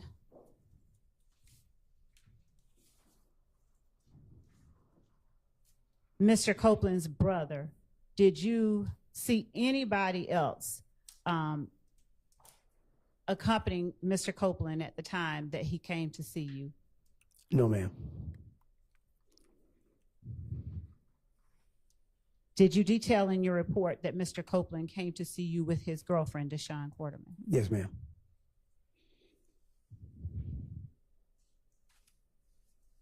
All right. Just one second.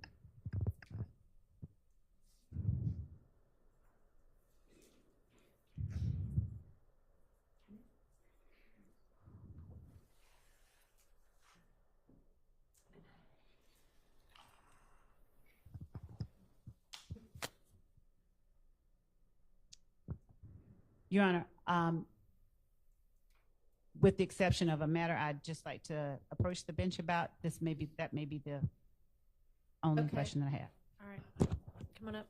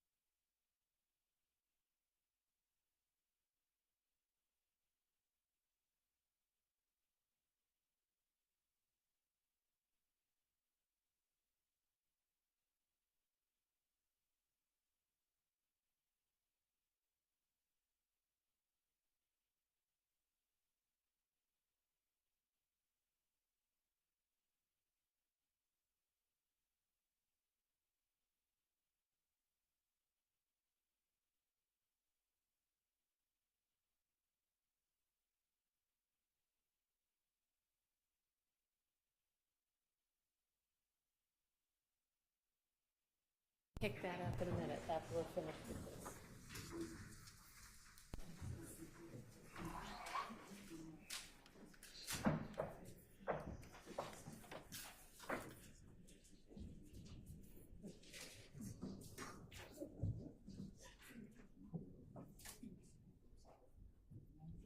And Detective, we're going to ask you to step out also. Yes, ma'am. Thank you.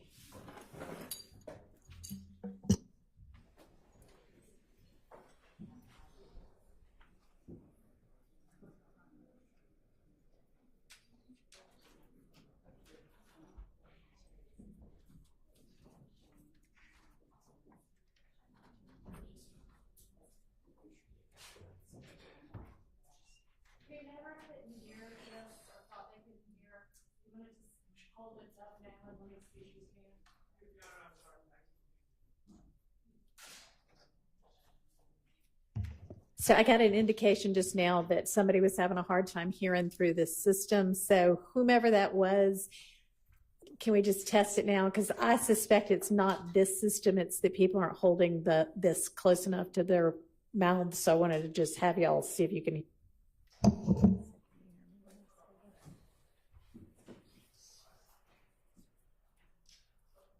can you hear me when I'm talking?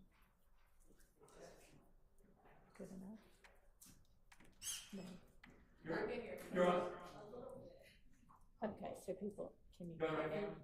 I think the issue is people, I don't know what changed since the previous court, but I think people are speaking too softly and holding it too far away. Well, that's probably because I constantly tell at least Miss Love to keep it down because I suspect that she gets loud enough sometimes that the jury can hear her. But with regard to everybody else, maybe she needs to talk more quietly and the rest of us need to talk more loudly. So we'll try to do that and hold it closer. Okay, sorry about that. Well, we're about to talk about it anyway out here because we haven't resolved anything.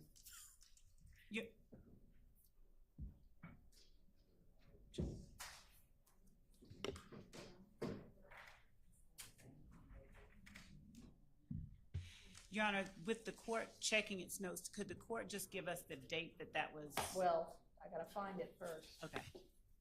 It I think would have been in that week in August, right? That we had the non-jury week. Okay.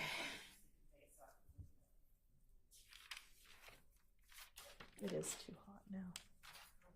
It is too hot now. Too hot now.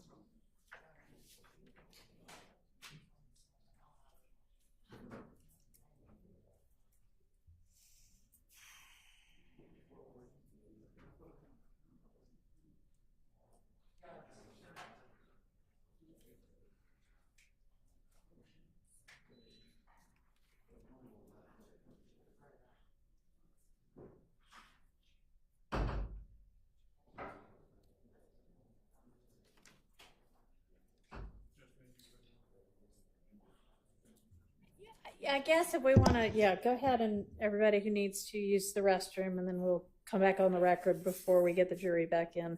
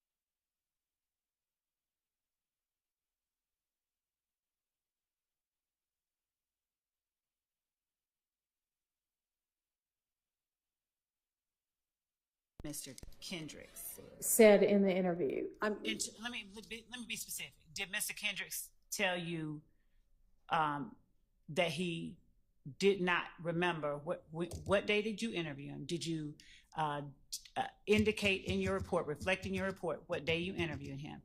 Did Mr. Kendricks, did you ask him where he was or what he was doing on January 10th?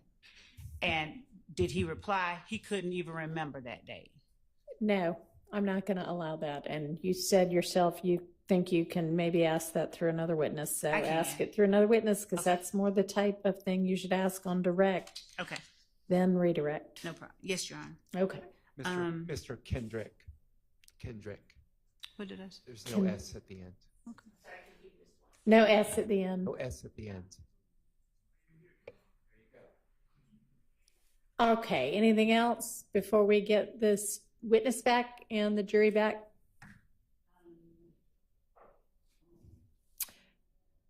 Are you about to wrap up with this witness? Okay. And then how long is your next witness going to be? I'm trying to see how fast they can actually get here. Our next witness was one we had on that list. So you don't have another witness here and ready to go, even though I have said over and over and over and over again to have your next witness ready to go?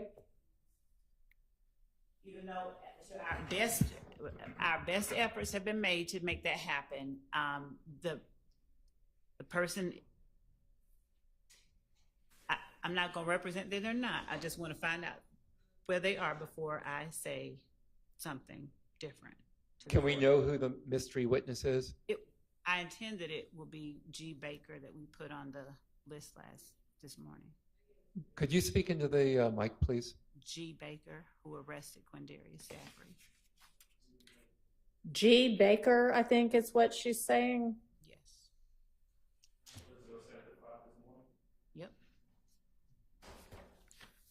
And, okay, well, is there somebody else if that witness isn't available? Yeah. Let's see. I mean, frankly, I'd rather that a witness get I don't want anybody inconvenienced, but I'd rather you have an extra witness here than we have an hour left with the jury, but nothing to fill their time. Yes, Your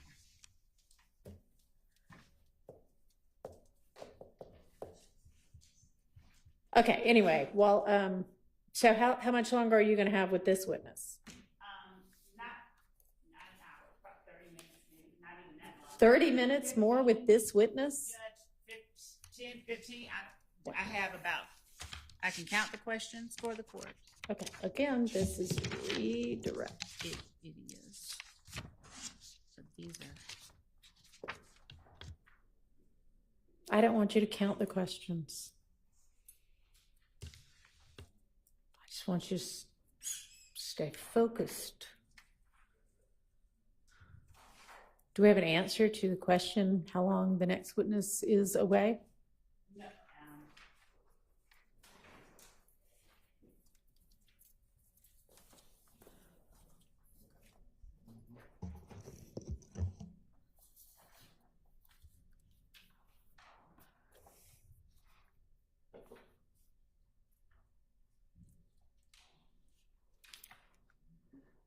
No, Your Honor. Okay, well, let's just continue with the redirect, and then there may or may not be any recross, and then we'll see if the witness is here yet, and they better be.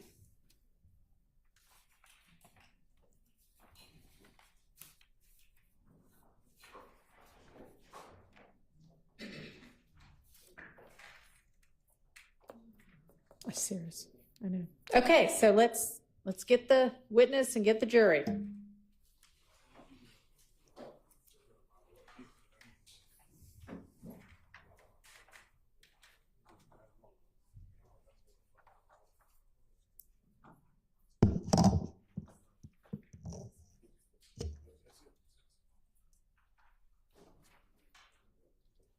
Your Honor, before the jury's brought in, just really quickly, if I may, one of the things I wanted to put, I wanted to inquire of one of our investigators about their efforts to secure one of the witnesses and the difficulty that we have had with respect to that witness. I expect that that witness will be coming in. It's the one that we've been discussing, but I think it's pertinent information. Not right now. And frankly, it doesn't matter if you have a particular witness. What you have been instructed is to have enough witnesses to fill the day. Yes. Okay, so if one witness is difficult, then you need to have another one lined up. Yes, Your Honor. Let's get the jury, please.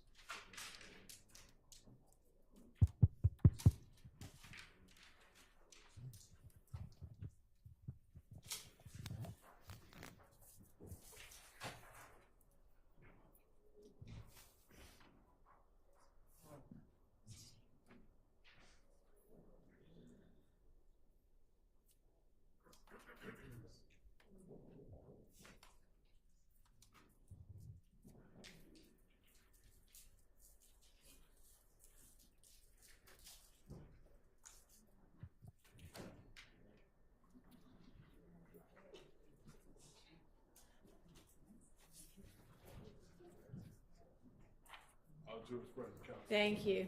Go ahead, Ms. Love. Thank you, Your Honor. Detective Thorpe, Yes, ma'am. did you detail in your report an incident regarding Kenneth Copeland, his child's mother, and his child being shot at on February 19th, 2015? Yes, ma'am. Did you detail in your report the description of the vehicle that Kenneth Copeland said participated in that shooting?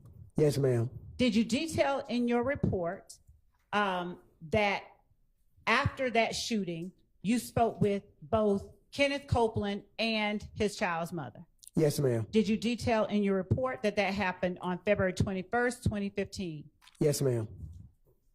Did you detail in your report, you were asked regarding by Mr. Steele, you were asked about your questions to Kenneth Copeland and the gray Infinity or Maxima. Do you recall that? Yes, ma'am. Did you detail in your report whether or not you were looking for a Pontiac Bonneville around February 21st, 2015? Yes, ma'am. Did you detail in your report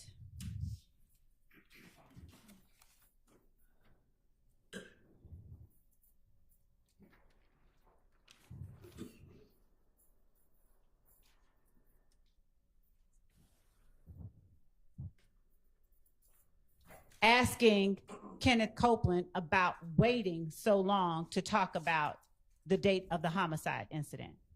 Yes, ma'am. Did you detail in your report him stating that he was not a snitch? Yes, ma'am. Did you detail in your report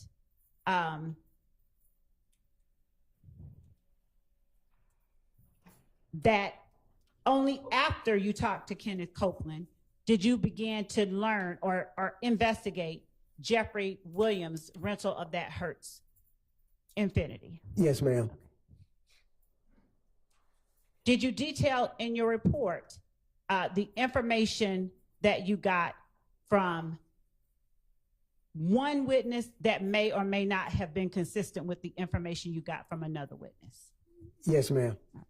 Your Honor, at this point, I'm going to object to this line of questioning under 403.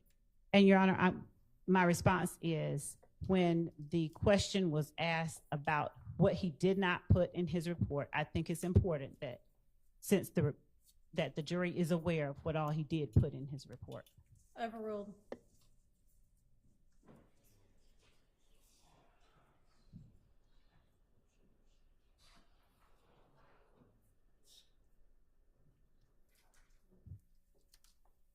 Did you detail in your report who it was that was in the room with you at the time that you interviewed Quindarius Zachary?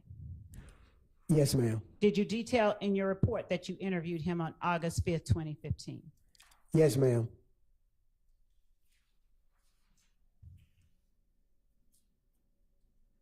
Did you detail in your report that you interviewed Diamante Kendricks on October 6th, 2015?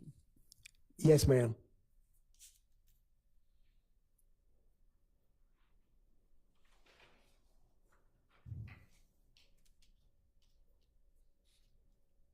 Did you detail in your report that the date that you spoke with Spencer Wright or Nicholas Robinson at the time was October 19th, 2015?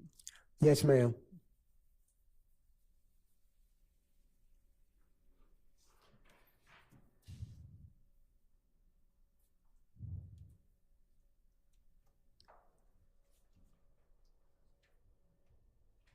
Did you detail in your report confronting Mr. Wright about giving a false name? Yes, ma'am.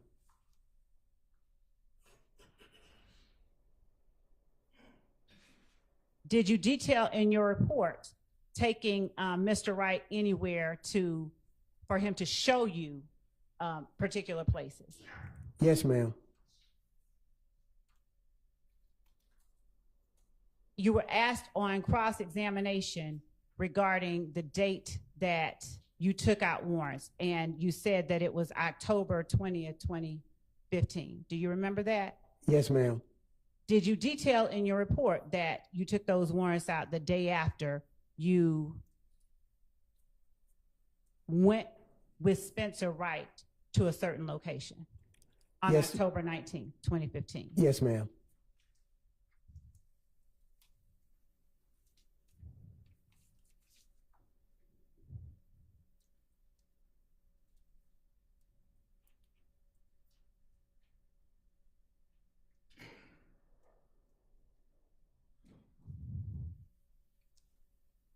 Did you detail in your report what you observed when you arrived on scene on January 10th, 2015 at 21:15 hours? Yes, ma'am. Did you detail in your report seeing yellow crime scene tape restricting pedestrian and vehicle traffic into the area? Yes, ma'am. Did you detail in your report who you met with when you reported on scene? Yes, ma'am. Did you detail in your report who escorted you through the scene and showed you tangible evidence? Yes, ma'am. Did you detail in your report being advised that Mr. Thomas Jr. had passed away from his injuries? Yes, ma'am. Yes, ma'am. Did you detail in your report the lighting on the streets of 330 McDaniel Street at the time you arrived? Yes, ma'am. Did you detail in your report that the lighting did not require additional support lights for processing? Yes, ma'am. Did you detail in your reports that there were 3 different shell casings on the street, 3 different types of shell casings on the street? Yes, ma'am.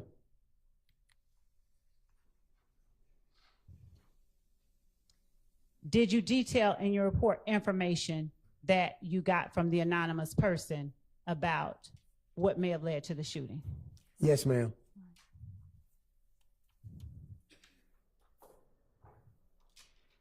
Did you detail in your report that you were going to have an autopsy conducted by the Fulton County Medical Examiner's Office? Yes, ma'am. Did you detail in your report the date of birth and address of each of the victims, including Reginald Hendricks and Cordarius Sanders? Yes, ma'am.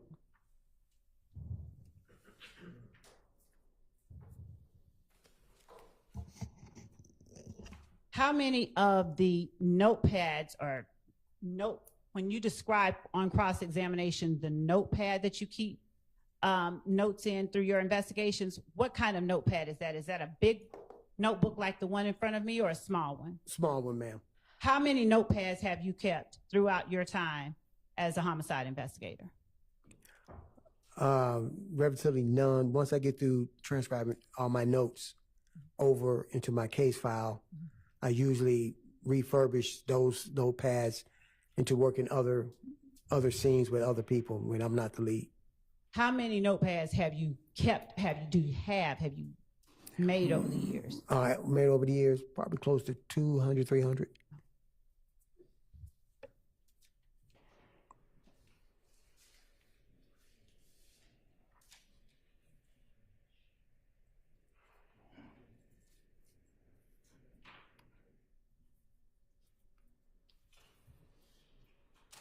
You were asked about the things that you did not put in your report by on cross-examination.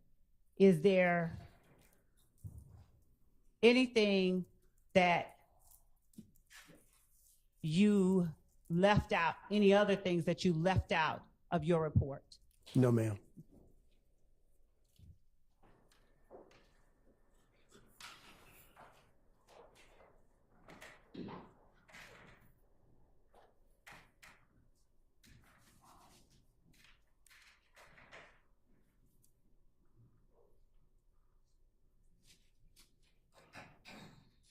Your Honor, I think that that's all that I have of this witness. All right, thank you. Is there recross from anyone?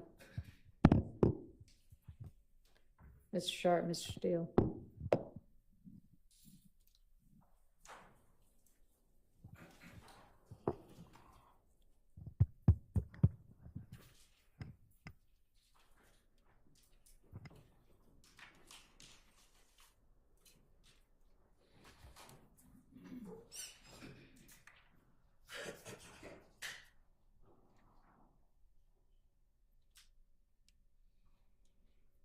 May I please go? Okay. All right, thank you.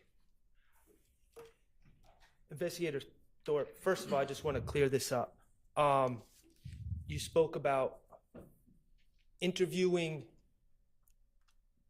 Kelvin Watts in relation to the murder of Tierra Jones. Yes. Okay. And then Ms. Love asked you if that was the case you interviewed Mr. Stillwell about, correct? Yes, sir. Okay, let's be clear. You interviewed Mr. Stillwell as a victim in that case, correct? Correct, sir. Okay.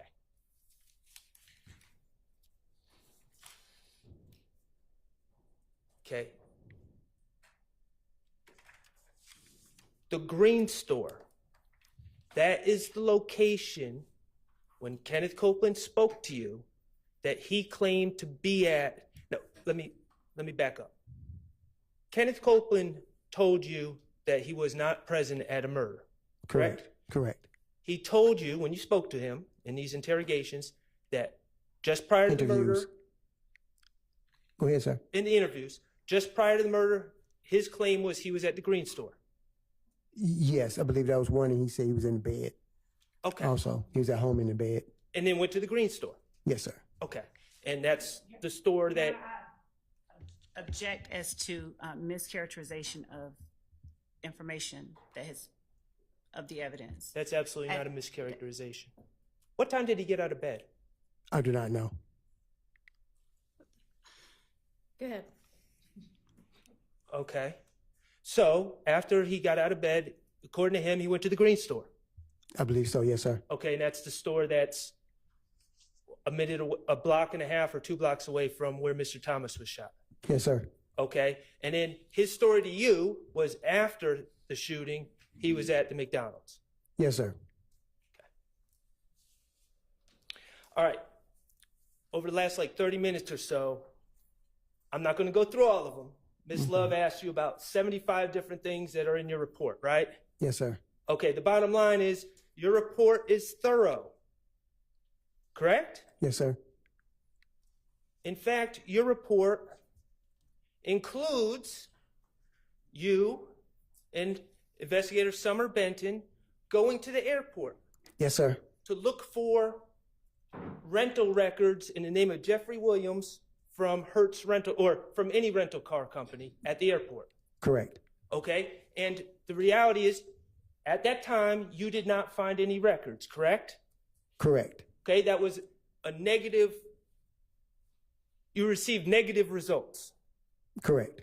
Okay, but despite the fact that you got negative results from the rental companies at the airport, you still put your efforts to find evidence in the report, correct? Yes, sir. Okay. So, going to the airport, looking for rental records, not finding them, made your report, right? Yes, sir. Okay. But going to the green store, looking for surveillance and not finding it, that didn't make your report. Yes, sir. Going to the McDonald's, looking for surveillance and not finding it, that didn't make the report. Yes, sir. Going to the going to the AutoZone or the auto parts store right next to the McDonald's and not filing surveillance, that didn't make the report. Yes, sir.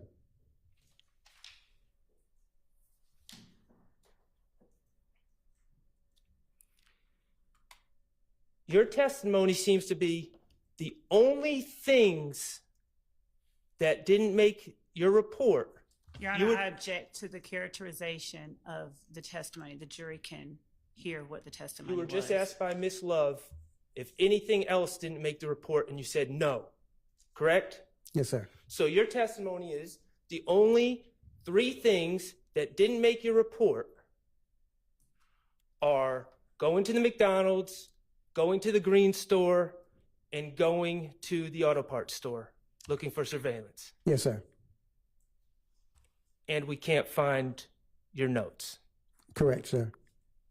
No further questions. All right. Your Honor, Yes. Your Honor, may I ask just one, based on what was just asked, may I ask just, okay. Come on, Mr. Steele.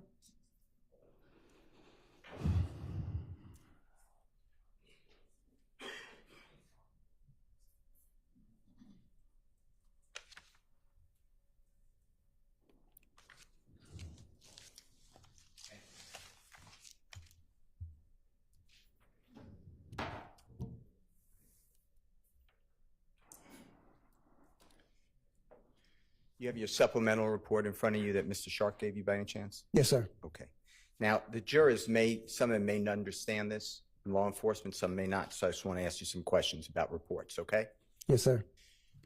You testified already, you made it clear that report writing is something that you studied, you were taught, and you know it from your 30 years of experience, it's critical, right? Yes, sir. And it's critical because people rely on what you do, right? Objection, Your Honor, as to the characterization about people lying on. Overruled.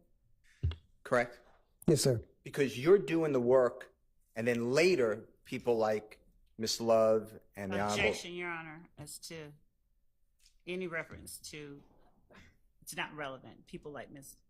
Love and... What's your question going to be? Prosecutors rely on what you do, right? Yes, sir. And oftentimes, they're not with you when you're doing it.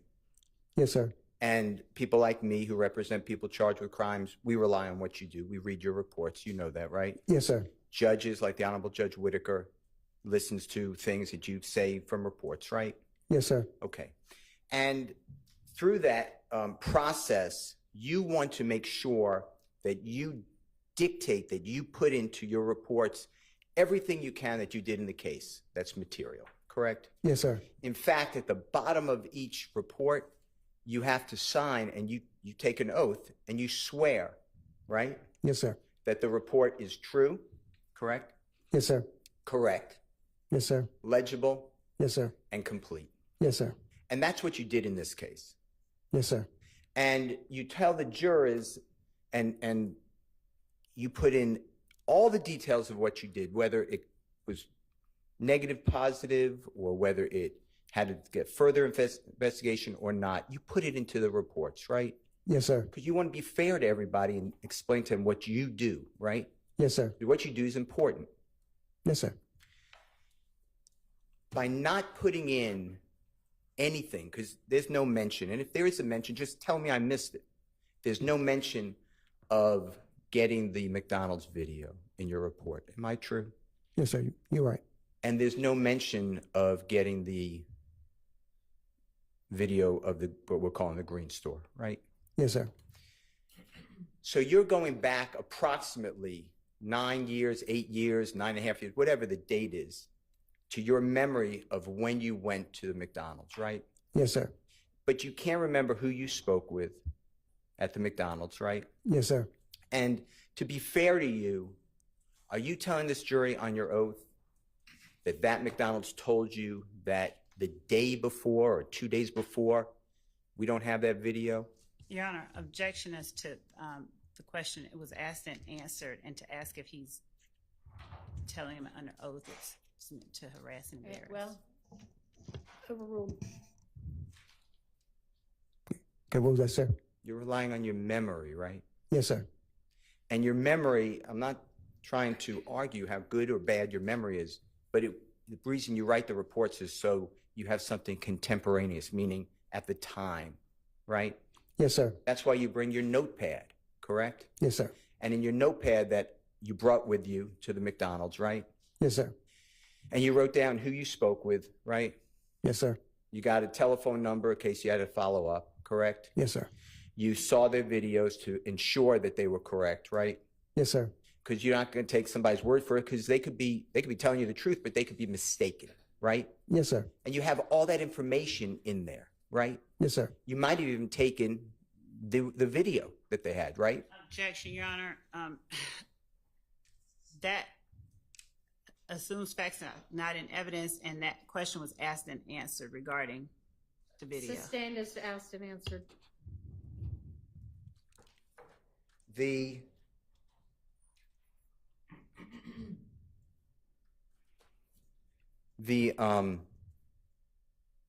notes, though, that you keep those as backup in case there is something inadvertently or intentionally left out of your supplemental report, right? Yes, sir. But in this particular case, for whatever reason, those notes have vanished, right? Yes, sir. Now, do you remember testifying in a case? Do you know who the Honorable Judge Ellerby is Yes, sir. in this courthouse? Another judge? Yes, sir. Powerful like Judge Whitaker? Yes, sir. And do you remember testifying in a case, State of Georgia versus Brandon Kirkland, also Your known Honor, as Big objection Red? as to relevance. I don't know what the relevance might be, so I can't It- rule on that. Your Honor, this is a whole other. Why don't we approach?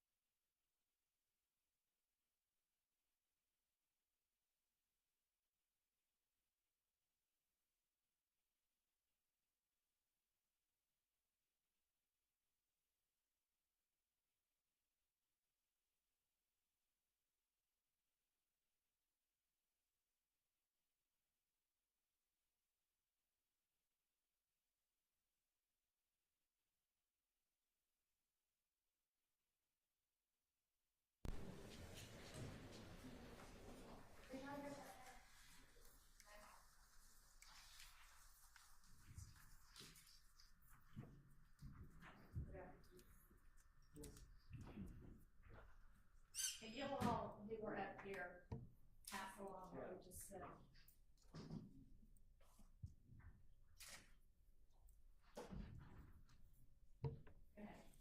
Do you remember testifying in or about April 7, 2016 before the Honorable Judge Ellerby in this courthouse in the state of Georgia versus Brandon Kirkland, also known as Big Red, Jonathan Kirkland, also known as Prue, P-R-U? Yes, sir.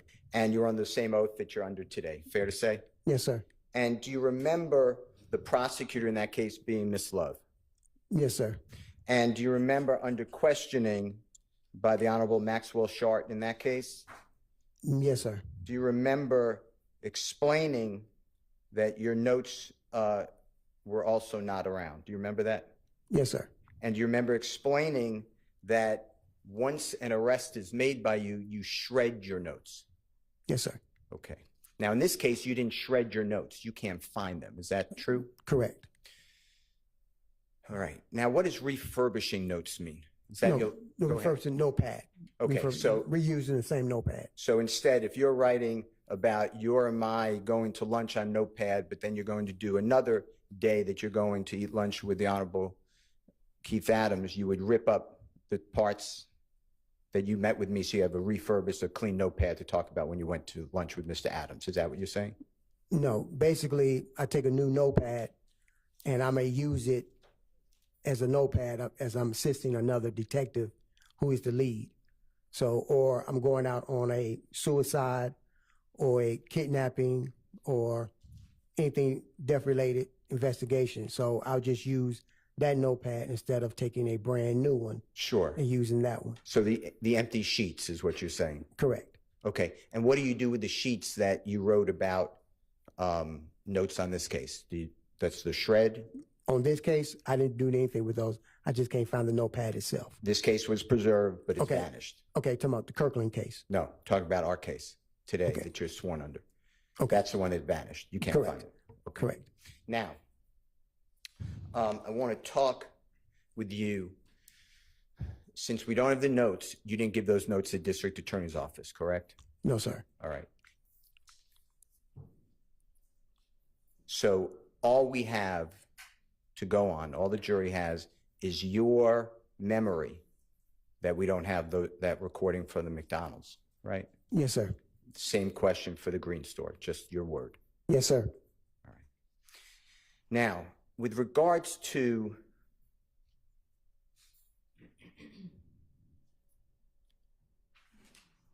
questions that you asked on redirect examination by Ms. Love, that there were certain people in this case that you charged with murder on or about October 20th, 2015. Do you remember that? Yes, sir. And one of those people was Mr. Sledge. It came out, right? Yes, sir. One of those people was Mr. Copeland, correct? Yes, sir. And do you remember stating that you're aware that the district attorney's office did not charge the offense of murder of Donovan Thomas to Mr. Sledge? You aware of that? You remember those questions? Yes, sir. Okay. And same with Mr. Copeland. They did not charge him with that either. You never charged Jeffery Williams with murder of Donovan Thomas, fair to say? Yes, sir. You never charged Jeffery Williams with any crimes, fair to say? Yes, sir. Fair to say. You know the district attorney's office hasn't charged Jeffery Williams with the murder of Donovan Thomas. Well, actually, I'll let him go with that one. I thought he was going to ask a different question. I withdraw the objection. All right. You're aware of that, correct? Okay, repeat that again, sir. Sure. You're aware that the district attorney's office through the grand jury did not charge Jeffery Williams with the murder of Donovan Thomas. Am I correct? Yes, sir. Okay. Now,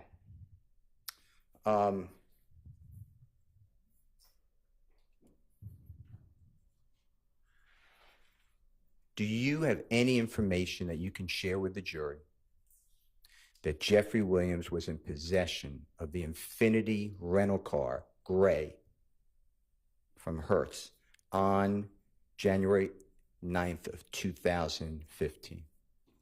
Nothing that I discovered. No, sir. Same question for the next day, January 10th of 2015. Any information you could share with this jury that Jeffery Williams was in possession of that same rental Infiniti vehicle? No, sir. Not on my investigation. No, sir.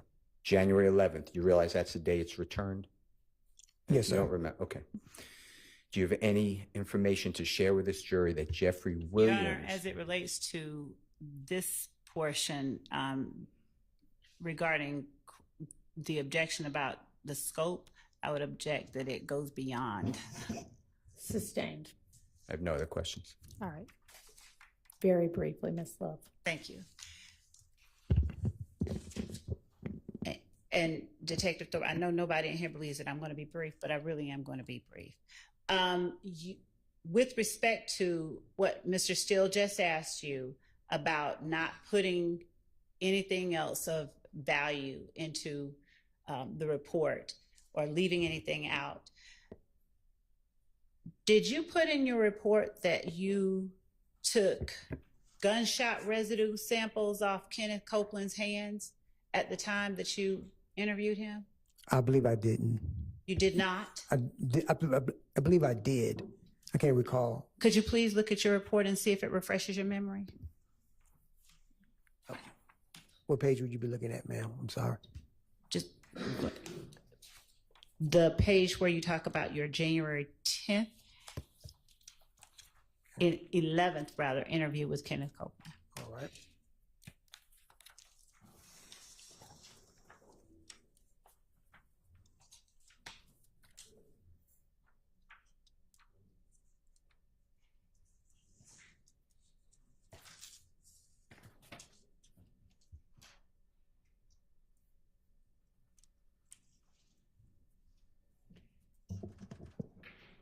Jurors, I'm gonna remind y'all, if there's some time like this where there's a pause when a witness is looking at something or looking for something and y'all feel the need to stand up and stretch, please feel free to do that, okay?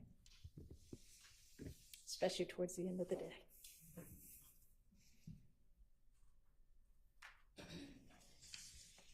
No, ma'am. As you sit here today, do you recall whether you did a gunshot residue test on Kenneth Copeland's hands? Yes, I did. How do you know that you did? By the video. Okay. I believe it was on the video. And was that something substantial that you considered during your investigation that you did Yes, ma'am. gunshot residue? Yes, ma'am. Why didn't you put it in your report then? Just overlook. Okay. Now, did you put in your report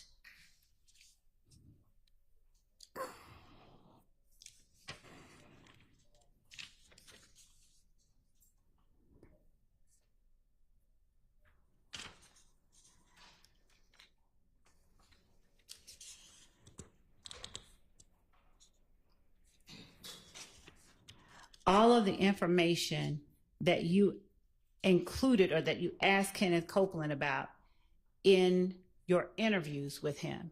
Yes, ma'am. Did you put every piece of information in the report that you talked to? And when I say every piece, I mean, did you put every detail of your interview with Kenneth Copeland into your report? No, ma'am. That's why the video is included and say refer to details Okay. from the video. Did you put in your report that after you took gunshot residue from Kenneth Copeland's hands, that you resumed your interview with him? No, ma'am. Did you resume your interview with him at about 4:00 a.m.? Yes, ma'am. All right. Now, you were asked on recross by Mr. Sharp, I believe, whether Kenneth Copeland said after he got up, he went to the green store. Do you remember that? Yes, ma'am. Did you put in your report exactly what Kenneth Copeland told you he did in chronological order after he got up? No, ma'am. Is it recorded on the video? Yes, ma'am. Did Kenneth Copeland tell you that after he got up, he left his girl's house and that his brother gave him his car? Yes, ma'am. Did he tell you that after he got up, he went and got a Band-Aid for his mouth? Your Honor, objection. This is outside the scope of cross? Your Honor, I'm asking information that Mr. Sharp pulled up regarding what Kenneth Copeland did after he got up. Mr. Sharp specifically asked him, did he tell you he went to the green store after he got up? Overruled, but let's keep in mind that we're on redirect at this point. Ask if whatever the necessary few questions are, and let's be done with this witness. Yes, Your Honor. On January the 11th, while you're talking to Kenneth Copeland, do you tell him exactly what time Mr. Thomas Jr. gets shot? No, ma'am. Okay. So do you have any way of getting from Mr. Copeland exactly how long it was before or after Mr. Thomas got shot that he actually got up from his girlfriend's house? No, ma'am.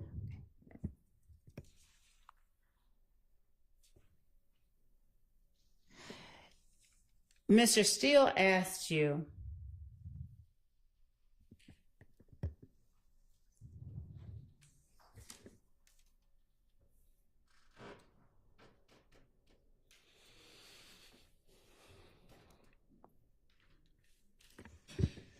at the time that you made the arrests in October of 2015, did you have the Hertz rental records that the DA's office were able to get? No, ma'am, I did not. And on recross, you were asked by Mr. Steele whether or not you charged Jeffery Williams with any crime. No, I did not charge. In October 2015. No, I did not. At the time that you took out those warrants in October 2015, did you know that Jeffery Williams had rented the gray Infiniti? No, I did not. I have no more questions.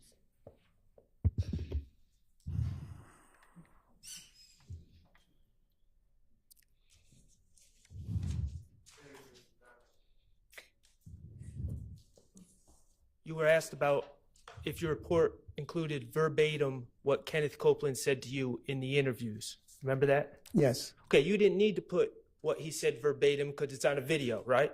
correct. You were asked about the gunshot residue.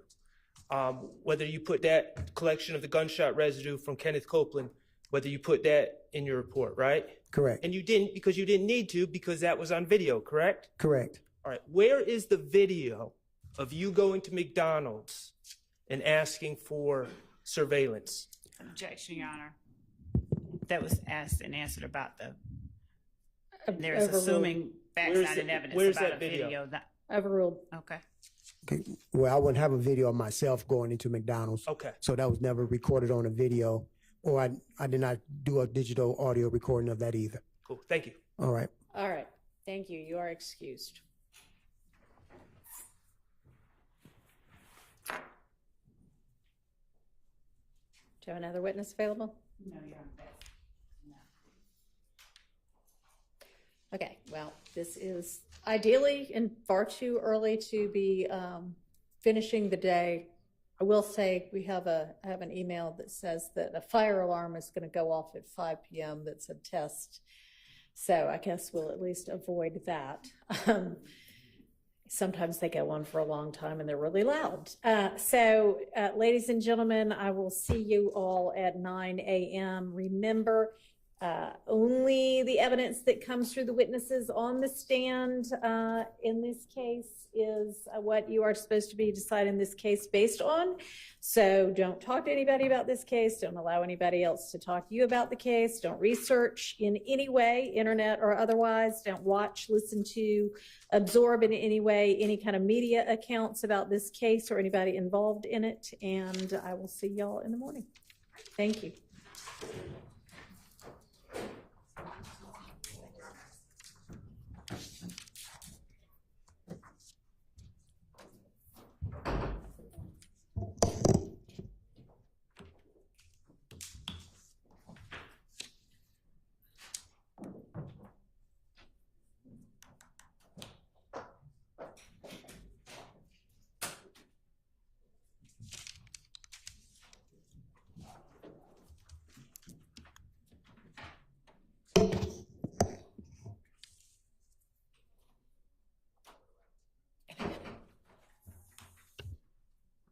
All right, a couple of matters. First of all, Miss Love, that needs to be the absolute last time that you don't have enough witnesses to carry us at least until 5. And if it happens again and there is something less than an earthquake, an 8-car pileup, somebody died, 3 people died, and so none of the witnesses were available, Yes. I may just say you can't have that witness, because at this point in this incredibly long trial, to have to end at 4:25 is not a good use of anybody's time. Do you understand? I do. All right. I have, and have yes, some of y'all also got, and y'all who didn't, I forwarded a very lengthy email from Miss Merchant regarding Mr. Arnold, who is her client, and the information that she received very recently that he might be called as a witness this week. And it appears, and I know you know this, Ms. Love, because you got the email too, but that she told the state a long time ago that she was not going to be available certain dates. And she also asked, because I have reviewed in camera portions of her correspondence with you at this point, that you give her at least 7 days notice if you were going to call, or when you were going to call Mr. Arnold. So she's on vacation. She has a leave of absence. I don't know what your plan is, but have you worked that out? Your Honor, what I asked, and I'm not sure if it was conveyed, was whether there was anyone else that she was willing to let come in and in her stead. But I can tell you that the reason that we moved up the time frame for her client has to do with our challenges with other witnesses. Yes, and so given that, I understand that Ms. Merchant wants 7 days in advance. Well, that's not as much the issue as the fact that if she can't be here and he's still going to be on the stand, then you need to not start him. Right, I understand that. If she had someone that he was okay with being here, then, you know, and that was all right. So you and she have worked that out then? No, I haven't had a chance to talk to her. I had someone talking to her on my behalf. I'll respond to her and say that, because if she didn't, I haven't responded, even though it got sent directly to me, because I don't normally do that. But if you would please let her know that, as far as I'm concerned, she's not expected to cut her leave off. No, I understand. You need to work around that. And we were, yes, I was, yes. All right. That's fine. A couple of other things. So I haven't been able to review in full the briefs that Ms. Abbasi and the state provided on the overt acts, but with regard to one of them, and I don't even know if you have either, because she, I think, sent it this morning, but there was indication in her letter brief that the issue at the jail may have been a self-defense issue. And so I would like to see the video. Okay. And find out whether there was any evidence at all of a shank being on Bussy, or whatever his name is. I think that he took one. I think there was one after, but I will show you the video. I think that that's easy enough to do. We can send that to the court. Okay. And then finally,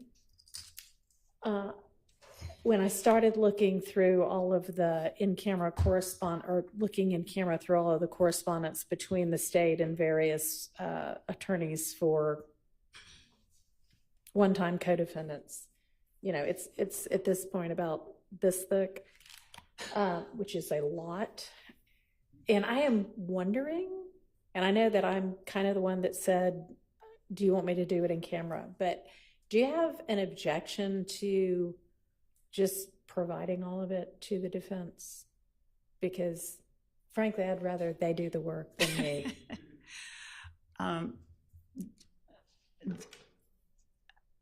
And you may just. I would prefer if the court would allow us to just review them, given. All right, I'll trudge through it, but it's going to take me a while because, as y'all know, I'm here with you every day. So, okay. All right, anything else? I'm going to try to send you that video now. Which one? Well, we did once, but. So can we try this again?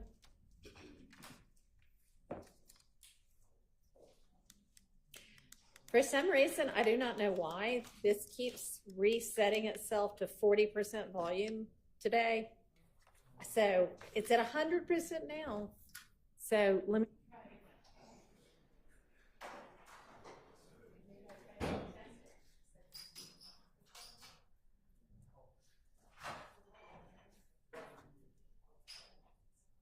All right, so maybe that was the problem.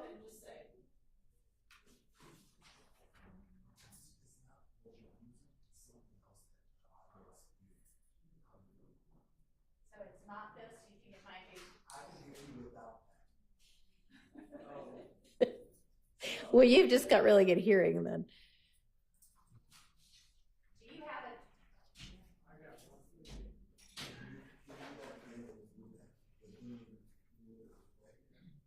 This is all. Leave this out.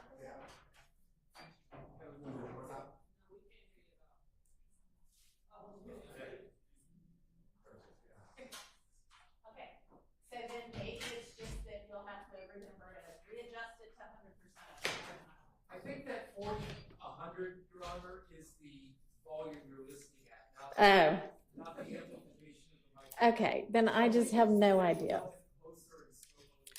Okay, so everybody that comes up to the bench, hold it close to your mouth. And also at the same time, talk into the little box for Miss Winfrey. We'll do the best we can. And if there is ever a time, I'll just remind the defendants that you cannot hear what is being said. Let me know and we can review for you what it was that was said. Okay, everybody understand that? Yes? Yes, okay, wonderful. All right, is there any other matter in the half hour extra that we have that anybody wants to bring up or deal with? Everybody just wants to go home. I'll put this in writing just for ease, but on it's pronounced Nyson? The firearms, Nyson? NIBIN, on the NIBIN report. For two different officers, I just want to alert the state again, just as a courtesy to Mr. Williams and everyone. There are two firearms that are listed that were seized in the unlawful search of Mr. Williams' home. I'll put it in writing again, but I just, I'm not trying to delay things, so I just want to make the state aware, and I will put it in writing, but you have it on for two witnesses. Make sure those witnesses don't mention anything about those firearms.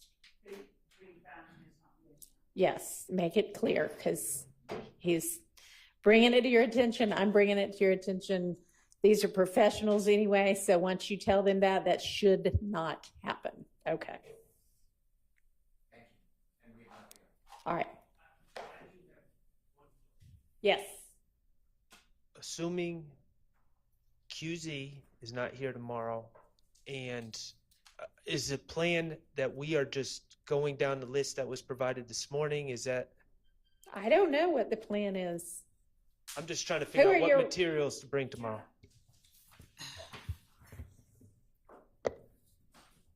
Your Honor, as I said, we have rearranged and are rearranging, and as a result of the change in circumstances, and as we have to rearrange that, we are not putting up who we intended to put up, and so we are rearranging in real time, and we have people doing that and working on that, and so that's where we are. And I don't know. We found out some information. You're so mysterious all the time, Miss Love. Is it your plan, if Mr. Zachary is available, to call him? And if not, could you share with everybody else who you plan to call instead? Yes, it's our plan to call him if he is available. All right. And yes, when I speak with our team to see who is now next up and available tomorrow, I will share that with them. When will that be? Well, It's 4:35 right now. 6 o'clock? by 6 o'clock, I think we'd be able to tell because they've been out.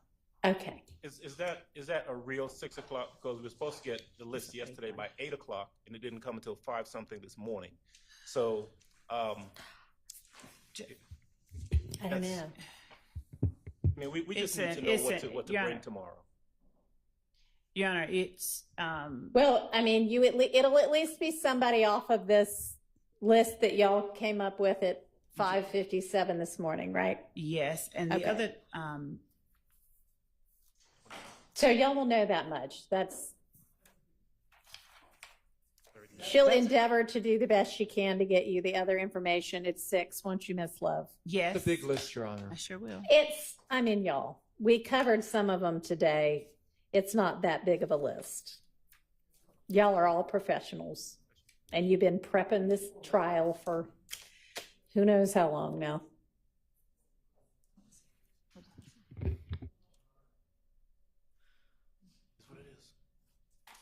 Okay, anything else? All right. All right. I feel like can we do 9 o'clock? Or I feel like every time I say, let's come back for lunch at the same time as the jury, or let's start at the same time as the jury, that we've got 5 things that need to get dealt with. So we'll give it a test. 9 o'clock tomorrow. All right, we're adjourned.